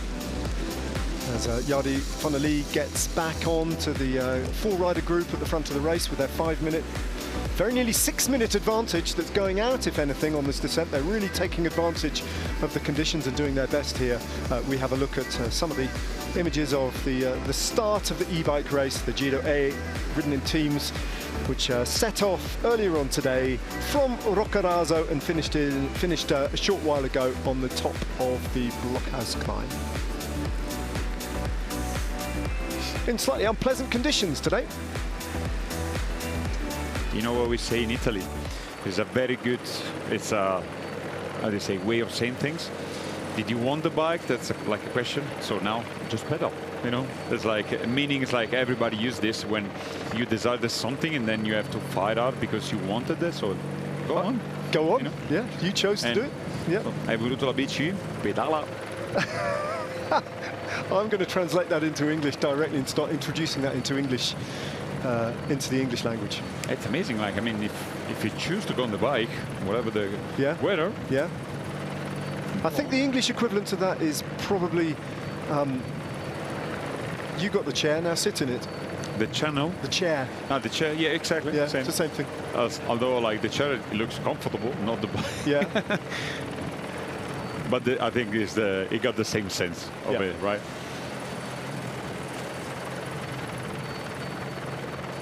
'19th Maglia Rosa for Portugal. 14th all-time spots. Moving ahead of Ireland. We saw that statistic yesterday. Every single Maglia Rosa came in one edition of the Giro d'Italia, the 1987 edition of Stephen Roach. And now Portugal draws level with Germany. But it's been some time since Germany had a Maglia Rosa. It was Marcel Kittel, possibly the last one. No, Greipel was on the graphic. Was it? Yeah. I should have read to the end. Yeah, you were reading on top while it disappeared. Well, I started at the bottom.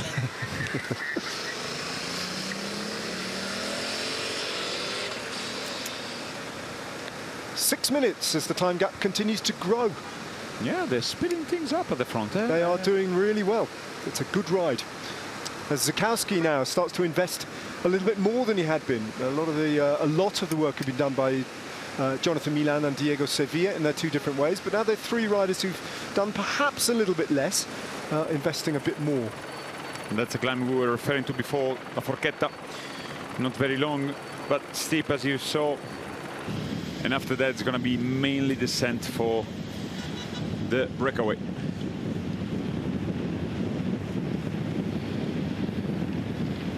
A lot of jackets being worn. That's a sign. It's not raining, but it's a sign that the temperatures definitely dropped for the peloton. They're wearing more layers to keep their body warm.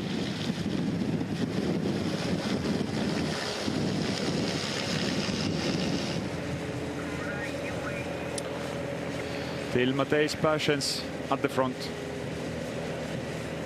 Tim Rex, the freshest of among the four guys in the chase. They're leading the peloton.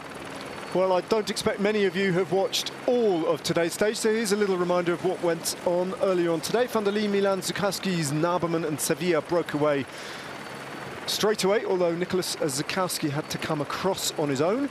Milan won the intermediate sprint at Venafro. 100 kilometres to go then, and on an uncategorised climb, Jonathan Milan had to let go, and he fell back into the breakaway. And last time we saw him, he was in a gruppetto. The Maglia Azzurra, Diego Sevilla won the only categorised climb of the stage so far. But the time gap that they've got now, with 64.3 kilometres to go, is the biggest that they've had all day. Yeah, it's a little bit more than 6 minutes. It's in the back, the only team, apart from the team of the leader, Alfonso Lalio, they've been into the chase, is the Visma bike, as we just saw Milan at the back of the peloton. That means that him and Groenewegen, they were able to rejoin the peloton. Here's Rasmus Pedersen bringing some jackets for the leaders. Birthday boy here, Jensen Plowright, having his birthday today. 4th place for him in Napoli in that disrupted sprint yesterday is an excellent result.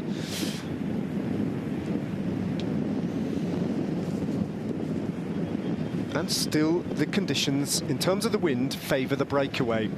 Still this brisk, very strong tailwind is now enabling them to hold on to their advantage, if not grow it at this point. Visma Lease bike did have 2 riders working on the front. They've now only got the one again. Tim Rex, who's moved to the front. Timo Kielich has dropped back for whatever reason. And the time gap's not changing as they go over the Serra Malvoni. Now there'll be a little bit of a descent to Capo di Giove and then up again to the Passo San Leonardo, and that comes with around 44 kilometers to go. So kind of rolling plateau now, up and down a little bit for the next 18, 19 kilometers. In fact, this is the Serra Malvoni, little kicker that they've got to go up and over as it's starting to rain now, and that's going to slow down the descent and the approach to the final climb. First drops of rain on the race. But this is the top of the little kicker, though. A bit of a descent over the top for a few kilometers now. Must be very cold for the riders because they're sitting on a very, I think it's one of the highest points if you take away the blockhouse. More than 1,300 meters at this point, and definitely not something they want to endure. 1,389 meters of altitude, to be precise. And there's a 9-kilometer descent that they're about to face on wet roads. Not a pleasant feeling for them, but we feel sorry. The cold they have to endure right now.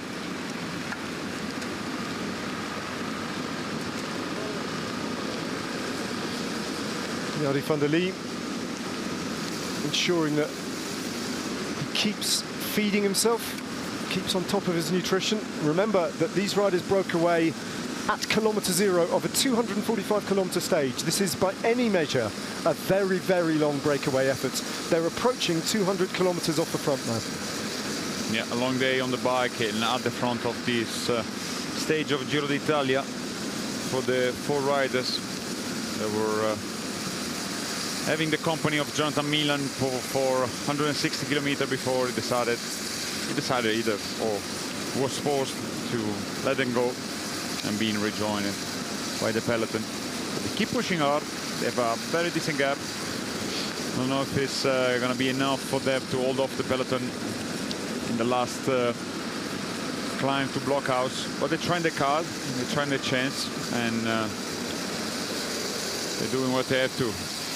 And possibly they're going to take a little bit more risk than the peloton in this descent. Yeah, they've got to make these treacherous conditions play to their advantage and do just that, Jacopo. They have got more at stake than the peloton, who are just going to want to guide their GC riders down safely towards the foot of the climb. But there's a lot of descending in between here and the beginning of the blockhouse climb as well. It's mostly downhill. I'd have said if you add up all the descending between here and blockhouse, it's at least 25 kilometers downhill on wet roads. Yeah, it's very long, and they can take a little bit more risks because they have just the stage as a result of today breakaway. They don't have any concern for the GC, so they can be a less conservative than the peloton, which is about to approach. Eulalio slot himself into 4th wheel, probably want to. I think he has still in mind what he had to endure the other day in Potenza. Probably want to be in a much forward position. Right behind Visma bike, the whole team seated. Then it's time for Netcompany, Ineos. Some of the teams want to join the front to come and cresting this little kicker in a very good position. As Derek G. West, for the first time, been replaced at the front. They've been informed that the weather condition, the road condition that lays ahead them. Yeah, being moved up towards the front of the peloton. Tim Rex getting a waterproof on. The Maglia Rosa sitting in 4th wheel, still with his teammates all around him. Bahrain Victorious have done a really good job of looking after their young race leader. Damiano Caruso, almost twice his age. That's a slight exaggeration, but not much of an exaggeration. It's a bit. All right, it's 15 years older than him. But if you have a teammate of 20 years old, yeah, he could be as well his father. And there, where we were talking about later on, there's going to be a lot of chance to do something, because we don't know how the road, if it's covered or not, but the wind definitely is the right direction and quite strong. So a good occasion if some teams feel to give it a try and try to create some echelons. Well, you can see the altitude and the conditions there, passing a bank of unmelted snow at the side of the road. See plenty of that on the blockhouse climb when they get towards the top as well. As you say, Jacopo, this is the 2nd highest points that they've just been over on the entire race. And actually, Tim Rex is doing a really good job on the descent, and they are losing time, if anything, right now on this descent. Thankfully, it doesn't look like a very dangerous descent. Not much twists and turns, just gentle bends left and right. This is what we said, it's not a proper descent. You still have to pedal, as the peloton has yet to come to the cresting, the little climbers. All the teams want to replace themselves. It's going to be a brief moment of stress, and everyone wants to gather up front in order to approach the descent in the best possible position. Yep. As they often do, Net Company Ineos are always disciplined in this regard. Red Bull Border Hansgrohe as well, moving towards the front. Meanwhile, at the back, Jan Christen taking a bottle from the side of the roads.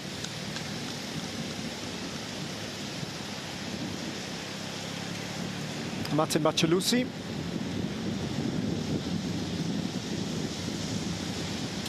Also there. So right when they don't need it, the rain has started to fall on the race. It looks like it might have stopped falling briefly, but that doesn't alter the fact that the roads are wet. There's a frantic scramble now to get to the front of the race to keep their riders in pole position, just in case there's a split on these wet roads on the descent. All the favourites moving into that big clump, that big arrowhead of riders towards the front of the race as raindrops appear on the lens of the helicopter camera as that looks down on a peloton that is really starting to motor. The time gap is coming down all the while to the riders at the front of the race, just 5:24 now. 58 kilometres remain on this stage, and a lot of descending to do. Another little uncategorised climb though before the descending continues, and then the final approach to the Red Bull kilometre. And today the Red Bull kilometre is 11.9 kilometres from the finish line. Will the break be caught by then? It seems unlikely that they'll reel in 5 minutes and 23 seconds over the course of the next, well, what would it be?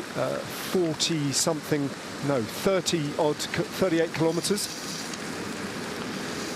Given that it's a descent, I don't think they'll be caught. So the Red Bull bonus seconds will probably go the way of the breakaway riders at the front.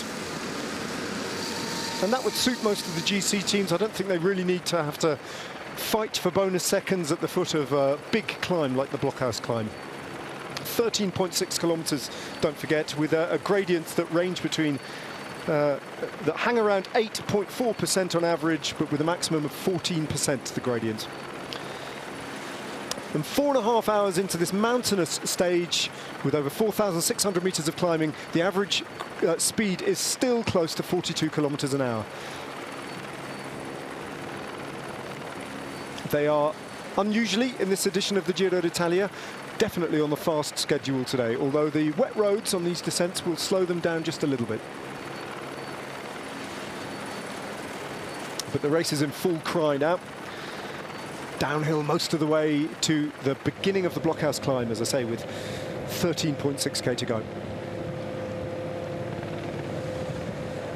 Eulalia, very vigilant, 4 teammates around him. Robert Stannard, Fran Mihalovic, Damiano Caruso.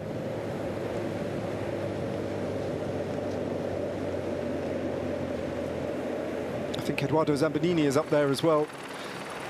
So 5 riders from Bahrain Victorious, including the Maglia Rosa himself, dictating the pace on the front of the bunch, who are closing, taking time on the descent, which is something we didn't necessarily expect would happen on this section of the descent. They've taken about 45 seconds back to the riders at the front of the race, and the time gap comes down to 5 minutes and 22 seconds.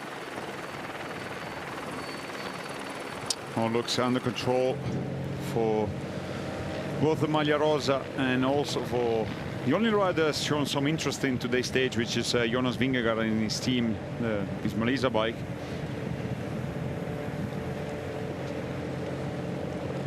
.521, still going down.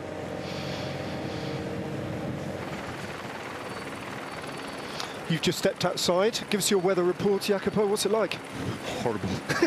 It started raining, not too much, but raining, and the wind is just as strong as it was. It is super strong, and it's really coming down, facing us, so a little bit on the side in this very last part of the climb, but it's blowing really, really hard.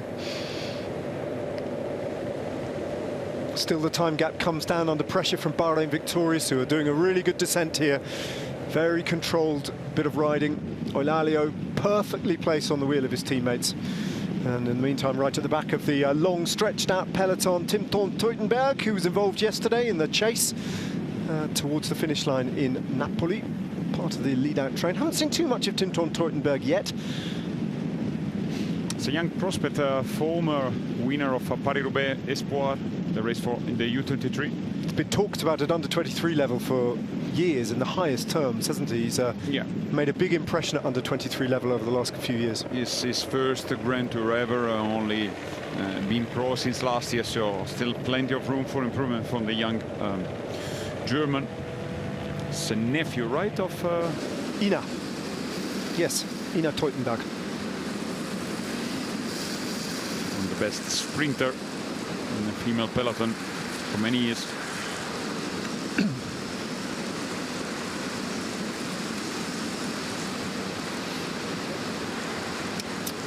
Still going down, 5 minutes 10. Furious chase by the peloton. Brought back the gap, what it was before. Yeah, they've lost a minute on that section of the descent. And now the road kicks back up again, and for the next 4-5 kilometers, it's uphill just a little bit when eventually they come off this descent. Yeah, this part of the parcours will go in favor much more of the peloton, especially when it's that type of climb that they're not overly steep. If you're fresh, if you have fresh legs, you can ride. The difference in speed between the front and the back is going to be dramatically high, and you know, you can gain a lot of time, and unfortunately for them, they're going to lose quite some time in there. But nonetheless, I think if you want to stand a chance to win with such a high class and you know, strong lineup of GC contenders, you need to have at least 10 minutes at the foot of Black House if you're not a pure climber. And if you take away Zokowski, which is among them the best climber, but far from being a specific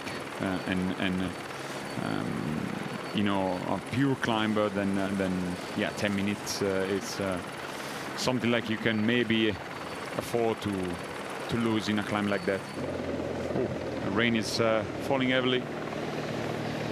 It's heart in mouth time, isn't it? Not just for today's stage, but for the entire Giro.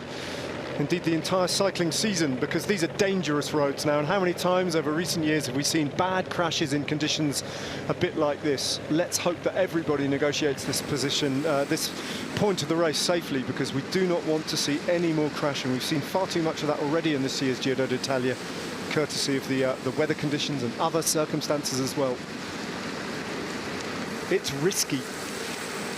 It is. Listen to those disc brakes just seize up. There where the roads start to picking up again, as Jeanette just said. And now they're going to have 4 or 5 kilometers of gentle false flat going uphill. Yeah, it'd be interesting to see whether they can actually take a bit of their time back here on the uphill, or whether they have really started to engage their last gear here behind in the peloton and really start to eat into the advantage on both the downhill and the uphill section. Be interesting to see whether Visma Lease bike, when they start to climb in a few minutes' time, when they reach the same point that the breakaway was at, see whether those yellow jerseys move to the front and supplant Bahrain Victorious and actually start to set the pace on this next section of climbing. I think they probably might. The only other thing I'd say about the breakaway, who I think will get to the bottom of the blockhouse climb with a few minutes of advantage, whatever happens, is Yardi van der Lee. I think might be an interesting rider from that breakaway, just to watch. Just looking back through his results, he's only been a pro for a couple of years. I do think he's a better climber than his general classification time of 46 minutes down at the moment suggests. So I think between him and Zukowski they could be two of the better climbers on this blockhouse climb. But as you say, they won't last very long, I don't think. No, and also, like, even considering that they start on the same amount of energy spent, for them is going to be a long day already on the saddle. I think they're going to be able to reach, and I hope they're going to be able to reach the bottom of the blockhouse, still ahead of the peloton. But you see now, it's kept decreasing by a large margin, so it's nonetheless was a brave move. I mean, when you approach a stage of 244 kilometers, and the first thing you do once the flag drops is go on the targets. It shows some courage, and that was very brave from them, and we're more than thankful they were. hitting the road and try their luck. Yeah, chapeau to the riders who did make it into the breakaway today. And they're still out there, but their advantage is coming down all the time. Maximum advantage they had was at 180 kilometres into the stage of just over 6 minutes. That's come down now to 4:45.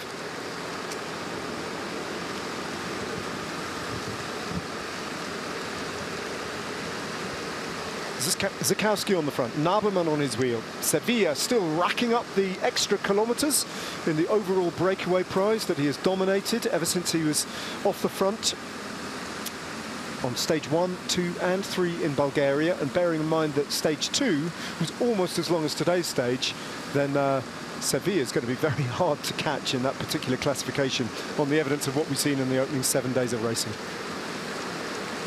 Yeah, it's been very aggressive, the Spaniard, and I think today he can be satisfied with what he's doing. He just have to hope one thing, that Jonas Vingegaard doesn't win the stage. In terms of the King of the Mountains, yeah. Otherwise he might lose, he will lose eventually the jersey, because as we rank up, he's not seeded or not seen much up front in the classification for the KOM, but you just need to dive in a little bit more. But he has at 11 points, so pretty far from Sevilla, but it's enough. One climb gives 50 points, and that's the case of the blockhouse, since it's a first category climb.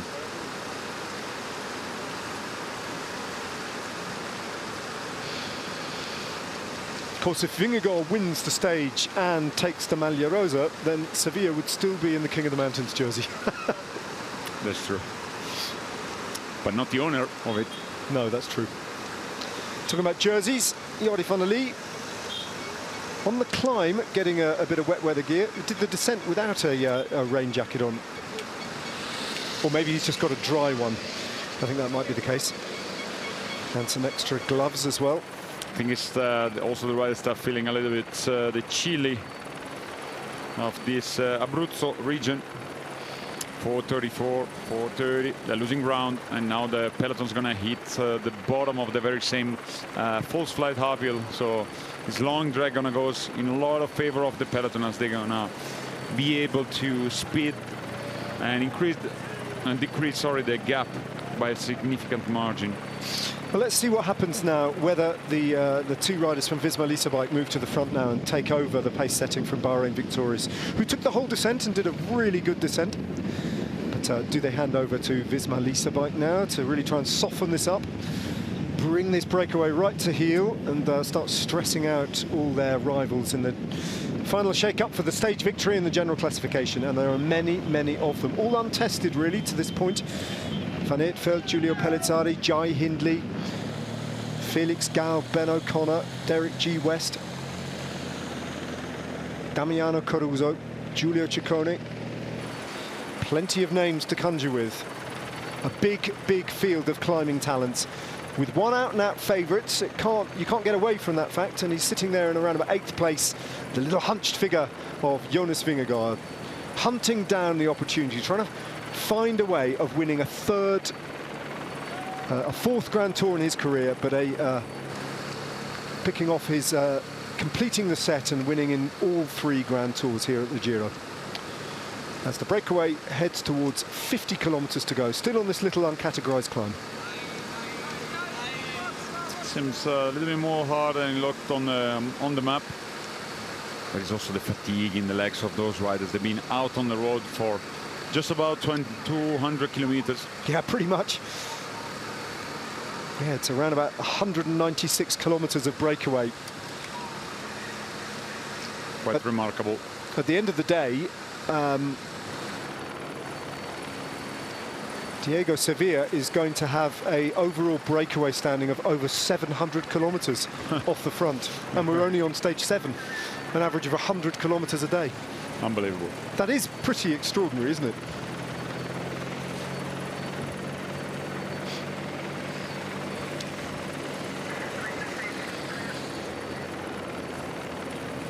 And we always get a rider who does, every Grand Tour features a rider who does something extraordinary as an individual, sort of act of insanity, and does end up in breakaway after breakaway after breakaway. But I can't remember too many starts to a Grand Tour like the one Diego Sevilla has done. Yeah, he's been spending most of the time up front in the breakaway. And he's picked, I mean, 2 of the 4 days he's picked have been the 2 of the longest days in recent Grand Tour history.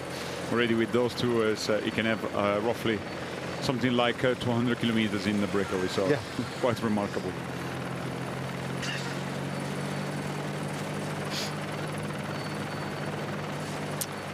But the time gap is coming down still steadily. And Tim Naberman, and I don't think it's a big surprise because he's not looked that comfortable on the climbs. He's a bigger rider, part of the lead-out train for Casper van Ouden, the Dutchman. He is dropped. And I don't think he'll be coming back to the front of the race. So Jardy van der Lee, Nick Zakowski and Diego Sevilla go off in pursuit of glory with a shrinking advantage that's now not much more than 4 minutes as Tim Naberman effectively signs off from his place in the breakaway.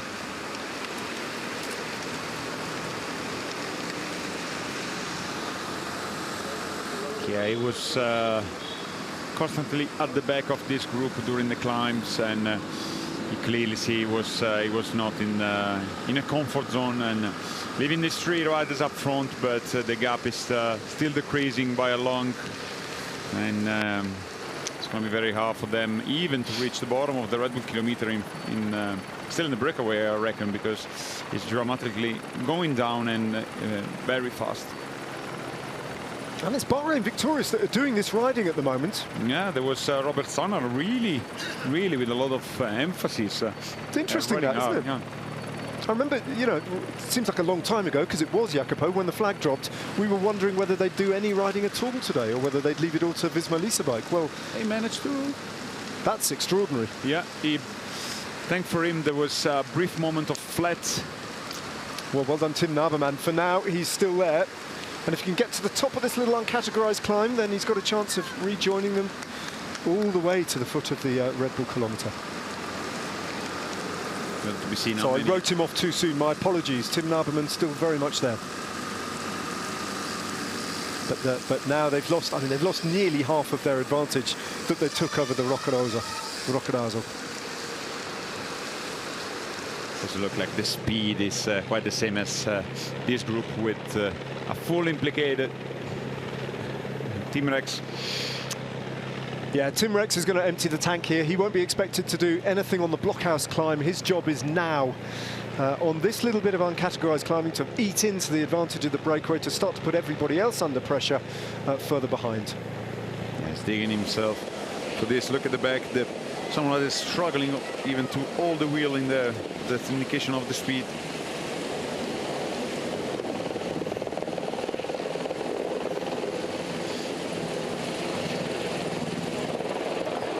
Some of the sprinters there, who I think had been dropped earlier on, managed to get back on the descent.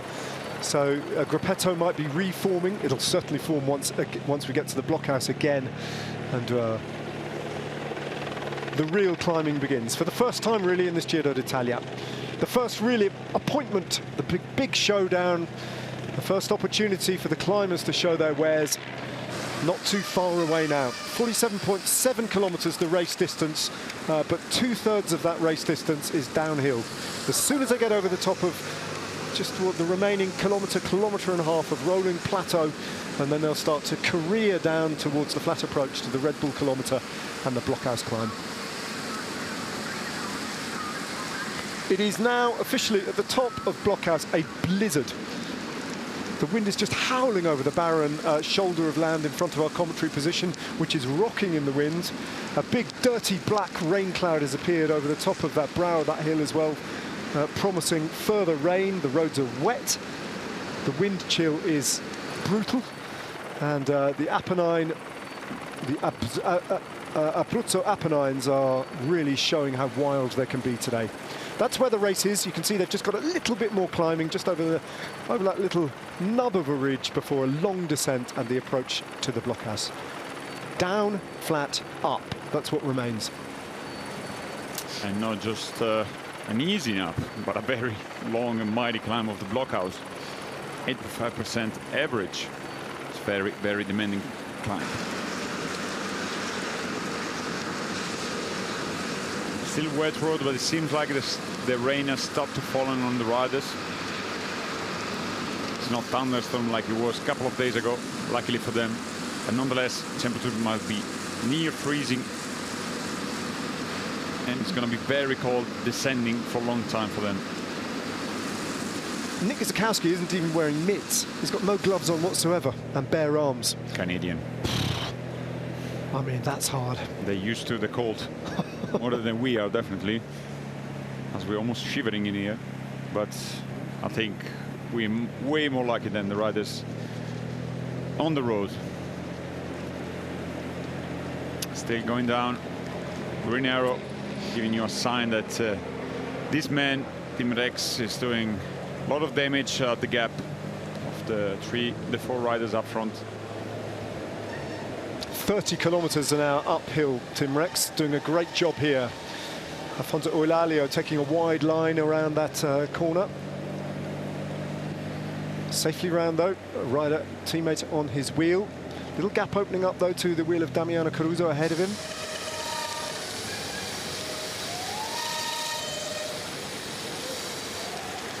Filippo Ganna is at the back of the peloton. I think he went back to get some rain jackets, covering some of the material needed for the other teammates. Robert Stannard, after done his job, is here right behind him. Just have to survive this little extra kicker here, and then it's going to be job done for him. And he had one last feed before the soigneurs on the blockhouse. Soon they're going to go down.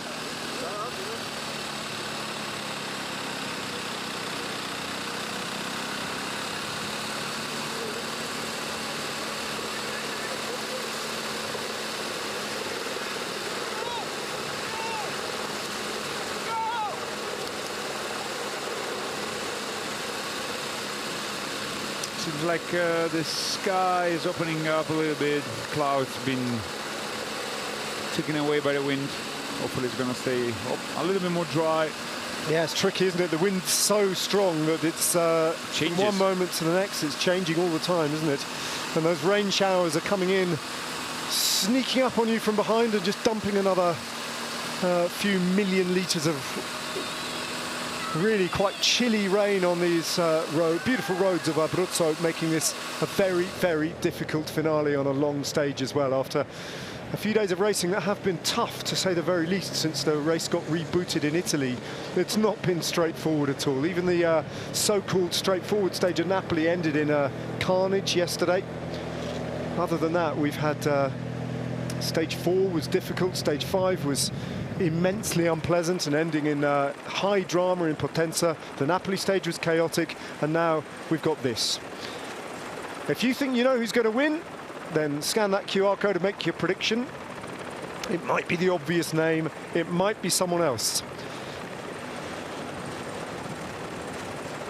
Time gap has stabilised a little bit though, at 3 minutes and 22 seconds to the remaining 4 riders, Tim Naberman having rejoined the front of the race. 44.4 kilometres remain. 20 of them are downhill, at least.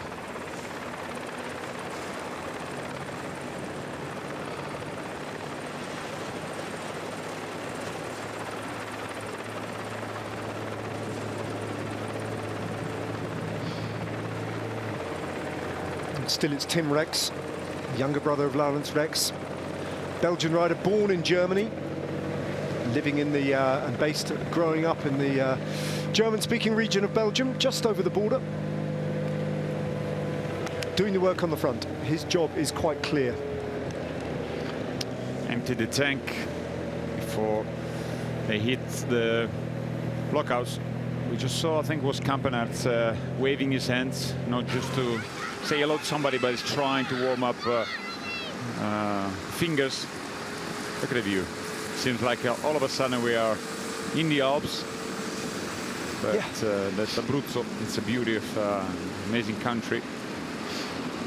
The Apennines that stretch the entire length of the peninsula pretty much deliver these enormous vistas, region after region, each slightly different from the one that you leave behind. And this part of Abruzzo is wild and empty. 43 kilometers, so we passed 200 kilometers in the legs of the riders. 3 minutes 18 as I think also Bartlemen replaced himself right behind Team Rex. Seems like in a bit of a distress here, but there's still a long way for him to go. Other teams appears to want to place themselves at the front, but the descent is not dangerous. You see now it's a very large, more than I would say a big 2 lanes road that goes down to the foot of the blockhouse.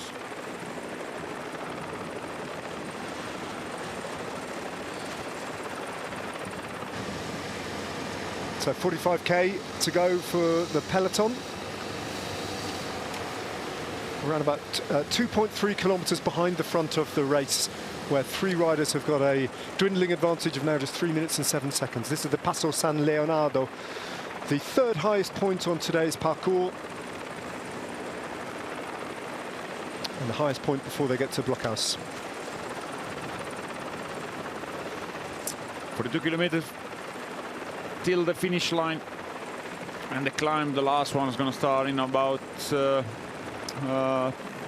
28 kilometers. We don't have to wait long to see who's going to take the race in their hands. We have an hint already. We might be a yellow team, because they've been the only one active so far, along with the Maglia Rosa team, Bahrain Victorious. Jonas Vingegaard placed himself right at the front. He's there in 3rd wheel, followed by Caruso, Eulalio, but he just want to assure a good position for the descent. As Net Company, Ineos doing the same for Bernal and Arsman on the left. They'll be wearing a black rain jacket, but you can recognize the in here much more clearer yellow, orange color. Movistar make an appearance towards the front for the first time, looking after Enric Mas today. He'll be the leader on today's final finish at Blockhouse, without any shadow of doubt.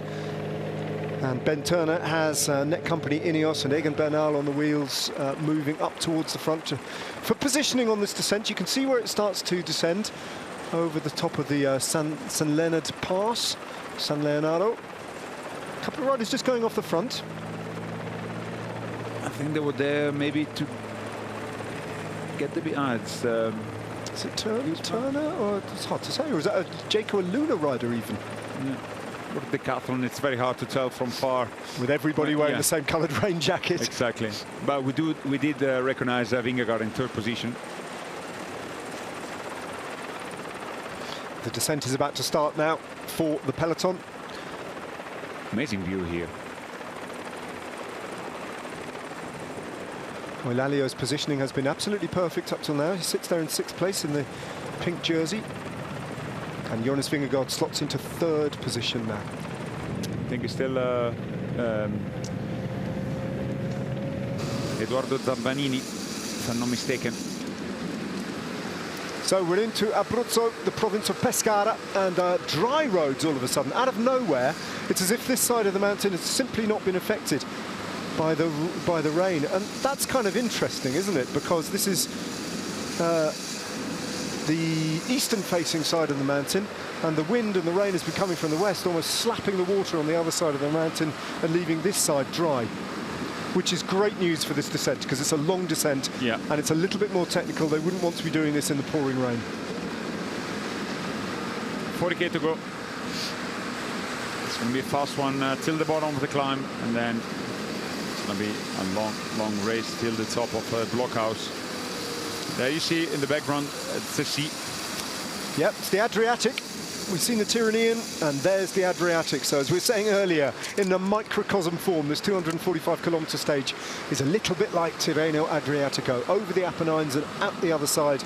Unfortunately for them, they've got to go back up into the Apennines and take on the Blockhouse climb before today's stage finishes. Vote for your most fighting rider, your combative rider. Is it Jonathan Milan, perhaps?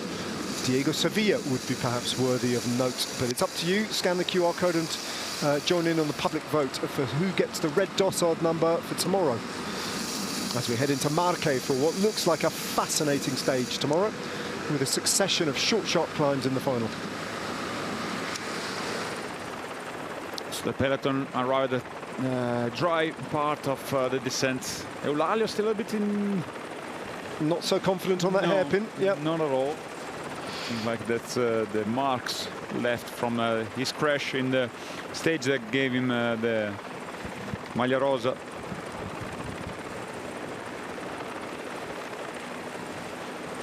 Yeah, a little gap opens up. You can see the Maglia Rosa there on that hairpin as well. He's really struggling to really struggling. That's to do correct lines, and I think there's Jonas Vingegaard ahead of him has now been is going to be helped by a team to close the little gap. Yeah, well, Vingegaard fell victim to Eulalio's hesitation there, and in front of Vingegaard, that gap just needs sewing back up again.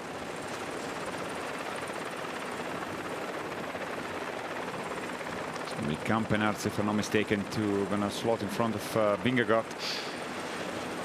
Or the Dane will just do it himself if he feels comfortable doing that without expending too much energy. Eulalio, just watch him here then. He goes into the bend already on the back foot, comes out of it far worse. That was the first one, and then the hairpin, the next hairpin, the same thing happened again.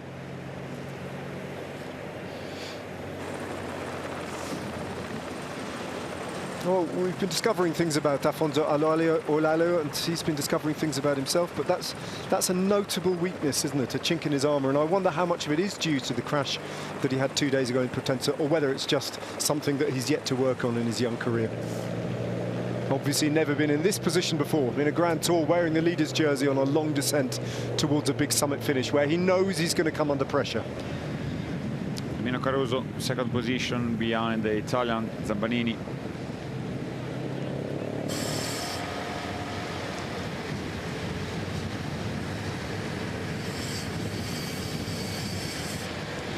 Bastians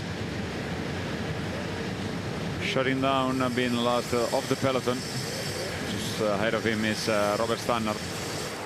Done most of the job today. It's a long line, the peloton's quite stretched out.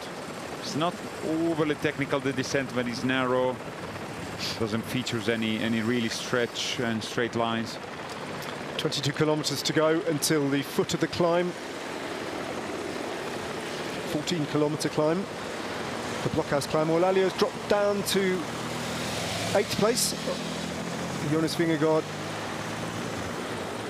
with is it Giulio Ciccone alongside him? Yeah. Yep. Giulio Ciccone's just slotted in. Haven't seen too much of him so far today, but he's got a very good place on this descent. Victor Campenarts behind Giulio Ciccone.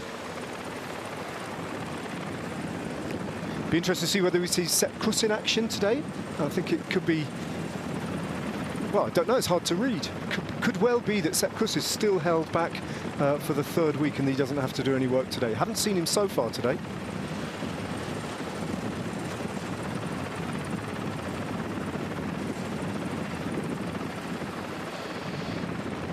Bahrain Victoria is still controlling things on the front though. And knowing that Eulalio is a little bit under pressure, while Bahrain Victorias are on the front, they're not going to ride too hard here to try and put their leader under stress that they can avoid. No, exactly. But it's a long line for the peloton. It is back at the front. The gap has been crystallized a little bit more. I think Zambanini probably slow it down a little bit, the rhythm, knowing that Eulalio, as you pointed out, is suffering a little bit in the corners. And they don't want to put him in danger. You know, it's just extra energy spent for not much reason at this point. And all that means that these 4 riders are allowed to gain a few seconds back on the time gap that had been shrinking all the while. It moves back out to closer to 3 minutes, 2:52 at the moment.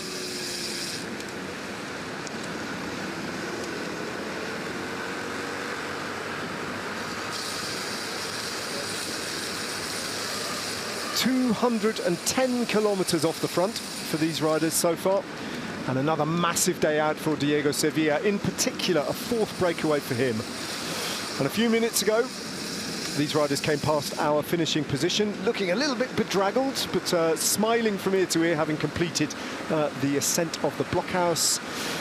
Corporate teams, friends, and a little smattering of stardust as well. Some champions of yesteryear involved in this ride on electrical assisted bikes, e-bikes, taking on the final climb of Blockhaus and finishing in team order.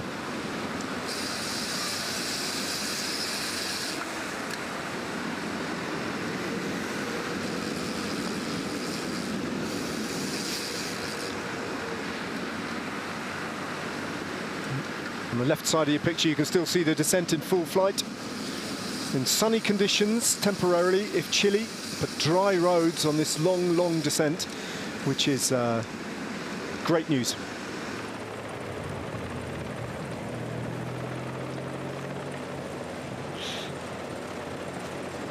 Okay, inside the last 34 kilometers now. Starting to get very serious. Jonas Vingegaard, who's been in a relaxed position, not just today, but throughout the entire Giro d'Italia to this point, is paying much more attention. He's moved up close to the wheels of those riders from Visma Lease Bike who are there to support him. The only team, other than the team of Afonso Oulalio, the race leader, who've shown any intent to control the race, to do the riding on the front, has been Visma Lease Bike, and that augurs well for Jonas Vingegaard's intention to try and ride to a stage victory here. The general classification for sure will take some sort of a shake-up here as we head towards the big finale. These are the average speeds of the race. As we've gone inland, obviously, and started to climb, those average speeds have decreased, but it started off blisteringly quickly today, blown on by a tailwind. Average speeds of, at some points, 46, 47 kilometers an hour. Even when we got into the hills, it was well over 43, 44 kilometers an hour. It's been brought down recently, gone out a little bit on this long descent, but they're going to be finishing on a pretty fast schedule today, whatever happens. As Bahrain victorious, pick it up again. Just a wary little bit of checking over the shoulder of that rider on the front, just to check where the pink jersey is, the Portuguese leader of the race, Afonso Oulalio, who's just slotted into 6th place on the road. He managed nonetheless to end up this descent in a comfortable position. He didn't lose too much ground. Possibly the 2 corners that we saw, he was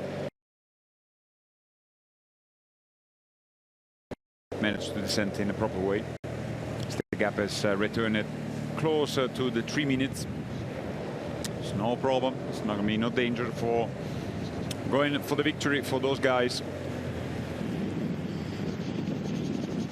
As here at the top, the wind still pretty much strong, and we'll be curious to see, because there were fears of echelon once at the bottom of this descent in the 10 kilometers that will go from the bottom of the descent and the beginning of the climb to Blockhaus. Yeah, that's another interesting little detail, isn't it? Just to observe whether or not the race blows apart even before we get to the Blockhaus climb.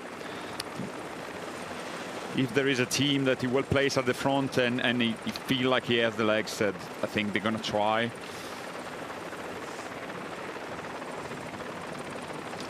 And that was a bit of local knowledge from Jai Hindley, the last winner on the Blockhaus stage, who suggested that it's not impossible, if the wind is in the right direction, that you could do some damage there. And he rides for one of the teams who might want to try and do some of the damage with the powerful riders they've got at their disposal. Nico Dents, Gianni Moscon, and of course Mick van Dijk as well. There are 3 strong riders to try and rip the race apart if they could. We haven't seen much of Red Bull Border Hansgrohe today, though. It's been a story of Bahrain victorious, shepherding the Maglia Rosa to the foot of the Blockhaus climb, and Visma Lease Bike just doing their bit to control the 5 riders in the original breakaway, 4 of whom still remain with an advantage of 2 minutes and 57 seconds.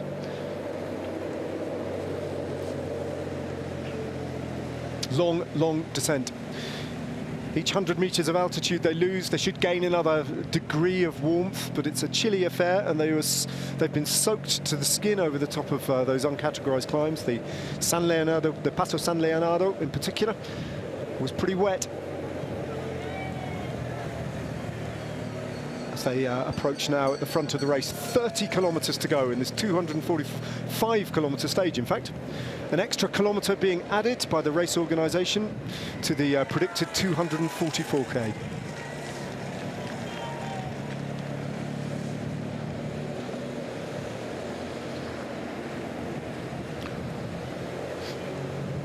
So far so good on this descent though. No alarms and no surprises.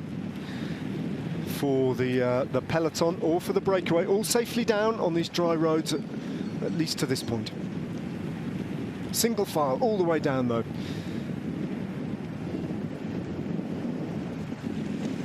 .259 and 29.5k to go.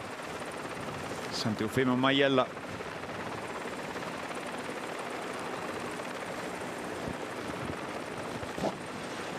These very light roof tiles, really characteristic of Abruzzo, where the tradition is to paint, to whitewash the front of the houses as well, with that very archetypal look to them. Normally sparkling in sunshine, but today a little bit drawn over in grey as the clouds once again have rolled in, blown in by this strong southwesterly wind that has led to gale warnings, storm warnings over the last few days. Hasn't relented. It's been from the same direction for 3 or 4 days now. And the forecast isn't terrific for the next couple of days either. Summer's yet to arrive in Italy. Occasionally now and again we get the wind dies down and we get just a little bit of sunshine that reminds us of what's still to come this year, but it's been a chilly start to the Giro d'Italia and quite a wet one as well.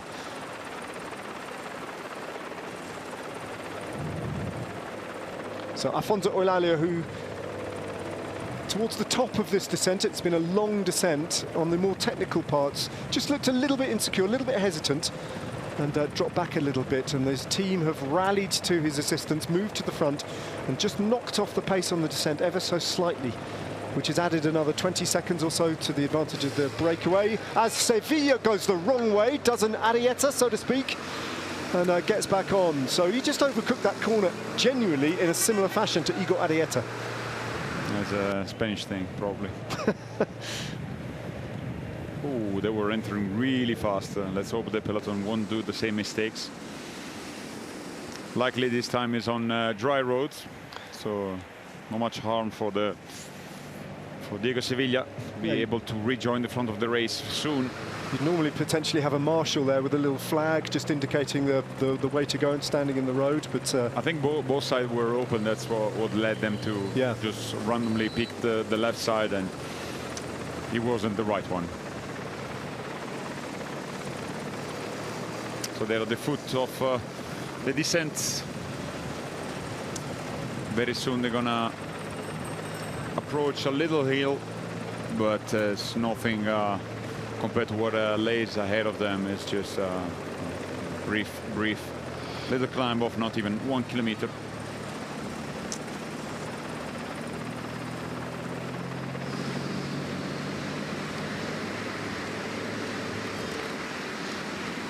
Sevilla still to make his way back to the breakaway. To be seen if they're gonna wait for him or not.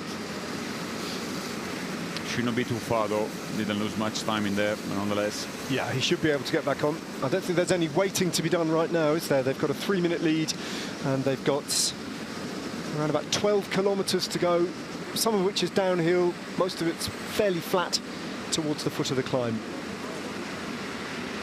They won't be caught before the Red Bull kilometre as we look back, and Diego Sevilla just getting a bit of draft off the neutral service car is about to latch back on and rejoin his breakaway companions at the front of the race with a 3-minute and 8-second advantage over the chase. It's something to work with for these riders. They might be able to survive a few kilometres into the blockhouse climb, but not too deep into the climb, and especially not when they really start to attack.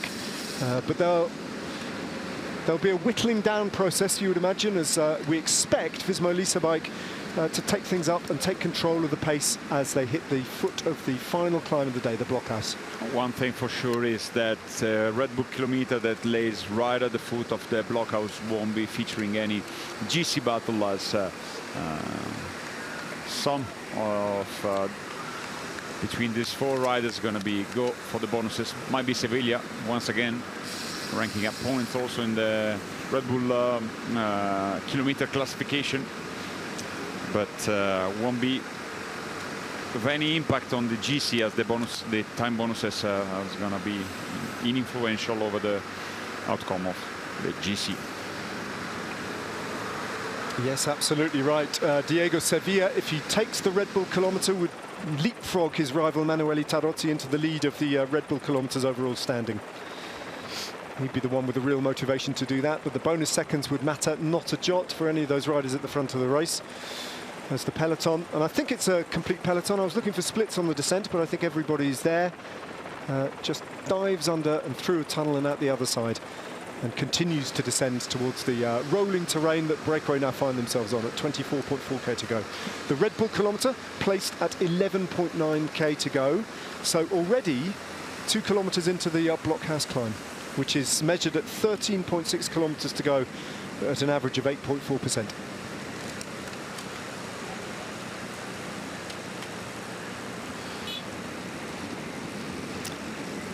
Dutchman, Jardi van der Lee.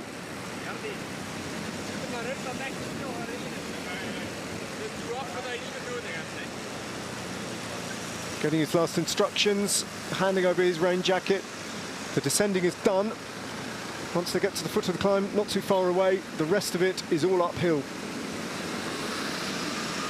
So these riders, one by one, are stripping off for action.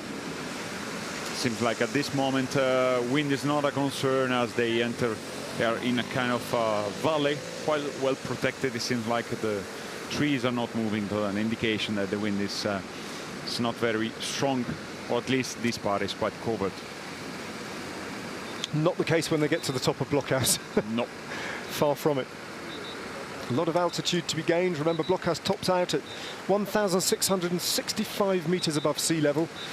That's nothing like an Alp or a Dolomite climb, but it's high enough, and it's high enough for snow still to be frozen at the side of the roads. At this time of year, mid-May, that's what you expect.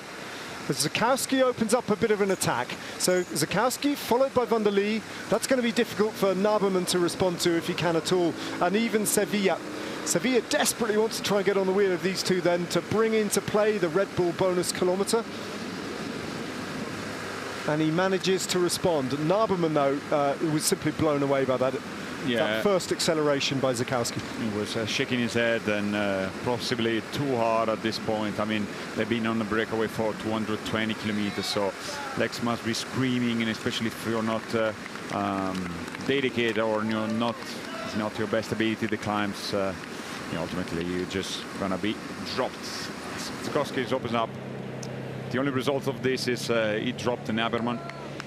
So 3 riders ahead. There's still Team Rex here at the back, still Zammanini. Jonas Vingegaard has stripped off a layer or two and is handing it over to teammates to take back to the team car. And every rider is doing the same thing. So a lot of activity, you can tell, in the peloton, a lot of kit being handed over to domestiques.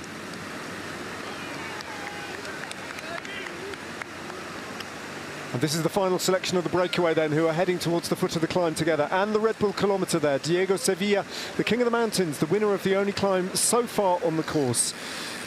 He's got a chance of holding on to that jersey today, but not if Jonas Vingegaard were to win. And this is where we are heading to the Apennines in Abruzzo, and the famous finish of Blockhouse, named after an Austrian fortification built on the top of this very exposed mountain that overlooks the plain that leads to the Adriatic back in 1863. Rugged, wild, dramatic, and the views from here extend 4 kilometers.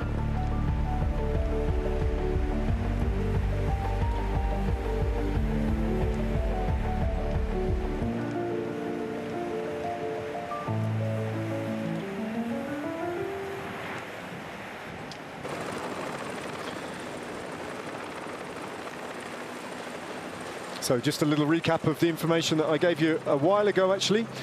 Eddy Merckx, 1967, Vitossi, Fuentes, Argentine Pelizzotti, Quintana, and the most recent victor on the top of Blockhouse 4 years ago in this peloton, the Australian from Red Bull Borderhandsgrow, who knows this climb better than anybody else, and who used to train as an amateur rider at the foot of this mountain, lived here for 6 months. His first experience when he came over from Perth, Western Australia of Europe, was in Abruzzo.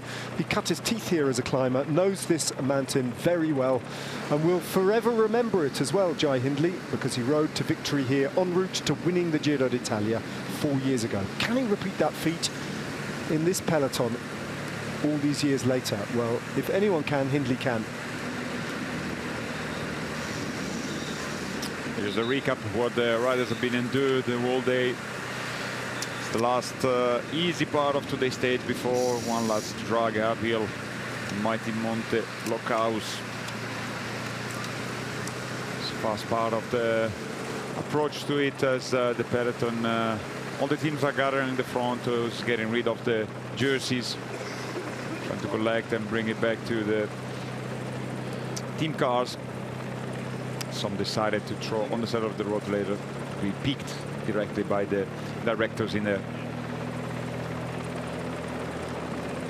Still, Team Rex, along with Zamanini, Eulalio slotted himself into third position, followed by Caruso.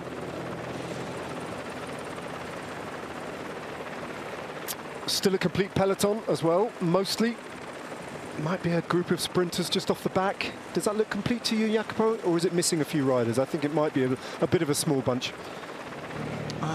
Hard to say, isn't it? Yeah, I thought everybody was in there when we first saw, because we spotted Milan, but that was before the last little kicker that when Team Rex decided really to speed things up.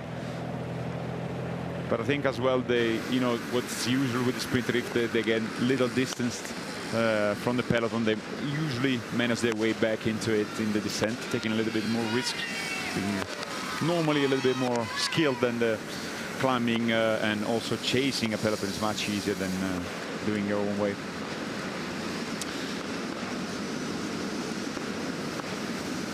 In the replay, did they get a little bit of rain over the race parcours, not much luckily, but enough to get wet, and he was in a wrong possible moment because it happened when they were on one of the highest points of today's stage. Now it's sunny at the bottom of the blockhouse. You know, the top is dry for the moment, but the wind is really strong. It's really picking up. But this, let's not forget, we also see that at the very finish, and it opens up like the parcours itself just exit the forest at roughly 2 kilometers from the top, so it might be well covered while the riders gonna approach the almost the entirety of the climb. Our commentary position now is genuinely on the open waves, isn't it? It's just rocking from side to side, being buffeted by these strong winds. 5.3 kilometers to go until the climb starts, the official start of the climb. Just looking back through the record books, I believe that the fastest time on this approach of Blockhouse has been held, and is still held, by Nairo Quintana for his solo ascent on 2017. 40 minutes and 35 seconds. That's the record ascent, and I'd be surprised if that's broken today, but you never know. If Jonas Vingegaard is in form, he could go faster than that, but the conditions might really hamper that. At times, he's going to be riding into a howling headwind, and that's going to feel like he's riding...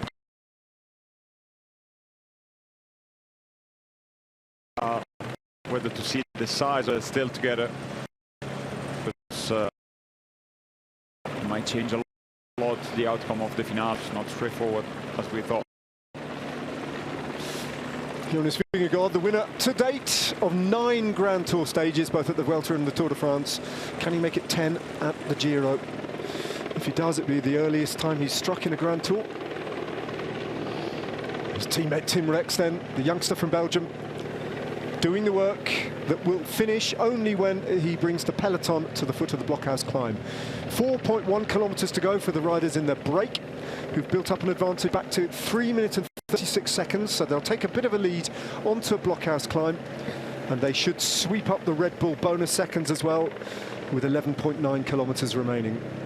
But you can see the jostling for position to get to the foot of the climb is already starting, and it's well, it's been in action for quite some time. Net Company Ineos involved with Bernal and Arendsman, Ben O'Connor's Jaco Alula team trying to get him close, Felix Gall, the pairing of Lidl Trek as well, fighting for position, Giulio Ciccone and Derek G. West, Enric Mas of Movistar, Michael Storer of Tudor Pro Cycling, and how about the Red Bull Border Hansgrohe pair of Giulio Pellizzari, one of the big favourites for today's stage, and Jai Hindley, as well as the very impressive start that Lennart van Eertveld of Lotto Intermarché has had to this year's Giro d'Italia. All those riders in the general classification and more besides, the like of Jan Hirt, Markel Bellocchi, Davide Piganzoli will be on domestique duty, but Josh Kench, Jan Christen even might still play a part in today's shake-up. Jefferson Cepeda is still there in the general classification as well from EF. Yeah. A lot of talent in this field. I would be very curious to see Jan Christen how he will perform today. It's the first step for the young Swiss rider, first Grand Tour for him.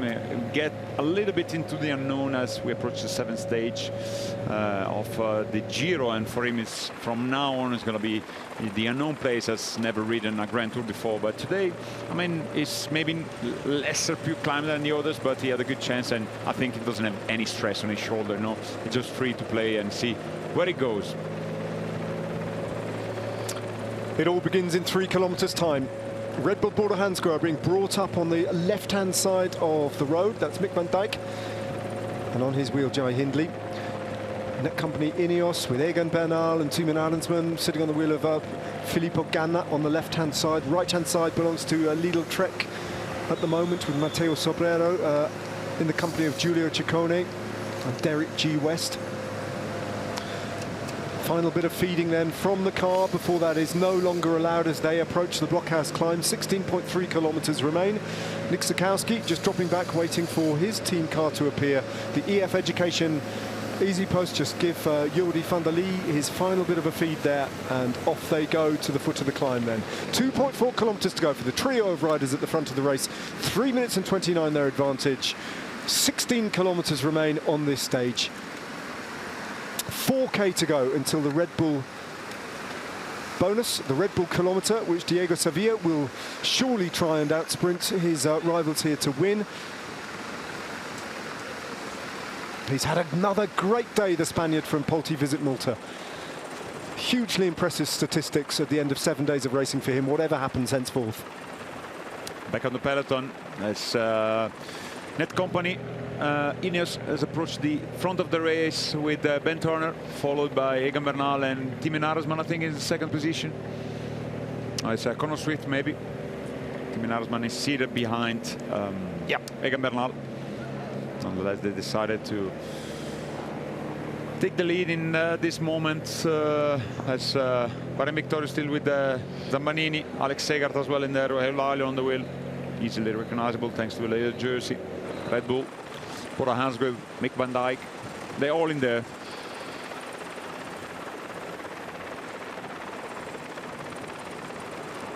Pace going up slowly but surely in the bunch. Road narrowing a little bit to accommodate the arch. It's a quite large road, as won't be any problem, as the approach to the climb is pretty straightforward. It's going to be a demanding task for Sevilla to stay in touch within this breaker with Van der Lee and Zakowski. It's possibly the lesser climber of the three, despite wearing the KOM jersey. But if you want to score some points and win in the Red Bull kilometer, needs to hold on to the wheel of the other two riders. I'm beginning to rethink what I know about Diego Sevilla, though. He does look pretty impressive on the climbs, doesn't he, so far? I mean, as you say, he's not a natural climber, doesn't look like a pure climber, hasn't really got the results or the pedigree to suggest that's it, but he is climbing magnificently well. Otherwise, he wouldn't be here in this final selection on the day of 4,600 meters of climbing. Tim Naberman was the last rider to be dispensed with, leaving just the three out front. There's a tiny slither of sunshine just breaks out in this otherwise cloudy vista, and in the distance the snow-capped peaks of the Abruzzo Mountains. Blockhouse rapidly approaching for the riders at the front of the race. 400 meters to go and they'll be on the climb. The time gap shrinking again down to 3 minutes. And the first attack comes. Yardi van der Lee launching a surprise move right from the very base, even before the official start of the climb. And Diego Sevilla is finding it hard to respond to that. Zakowski, though, with consummate ease, gets onto the wheel of the Dutchman, counter-attacks him, and that forces van der Lee to try and respond. And he's put under pressure, and Nick Zakowski, the Canadian, has emerged instantly as they hit the blockhouse climb as the best of the rest. And Sevilla, van der Lee's head drops, Sevilla's already beaten, Zakowski goes off the front and out of sight and round the corner and onto blockhouse we go. This is the start of the climb. It is a brute of a climb. It is steep the whole way up. The maximum gradient is 14%, but the gradient is an unrelating average of over 8% all the way. I think this attack from both van der Lee and Zakowski is merely for the Red Bull kilometers. They know they cannot stand a chance. The gap is really too narrow, too little over the peloton. 2 minutes 43 at this point. They're going to be caught even before halfway into the climb. And van der Lee didn't really practice. Seems like he's regaining a little bit of time and ground over Zakowski. Two very different pedal styles there. Much higher cadence from van der Lee, who's not given up. He's just keeping that blue jersey in his sights. And in the meantime, it's Filippo Ganna who brings net company Ineos with 1, 2, 3, 4, 5, 6 riders off the front, motoring towards the foot of the climb as the big GC favourites approach the foot of the mighty blockhouse climb. And it's the first big GC encounter that we're going to face in the 109th edition of the Giro d'Italia. And it's an iconic name to play with as well. The 8th time in the history of this race, ever since 1967 and Eddy Merckx, that the blockhouse has played a part in the general classification. The Red Bull kilometre goes the way. Well, it's a kilometre to go from this point, and Yardi van der Lee is off in pursuit of that cash prize on those bonus seconds. Zakowski hasn't looked round yet and may not know that van der Lee is not out of this yet and might be able to winch his way across to the wheel of the Canadian. That's still in place for rejoining the Canadian up front. The gap is reducing. I think van der Lee is going. It's going to be a long kilometre. Van der Lee can use him. Yeah, a little look there from Zakowski. Might have just spotted that pink helmet of van der Lee and just steps on it again.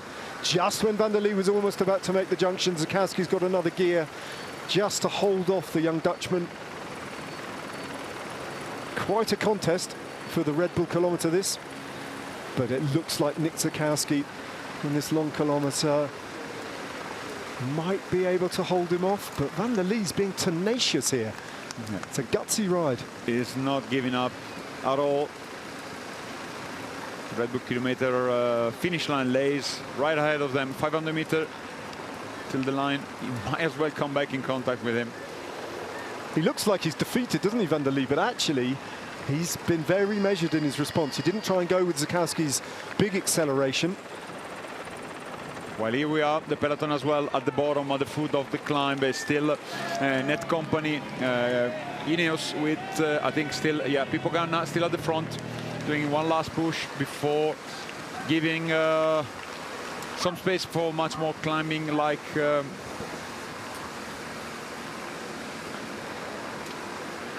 my new Sheffield. I got lost in my notes for a moment. Getting closer to the Red Bull kilometer. Still, this 20-meter gap is not able to shut it down. Agonising, isn't it, for van der Lee? And a huge amount of investment in this, effectively, this cash prize. That's all that's really at stake. Neither of these riders are interested in the bonus seconds. It's the monetary reward for getting to the Red Bull kilometre in first place. Van der Lee is getting there, but they're into the barriered section. Where's that arch? Is that 100 metres to go that sign says? That's not the finish line.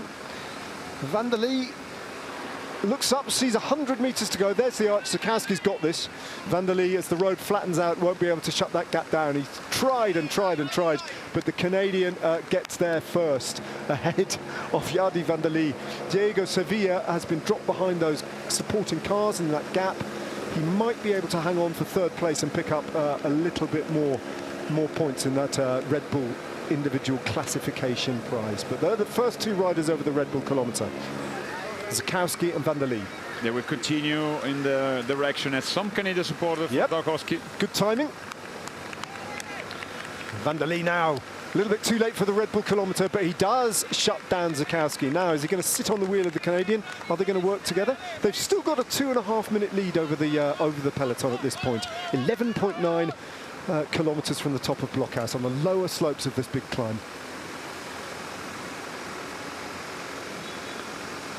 They're coming in fast behind, though. Filippo Ganna, last time we saw from Netcompany Ineos, doing the riding on the front.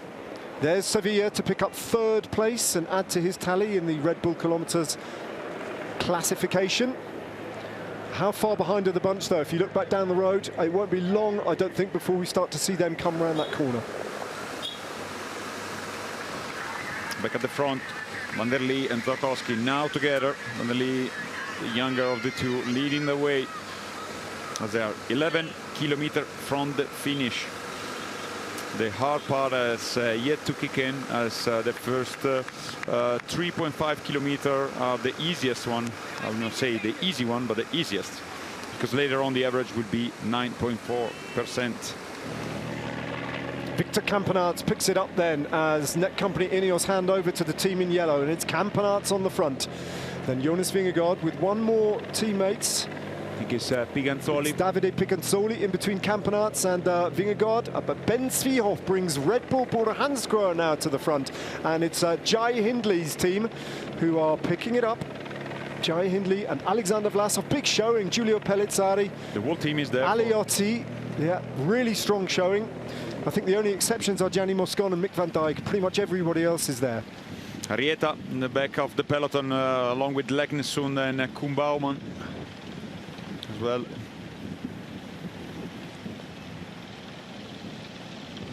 Not Jonathan Narvaez as well in there. Here they're passing under the arch of the Red Bull kilometer. Sepp Kuss appears right behind the Red Bull Bora Hansgrohe team, so they're all well placed over there. Ben Svihov takes them through the Red Bull kilometer, and it's a much reduced peloton. Nelson Oliveira just off the back of it, and you can see riders already dispensed with as soon as the climbing of the Blockhouse mountain began. 10.9 kilometers to go for the front of the race, and they're seeing their advantage chipped away at. It's not tumbling massively fast, holding on to a 2 minutes and 14 seconds advantage. Over the last kilometer, they've lost around about 10 seconds, no more than that. Oh, there's a good ride by them. It's still quite control pace at the back. Soon it's going to ignite as Red Bull Bora Hansgrohe amass themselves at the front with numbers. Yeah, this is a big showing here.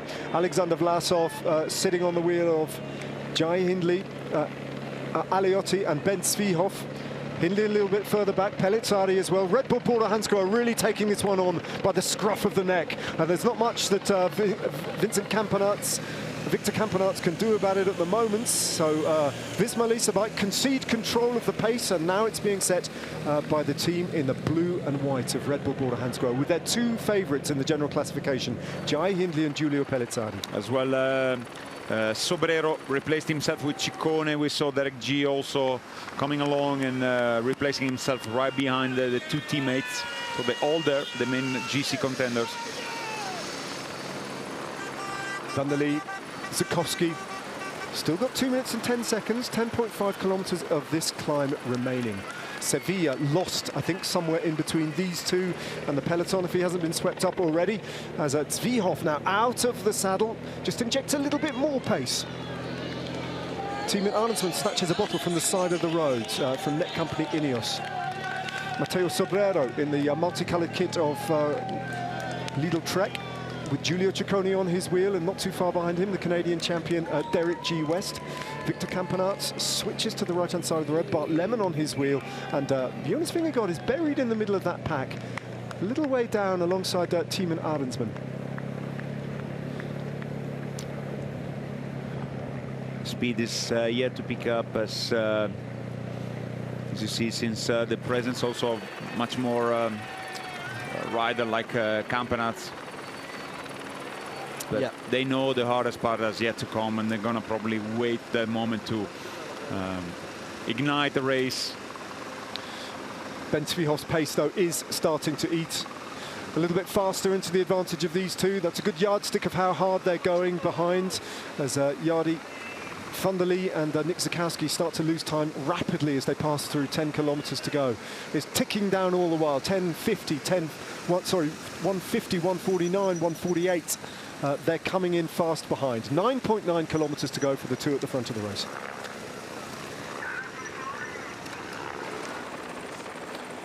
It's a steady gradient to the blockhouse climb.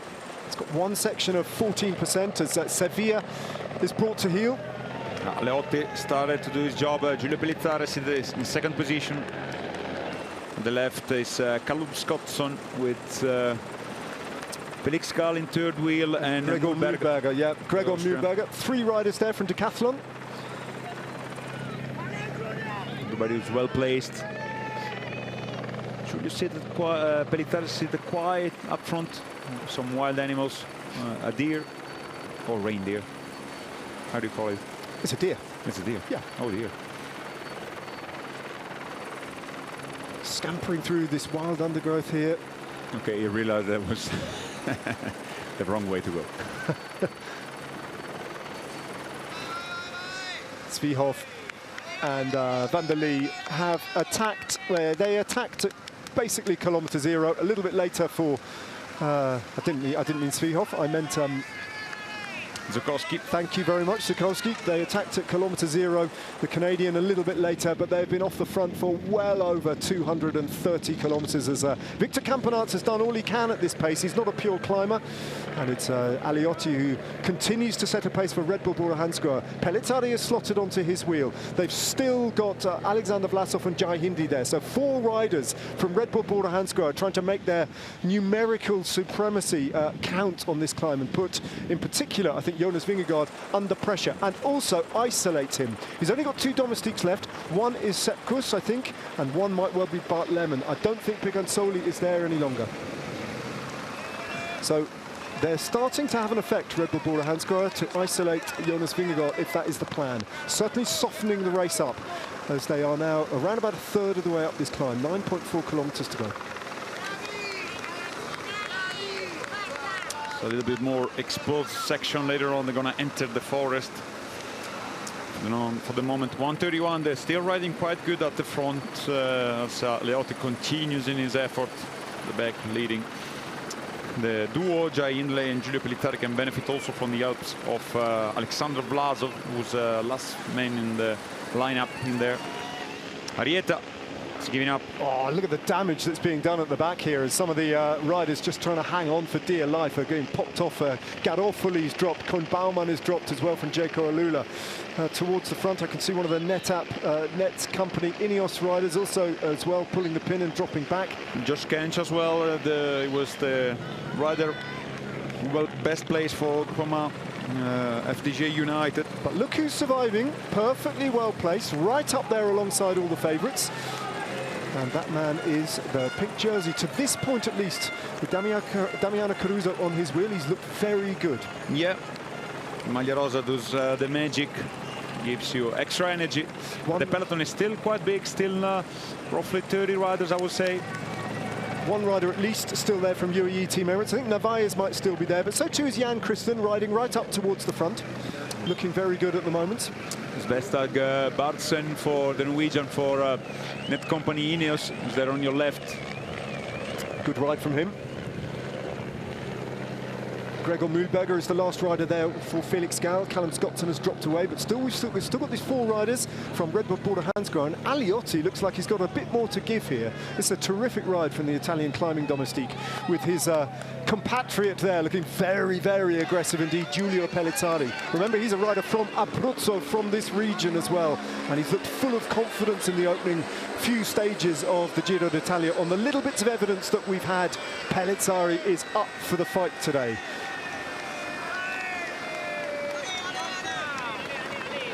Zakowski looking round, with that time gap now coming down to 1 minute and 15 seconds. It's possible that as the hairpins unwind on this steep climb to Blockhouse, he might already see the bunch a little bit further back as the race comes together on the Blockhouse.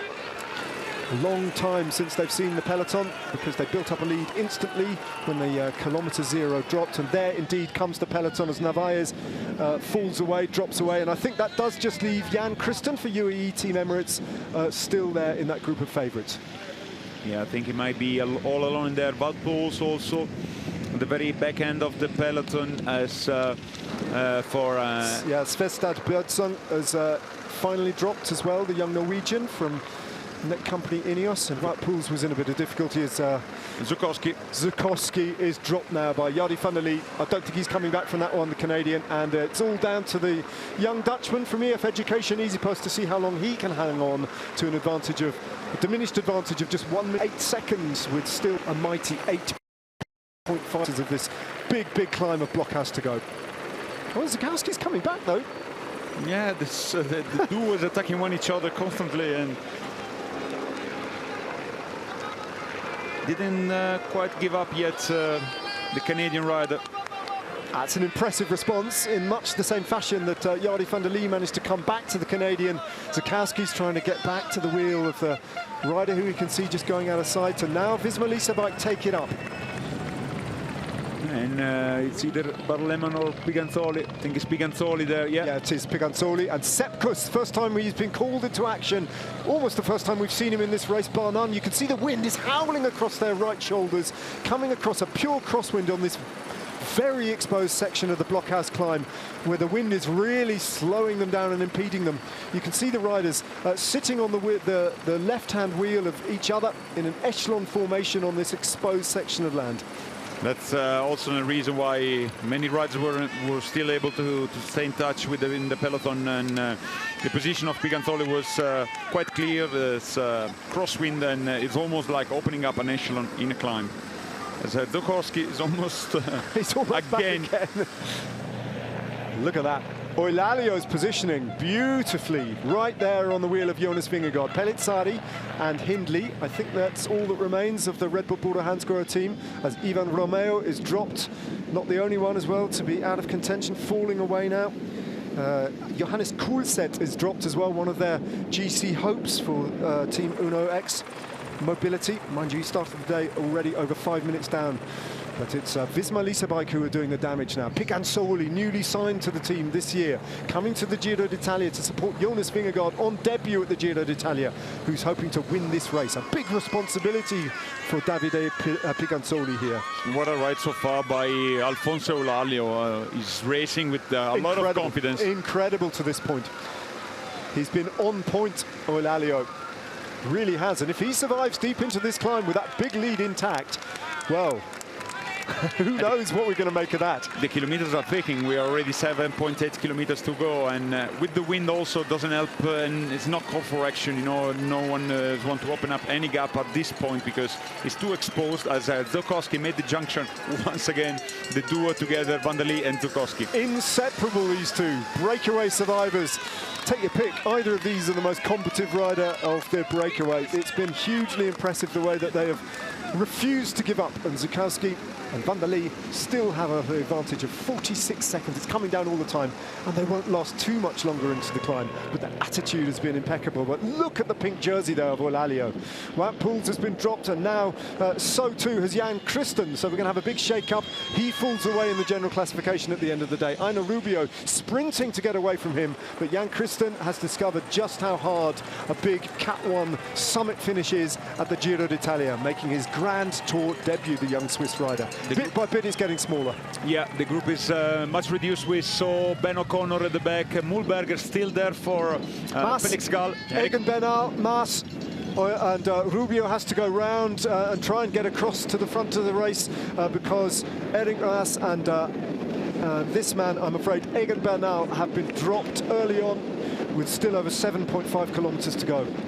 It's still far from the finish, so they're going to lose quite some time compared to the riders up front. There were still 15 riders, I think, the main peloton or the first part of the race. Actually, Rubio has got round to give Enric Mas a wheel here, and he's looking around to make sure that he can be of assistance to the Spanish rider, as it's a really steep section here, and Piganzoli's doing an immense ride here, the young Italian. Aresman is still there, right behind Felix Gall. looks very comfortable on the wheel. Damiano Caruso still there. Ciccone. Pink jersey slipped a little bit. He's a few positions further back now, maybe just alongside Felix Gall and dropping through that group a little bit. Eulalia for the first time. Jai Hindley, though, looking good. Pellizzari on his wheel. Pigansoli doing the work on the front. Sepp Kuss looking, as Sepp Kuss always does, very confident. As a double flick of the elbows from Pigansoli suggests that he needs to get out of the saddle. Jonas Vingegaard still with two teammates setting the pace, and you can see the damage that's being done behind. There's still Michael Storer also for Tudor Pro Cycling. I think Lopez as well. Jan Eert. Lopez is from XDS Astana. Lennart van Etveld in the third last position, and a duo from EF Education Easy Post. We don't know which rider they are. Also, Derek G is not right at the front. Is towards the end of this group. Gregor Mühlberger still there alongside Felix Gall. Eulalia slipped now to the rear wheel of those two riders from Decathlon. And here is the Movistar general classification taking a bit of a hammer blow here. After such a positive start to the race, Aino Rubio is joined by Juan Pedro Lopez. And Javier Romo. There is Wout Poels along with Bernal and Jan Christen. But as you see, there's a lot of wind. As Ben O'Connor replacing himself. I think Matisse Rondelli might be as well there. There are two riders for Tudor. One was Michael Storer. The other one might be as well the Frenchman. As soon as the riders get dropped to the back of that group and it's all single file, those gaps with the crosswind can open up very quickly, can't they? That's where you can't afford to be. Safest place to be is actually in that clump of riders around the Decathlon pairing of Gregor Mühlberger and Felix Gall. If you can hold your position there. Lennart van Etveld and Jefferson Cepeda about to be in distance. We were questioning if he was poised by the first performances, but today is not the day for the young Belgian rider. No, Lennart van Etveld dropped. As you say, Jefferson Cepeda. Worrying signs as well for Harold Martin Lopez of XDS Astana and Jan Hirt ahead of them as the group of GC favourites goes round this hairpin bend. Eulalia out of the saddle and moving up on the right just to try and get back up to the front. The Portuguese rider went very deep there. Derek G has been distanced as well as so was another EF Education East Post rider where to be seen which number. But Pigansoli, what a job is he doing? Fantastic ride from the Domestique there, newly signed from Visma Lisa Bike. Chris Harper is still there, and Derek G, you see like his figure appearing. He has a gap. The Maglia Rosa, though, that's extraordinary. He was in a dangerous position towards the back of that group. Around that hairpin, he accelerated, came round the Decathlon pairing, and now he's sitting on the wheel of Pellizzari. Eulalio's defence of this Maglia Rosa has been absolutely brilliant to this point, as the breakaway is finally caught, and Pigansoli brings the race together. 6.5 long kilometres, windswept kilometres of this mighty blockhouse climb still to go. Group is about 12 riders and no more breakaway, so as expected, Damiano Caruso also getting dropped along with Derek G. They might have a chance here to come back. Yeah, Caruso on the wheel of Derek G. West, the Canadian. Yeah, you're right. There's one other rider there from EF Education Easy Post. Has been distanced now. That's Jari van der Lee, who was in the original breakaway. Pigansoli looks like he's done. Sepp Kuss picks it up, though. And so an immense ride. Gregor Mühlberger just trying to get Pigansoli out of the way and just pushing the young Italian who's got every right to hold on for as long as he can there. Don't know what Gregor Mühlberger's problem was, but Sepp Kuss now with Jonas Vingegaard on his wheel takes over. One rider left for Jonas Vingegaard, and it's the best mountain domestique in the entire team. A Grand Tour winner in his own right. Sepp Kuss, the first time he's been really put to use in this Giro d'Italia. He's got a job to do on stage 7. Also, Chris Harper looks a little bit in dangerous position, left a little bit of a gap. Derek G didn't quite crack, still there, but he's not able yet to close the gap. But it's really windy, and I think if you manage yourself to be on the wheel, and you can save a lot of energy. I think the attacks from the main contenders won't be coming till we hit a much less exposed section of this climb. 13 riders left by my reckoning in the group of favourites. That Sepp Kuss is leading now into this strong wind. Jai Hindley still there. Pellizzari's still there, so Red Bull Border Hansgrohe with their two favourites still where it needs to be. Eulalia battling hard to hold the wheel of Pellizzari. Gregor Mühlberger and Felix Gall seated with that characteristic high cadence climbing style of his. Tiemann Arendsman, the Dutch climber from net company Ineos, and Ben O'Connor's doing a good ride. First time I've really noticed him. Mühlberger pulls out of the line and drops away. Pigansoli has also fallen away. That makes it about 11, no more than 10 or 11 riders left in contention. Michael Storer might be under pressure as well. Look at the wind. It's blowing very, very hard. It's going to make a huge impact of the today race outcome. Tiemann Arendsman still there. Ben O'Connor win agreements, and it's first time Eulalio's slaughtered the back. I think it's going to be he's looking around. Eulalia, let's go. He's cracked there. 5.6 kilometers to go, and let's see how he defends that huge advantage he's got over the GC riders of over 6.25 minutes. Can he hang on now? He's going to be all on his own in part on this mountainside. He's watching the GC race go out and up the road ahead of him. He's just got to dig in, look to see whether he can work with any other riders as Jonas Vingegaard attacks off the pace. No sooner had Eulalia been dropped than Vingegaard launches. Pellizzari goes with him. Felix Gall and Jai Hindley on the wheel. It's the first real attack from the GC contenders. The moment they entered the forest, they decided to give in an attack, and Giulio Pellizzari very responsive. Immediately on under pressure. Pellizzari's under pressure. That Gall sees a bike length or two open up to Pellizzari, and Pellizzari, he too is losing contact with Vingegaard now. One bike length, Pellizzari under real pressure.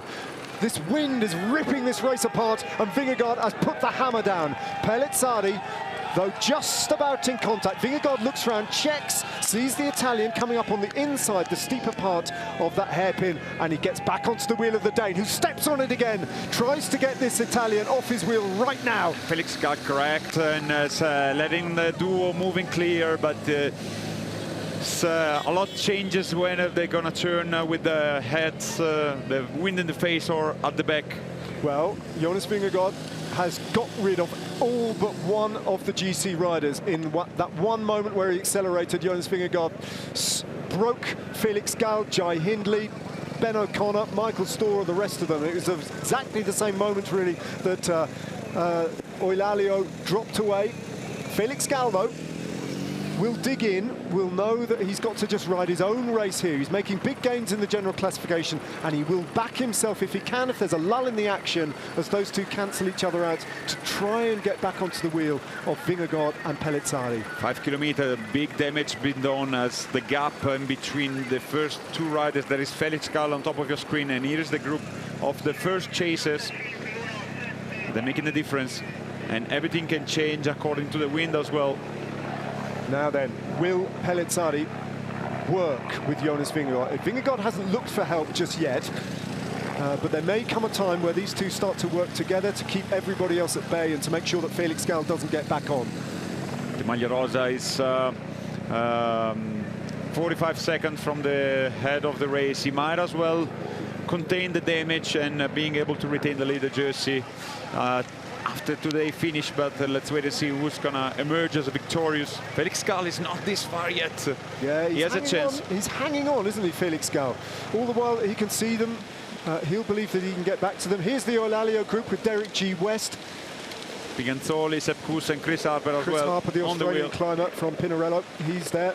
So Eulalia's got some riders with him, and in these windy conditions, that's absolutely vital as Jonas Vingegaard applies a bit more pressure on that hairpin bend, that steep section, and Pellizzari responds. The Italian's doing a very, very resilient ride to this point.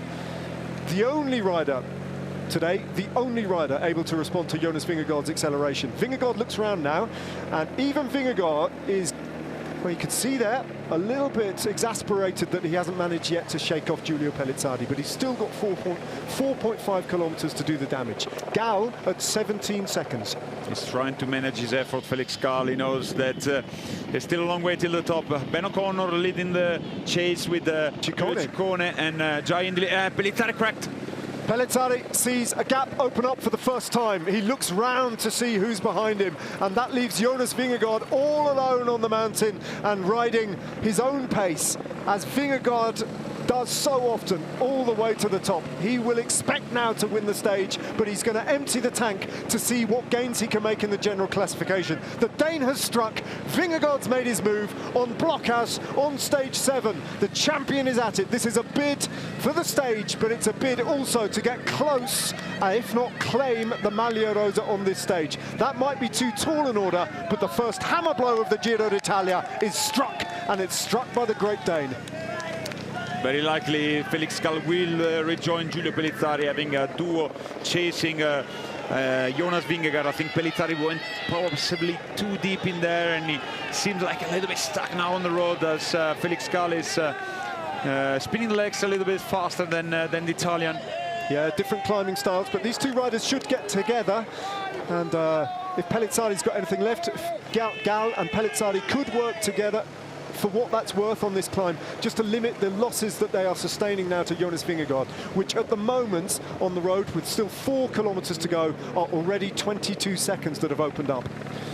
Also show of pain in his face is the digging deep, the Danish rider. Full focus on what lays ahead of him. 4 kilometers. He's gonna exit this little wood on about 2 kilometers from the finish line, where really a lot of wind. It's not gonna be any more covers from the trees or any some sort. In the meantime, Afonso Olalio is only at 1 minute and 13 seconds to Jonas Vingegaard, so he should be secure of holding on to that jersey, albeit with a reduced lead, as Felix Gall counters and goes past Pellizzari. Pellizzari's really suffering now. He's gone far too deep trying to hold the wheel of Jonas Vingegaard. Yeah, it's really lost all the momentum he was having, and Felix Gall saw a crack in the speed of the Italian and decided to drop him immediately. Mathis Rondel, a brilliant bit of climbing from the young Frenchman there from Tudor Pro Cycling. What on earth is he doing with his big GC favourites? That is a real surprise. Giulio Ciccone was had to let go Ben O'Connor and Jai Hindley, seated a little bit further ahead. There they are. Yeah, the Aussie pairing of Jai Hindley and Ben O'Connor. That'll be, if you like, the fourth group on the road. Ahead of them is Pellizzari, and ahead of him, and just going around the corner, is Felix Gall. In the meantime, though, Jonas Vingegaard has got 28 seconds over Felix Gall and 57 seconds over that chase group. And Olalio lets go of the group that he was in, and now he's on the road all on his own again, and it's just a time trial for him to try and limit those losses. They're at a moment of 1:25. He's still got a little bit less than 5 minutes of his lead over Jonas Vingegaard to defend. And it's going to be a very demanding task for the young Portuguese rider, but in the meantime, this man, the Danish main favorite of this Giro d'Italia, put the hammer down and distanced all the other opponents, marked at 25 seconds from Felix Gall. A lot of wind, as you can see, 80 degrees temperature, but gusts at 30 kilometers per hour. That is the top of the blockhouse where you see the antennas. Well, let's just keep your eye. I don't know how accurate it is, but the time gap between Felix Gall and Jonas Vingegaard appears to be coming down. We haven't got a camera on Felix Gall at the moment, so we can't verify that. But it says that Felix Gall is at 16 seconds. Here's the Austrian with his distinctive way of... unmistakable, isn't it, Jacopo? Unmistakable. Can he see Jonas Vingegaard ahead of him on the road? It's not far. It's just after those motorbikes in front of him. Felix Gall. He's making his way up, and there is Vingegaard. Vingegaard just going around the corner there, so that does seem to be around about accurate, around about 18 seconds. And Vingegaard, has he gone too early? Gall, though, is so mature in his response these days. He knew that when Vingegaard accelerated for the first time, he couldn't go with it, and he didn't really try, whereas Pellizzari did, and he paid for that a little bit. That's where we are in the climb, not far off the finish. 19 seconds still, and 52 seconds for Pellizzari at this point. I think very soon he's going to be rejoined by Ben O'Connor and Jai Hindley.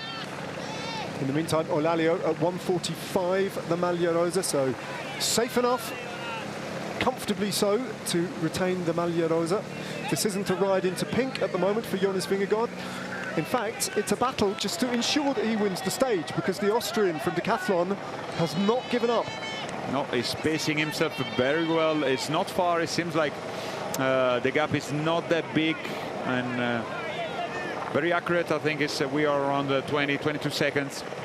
And the wind can play a big role because you find yourself like fighting against the elements, and the speed might decrease dramatically over the next kilometers due to the wind. As Ben O'Connor and Jai Hindley, they see Giulio Pellizzari right ahead of them, and I think pretty soon there's going to be a merge of these two, the two Australians.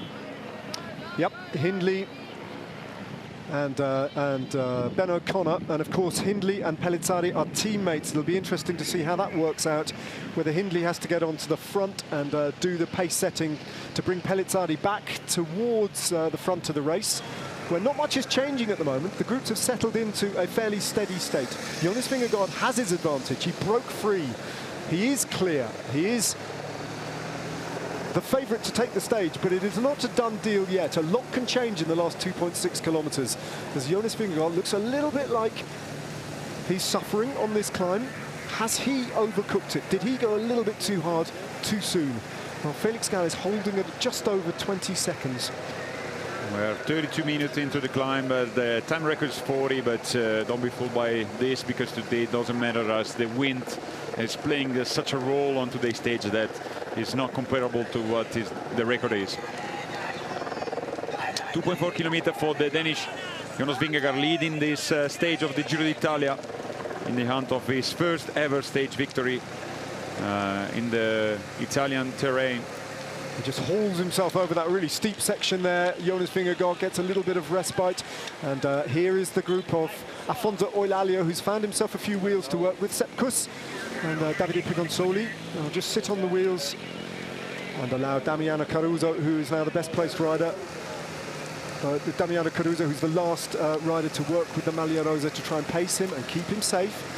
Protect that race lead. 2 minutes and 6 seconds, 2 minutes and 7 seconds. He's still got over 4 minutes to play with the Maglia Rosa. And Felix Gall is making no further impact at the moment on the front of the race, where Jonas Vingegaard is approaching 2 kilometers from what is seemingly an inevitable victory and his first ever stage win on Italian soil at the Giro d'Italia.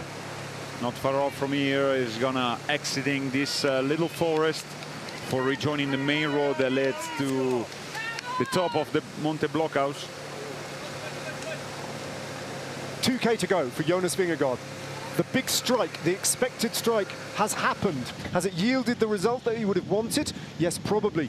Will he be satisfied that he has already made a damaging psychological blow to all who matter in this race? Well, maybe not, because this has been the performance in many ways of the Blockhouse climb. You expect wonders from Jonas Vingegaard, but Felix Gall has proven that he's going to be a thorn in the side of Jonas Vingegaard and Visma Leasebike. On this kind of form, this is quite a statement from Felix Gall. And you can see Vingegaard right ahead of him, so it might be poised by seeing that he hasn't lost much, and he still stands a chance to rejoin the Danish rider in the finale. Jai Hindley wanting some support from Ben O'Connor, but Ben O'Connor is benefiting from the fact that Hindley is doing the riding to support Giulio Pellizzari here to limit his losses, and he's doing a good ride as well, Hindley. But this group is at 1 minute now to the front of the race, to Jonas Vingegaard now, who's 1.7k from the finish line. The only rider who was still a chance to take this victory away from Vingegaard is Felix Gall, which is not far. He can see the Danish ahead of him, and he has this psychological help of seeing Vingegaard in front of him, so he can also pace himself based on what he sees in front of him. Every time this road straightens out just a little bit, Felix Gall will catch a glimpse of that yellow jersey and the red helmet. And he takes another second on the road, and Felix Gall is just allowing, I would imagine, just a scintilla of doubt to creep in the mind of Jonas Vingegaard as to whether or not this stage victory is secure. Because these 1.4 kilometers, when he leaves the woods and out onto the exposed road where the wind is absolutely whipping over the headland, well, it's not done yet, as Felix Gall looks up and he's getting a little bit closer with every pedal stroke to that yellow jersey of Jonas Vingegaard. Out of the woods, that could still change. Vingegaard, a much slighter figure than Felix Gall, who, for all the world, doesn't look like a climber. He's tall, he's rangy, he's muscular. And will he be a little bit more suited to the exposed wind that both of these riders are about to face as they duel for the stage win at the top of Blockhouse? Soon you're gonna see the arch of a kilometer to the finish. Still looks in control, Jonas Vingegaard. Doing enough at the moment to hold Felix Gall at bay, but only that at the moment. He's done enormous damage to a lot of the other riders, though. The Pellizzari group is over a minute down and still losing time. Vingegaard looks round and checks just to see if whether he can locate Felix Gall and whether or not the Austrians got a little bit closer to him. That's the moment they're gonna exit the small roads and the woods, and it's gonna be, the wind is gonna be blowing very hard in the side and the face of the riders. Felix Gall seems like he's lost a little bit more now. It's over. They're not far from the finish. 1 kilometer. Still a couple of minutes for Jonas Vingegaard to reach the top in here. Vingegaard is flying up this climb. No matter the record of 40 minutes and 13 seconds could yet be under threat, and that's despite the conditions that the race has faced. This blustery, howling storm conditions that they have faced on the blockhouse climb. As he gets out of the saddle, intent on sealing the final victory here, hammering the nail into this stage and making sure that it's his. Felix Gall with that highly contrasting, high cadence, seated climbing style, off in pursuit of Jonas Vingegaard. He'll hope when he rounds this corner that that yellow jersey has come a little bit closer to him, but Vingegaard is still just out of contact, out of reach for Felix Gall, and riding towards what feels like an inevitable victory. Those hardy souls who've made it up to the top of this enormous climb in Abruzzo, rewarded by a little bit of sunshine towards the top of this climb, and to see this champion rider who's come to the Giro d'Italia for the first time in his career take the applause in these exposed and dramatic settings here of the blockhouse climb. Jonas Vingegaard has done it. Visma Leasabike took this race by the scruff of the neck. It won't be enough to take the Maglia Rosa today, but it will be enough for Jonas Vingegaard to know that the legs are good, the heart is beating, this race is on. Jonas Vingegaard rounds the corners and heads towards the last couple of 100 meters of this epic climb. Blockhouse belongs to Denmark on this occasion. Vingegaard looks round, checks for the final time that he has held Felix Gall at bay, and he can coast home because he has won at the Giro d'Italia on debut, on stage 7. The first victory he will be hoping of many as Gall comes into the picture. His margin of victory won't be big, but Vingegaard tastes victory at the Giro, kisses the handlebars, punches the air 3 times. The win is his, but the moral victory, you might say, belongs to this man, because Felix Gall has produced a brilliantly tenacious second place, and Vingegaard knows he's in a race. Here's the third group on the road, Jacopo. Yeah, Jai Hindley and Giulio Pellizzari leading the way with Ben O'Connor on the wheel. It was a remarkable ride by Vingegaard. He didn't make quite the difference he was hoping for, because at the end Felix Gall was just 40 seconds down on him, but nonetheless he take this home for the entering the club of winning in all the 3 Grand Tours. But this man has a lot to take in, to take out from the performance. Felix Gall was a fine performance, as Jai Hindley dropping everybody in the pursuit of the 3rd places and possible some bonuses. What a ride by the Australian rider. Well, yeah, time bonuses available, of course, at the finish line. 4 seconds are going to go the way of Jai Hindley. And there's a timed gap as well to his teammate, Giulio Pellizzari and Ben O'Connor. Little bit of anger there from Jai Hindley, I think, who is a blockhouse winner 4 years ago, reminding everybody that he is not done in this Giro d'Italia. Mathis Rondel. Mathis Rondel. Wow. An astonishing ride from a rider you would not consider to be a pure climber, but this is a pure climber's finish, and he has beaten Michael Storer, his teammate, to the top of Blockhouse. An amazing ride from one of the discoveries of 2026. Derek Jim find his way to rejoin Giulio Ciccone, Timo Arsman and Michael Storer. Ciccone over the line, Derek G. West, Timo Arsman and Michael Storer. They were all in a matter of 1 minute 30. That's usual home call. The customary home call. Checking in on the family, just to let you know that Dad's done his job and he's done for the day. Eulalio, in the meantime, is here. It's gonna come at the finish line with about 3 minute 30, I guess. So it's gonna retain the leader jersey. Jan Hirt with Chris Harper. What a good ride by another Australian. Damiano Caruso shepherding his young teammate safely to the line. with a lead in the general classification that, as you say, will be pretty healthy still. He started the day with 6 minutes and 22 seconds over Jonas Vingegaard. Vingegaard took a 10-second time bonus, which reduced his disadvantage to 6 minutes and 12 seconds.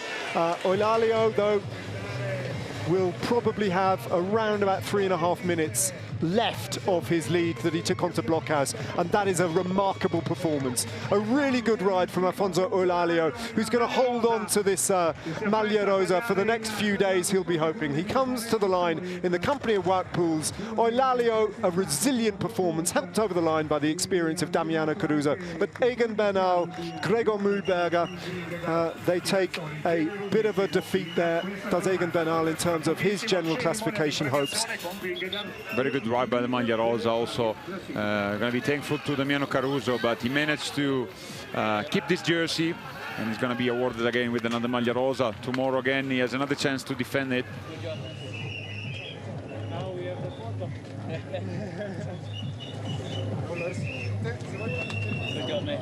Well, there we go. Piganzoli here coming to celebrate his leader. He did an amazing job, the young Italian. David de la Cruz. Yeah, and followed by possibly one of the biggest disappointment of the day. He was looking forward to.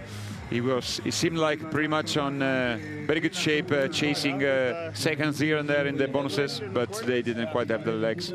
It's this man. He did an impact, but maybe not the impact he was hoping for, especially on Felix Gall.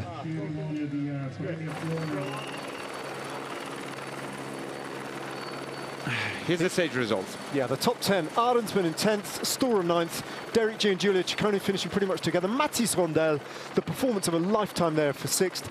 Ben O'Connor in 5th, he'll be pleased with that. Giulio Pellizzari and Jai Hindley in the same group. Hindley out sprinting his teammate to take the remaining bonus seconds. Felix Gall, 13 timed seconds down in the end on Jonas Vingegaard, who didn't really let up to the line. That's not much of a margin. I think Vingegaard would have been expecting possibly a little bit more.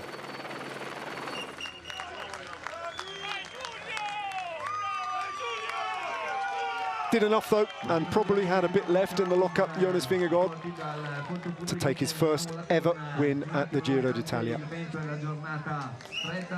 He'll be hoping there's plenty more to come.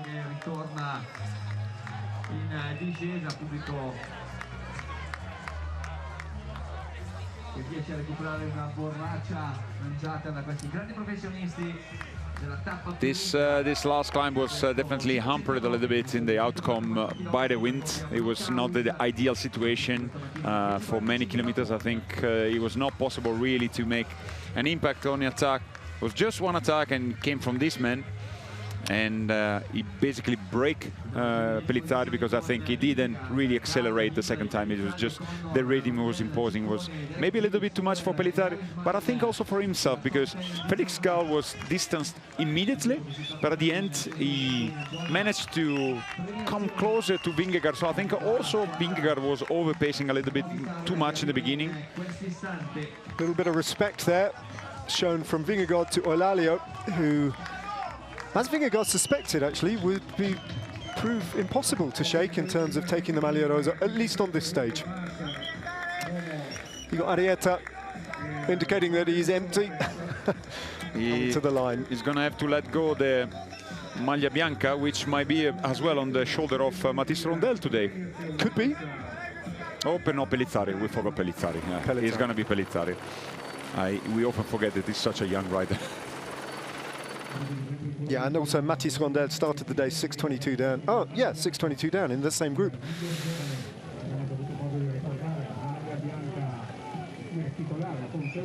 Was Mathys Rondel a name that you'd really considered for the Blockhouse climb? No, but he's a young prospect, and last year, also this year results, I think he knows that he can be up there with the best riders. And the team also invested a lot in him, like I think he's recently resigned a long contract with the Tudor. And today, I mean, it's the first Grand Tour ever, and he was very strong during the Tour of the Alps as well. So I think he's coming here with a lot of confidence, and today he can take away a lot of good output, a lot of good confidence. but this man done it right, and he enters this very selected group of riders who have won at least one stage in all the 3 Grand Tours. Yep, he's completed that, but he's got his sights set on a much bigger prize, and that's to complete the set of Grand Tour GC victories. And this image, just to give you like, what does it mean to be a GC leader, having just succeeded in winning a stage and having your eyes on what comes next, and what comes next, and it's not tomorrow, it's not the day after tomorrow, but it's going to be next Tuesday. It's going to be a time trial. So you take this chance to spinning a little bit the legs on a time trial bike, not something you really want to do. Jonas Vingegaard moves up to 2nd place in the general classification behind Eulalia. The gap is now 3 minutes and 17 seconds. Gal moves on to a podium place. Jai Hindley is now in 4th, and he is 3 seconds ahead of his teammate Giulio Pellizzari in 5th. Ben O'Connor moves up to 6th. Mathis Rondel appears in the top 10 at 7th place, inside 5 minutes from the race lead. Giulio Ciccone, the best of the Lidl Trek riders, still at 4:57. That's the top of the Monte Blockhouse. Still a lot of snow, as you can see. That's where I thought the race finished. I was all intent on leaving our hotel and walking up there, 7 kilometers this morning, Jacopo. Having a look at it now, I'm quite glad I didn't.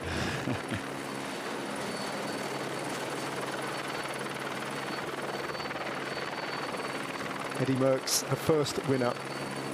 Jonas Vingegaard, the most recent winner on Blockhouse.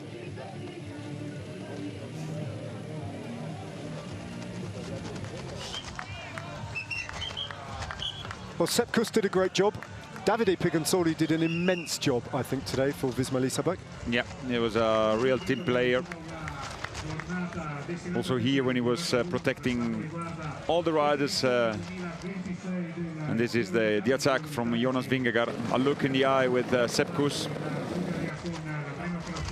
And I think here's the moment where Giulio Pellizzari probably overdid and put himself. Yeah, a little bit. It looked good, but then you see also it took him like a little while, you know, for closing down this gap. And here's the moment when he cracked as well. Probably with the better, if you would have stayed immediately with Felix Gall, it would have been a, different outcome of today's stage of Giulio Pellizzari, but nonetheless, great ride by the Italian. Jacopo, my thoughts go back a little bit to the 2024 Giro d'Italia and stage 2 when Ben O'Connor tried to react to Tadej Pogacar's acceleration, and then everybody learned for the rest of the race that you don't do that. Yeah. And I wonder whether the next time we get to a summit finish, we'll see something slightly different when Vingegaard attacks. At the same time, also, I honestly think that Jonas overdid himself in this type of climb. It seemed like he was, he opened up a gap and then he was climbing at the same speed as Felix Gall and the rest, in a way. Still, we are really at the beginning of the race, and the Giro d'Italia will be decided in the mountains, not here. But this is the first show of how strong is Jonas. But you see, what he was hoping possibly was not having anybody in the background. But you see the figure of Felix Gall at the back. 13 seconds was the gap over the line. Of course, exaggerated by the extra 4 seconds that Jonas Vingegaard accrued over Felix Gall in time bonuses. So 17 seconds the gap between the two big favourites now, you have to say, for victory, because Felix Gall has moved himself onto the shoulders of Vingegaard and clear at the moment of everybody else.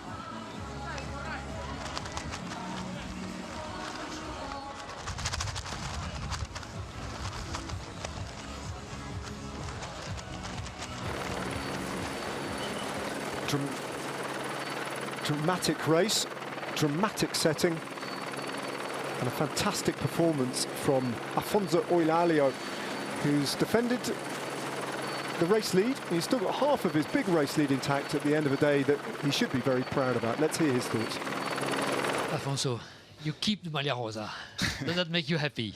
Yeah, for sure is one of the objectives for today, but yeah, I try to suffer much as possible, much I can. Yeah, in the final I explode if I don't have Damiano behind me. I think I will lose 1 or 2 more minutes. How are you feeling until 6 kilometers to the top? No, in the limit, no.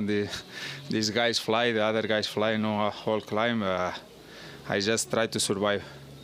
3 minutes. Is that a lot? I lose 3 minutes. This morning I don't know who asked me, but I tell 2-3 minutes, and if I lose 3 minutes, is in my head these 3 minutes. Thank you. Okay.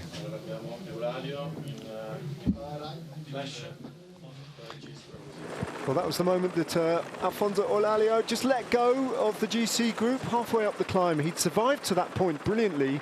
He made one or two big efforts, didn't he? When he felt he was slipping, one in particular, he actually got out of the saddle and had to move sort of 4 or 5 places up to reposition himself. And those are the kind of efforts that you really pay for, I guess. When you crack, you crack.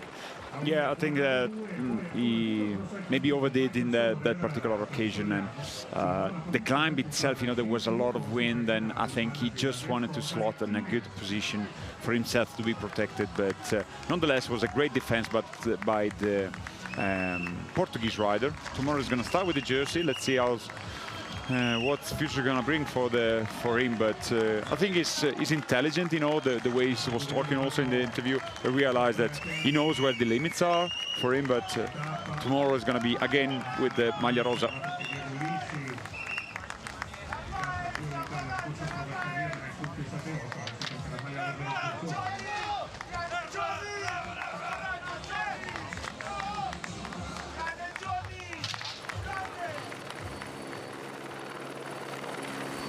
To remind you of your top 10, Vingegaard from Gal, Hindley at sprinting a 3-rider group of Pellizzari and O'Connor, Rondel finishing on his own, Ciccone and G coming over the line pretty much together, Stora of Tudor Pro Cycling, 2 of their riders in the top 10, and Timo Adamsman on a disappointing day for net company Ineos, just about squeaking into the top 10, and Egan Bernal losing a lot of time today.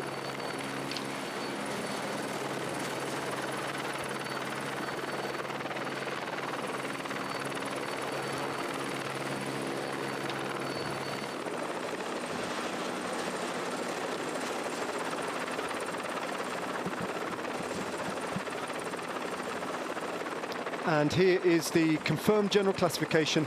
Olalio continues to lead by 3 minutes and 17 seconds.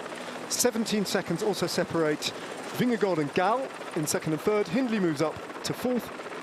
Pellizzari, O'Connor, Rondel in 7th place on GC. Giulio Ciccone in 8th.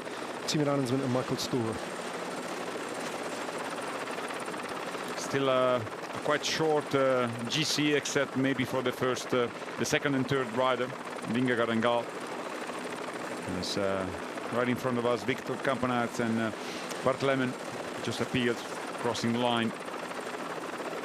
Yeah, riders will be coming up this mountain for a long time to come yet.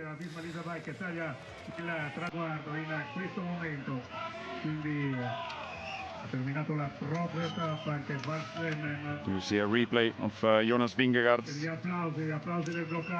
The background with Felix Karl.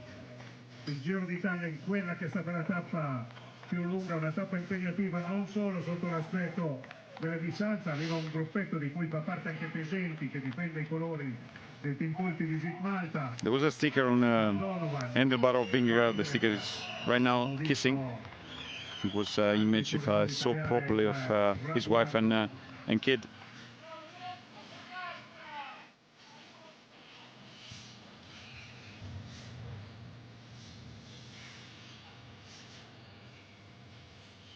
And right now in front of us is Wanderley crossing the line. A very moderate pace, but what a ride by the young Dutch rider from EF Education Easy Post. It was the 20th victory for Denmark so far in the Giro. Questa giornata il turno di Wanderley, protagonista della lunghissima azione, in compagnia di Dukowski.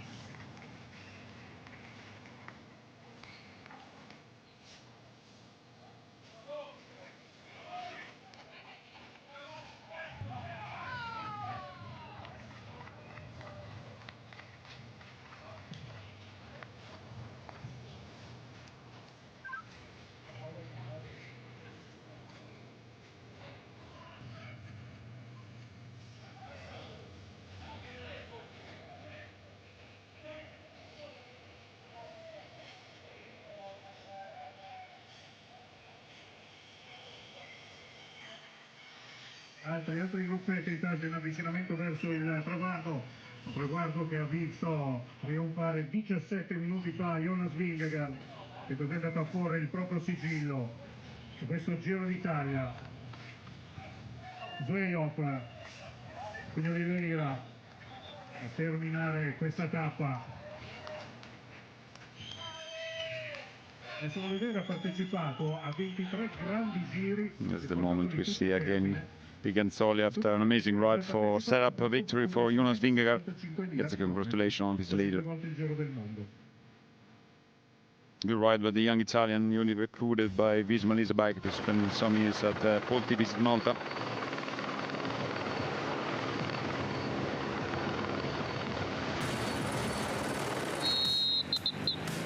So here is a recap what today's stage looked like.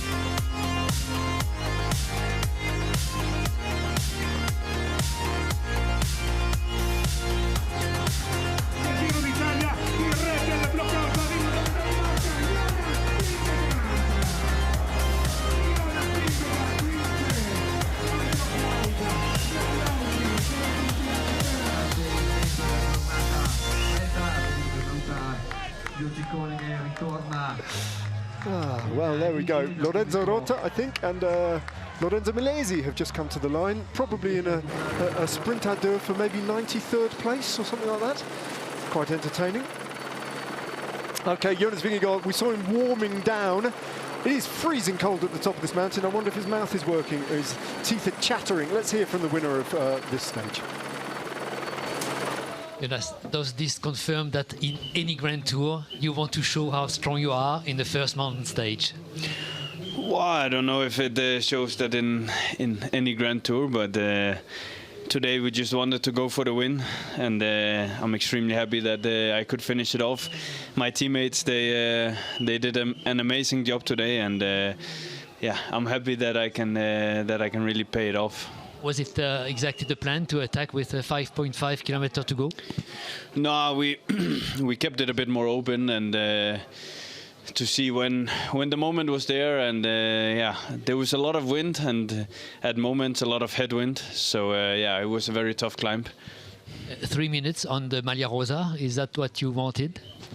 Well, I mean, I'm definitely happy that I could take back some time, and that was a good day for me, good day for us, and the team did an amazing job. And yeah, just to take back time and take some time on my opponents, it's yeah, that's a good day for us. But only 13 seconds on Felix Gall. Does it show that you have a big rival?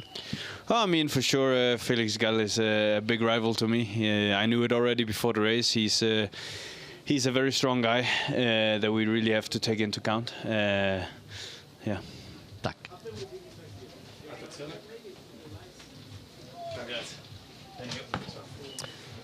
Should be pretty content with that. A stage victory on the blockhouse, a record climb as well, despite the conditions.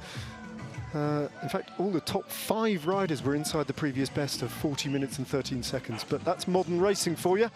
It gets faster and faster. Today was a very fast stage, really, wasn't it? Blown on by that tailwind. Long stage as well, 245 kilometers in length.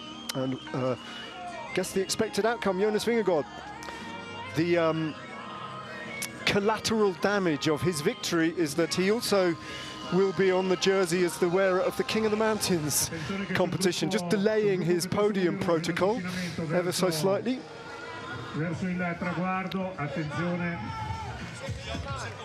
And making his day slightly longer. He's accidentally taken the lead in the King of the Mountains competition because of the weighting, heavily skewed towards summit finishes. A Category 1 summit finish earns you 50 points in the King of the Mountains competition. And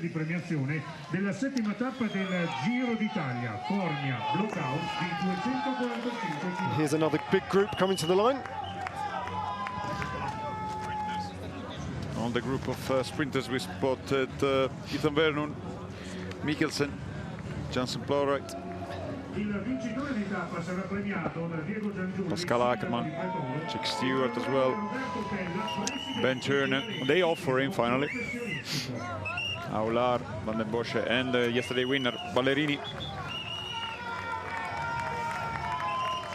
Might not be the last group on the road. There's no sign of the Voiture Balai yet. As they pass in front of the podium. 23 minutes after the stage has been won, Jonas Vingegaard looking cold. He's about to step out onto the podium for his 49th professional victory.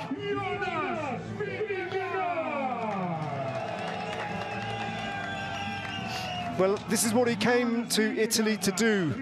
The winner of the Vuelta wants to complete the set, and you can only do that by stamping your authority over this race. Whether it was as emphatic as he would have hoped for, I think is a very different question, and he knows that he's going to have to work for this Giro d'Italia. It's not going to be just handed in on a plate, and yet he has taken a stage here on the Blockhouse, made a statement, and added to his tally of Grand Tour stage victories. Double figures now, a 10th Grand Tour stage win for Jonas Vingegaard. In front of a hardy and enthusiastic, if not enormous, support at the top of this bleak mountain in Abruzzo. Looks to check if there's anything in the glass, but there isn't. Now, he's not in the Maglia Rosa, but unfortunately for him, he will be back. He can't get into his warm car just yet. No.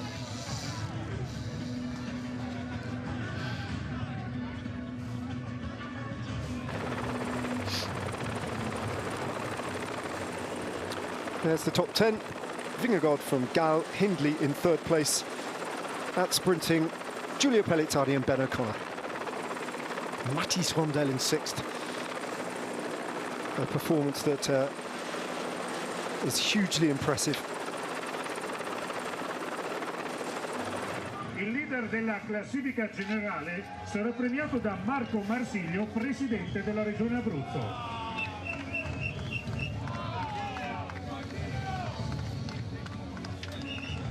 It's, again, another day in pink for this man. Eulalio. Yeah, very impressive ride. Halfway up the climb, it looked like he might be able to hang right on all the way, perhaps to the top, but then Vingegaard attacked shortly after he was dropped. Damiano Caruso, as he rightly pointed out, Eulalio in his interview did a mighty job protecting the big GC lead that this young man took into today's stage. He did all he could there, and he's still got half of his advantage left in the general classification to work with over the days to come. He'll be hoping to take that Maglia Rosa into rest day. The rest day. Yeah, let's hope so for him. He's doing so far a very good job.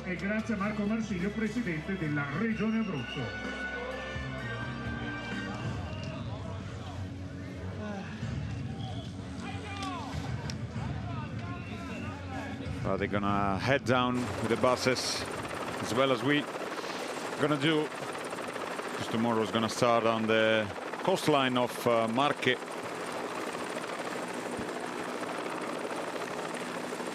Yeah, we move from Abruzzo, where today's stage finished, to the next region in Italy, north of Abruzzo on the Adriatic coast, and it's Marche, for a trademark finish. Jonas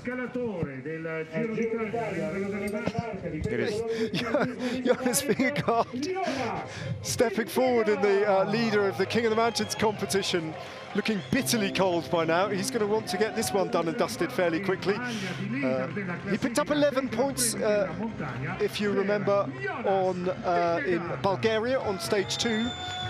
And it's because of those 11 points, really, that added to the 50 that he's got today, they edge out Diego Sevilla by a unintended 1 point. So it's tough luck on Diego Sevilla, but I think he will be wearing that jersey tomorrow on behalf of Jonas Vingegaard. We can double check that.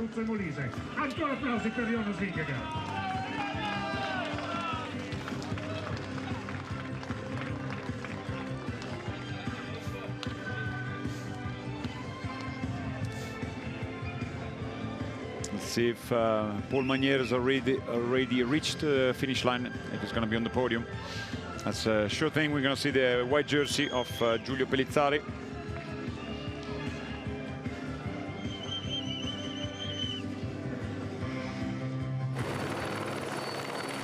Let's have a look at those King of the Mountain standings to see if I got my maths correct then. Jonas Vingegaard, 61. Diego Sevilla, 60. So Sevilla will be in second place in that competition and back in the blue jersey on behalf of Vingegaard tomorrow on the road.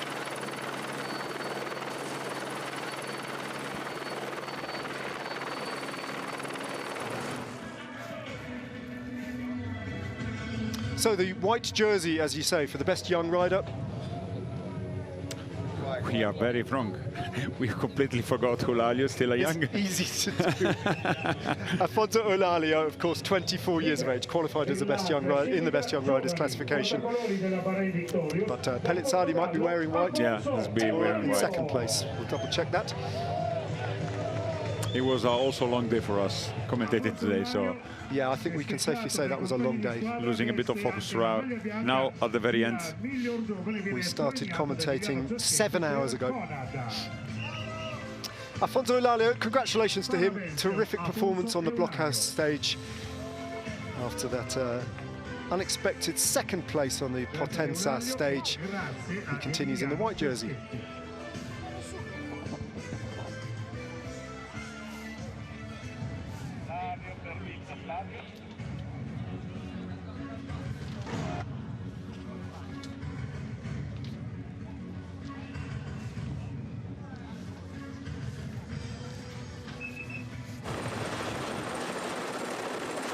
Let's have a look at the standings in the white jersey competition. Giulio Pellizzari moves up to second place, only a few seconds ahead of Matty Swandell, who's in third in the white jersey competition. But it'll be Pellizzari of Red Bull Border Hansgrohe who wears white on behalf of Eulalia tomorrow. Magnier landed safely at the finish line. Is going to be now on the podium. Super quick change for Paul Magnier.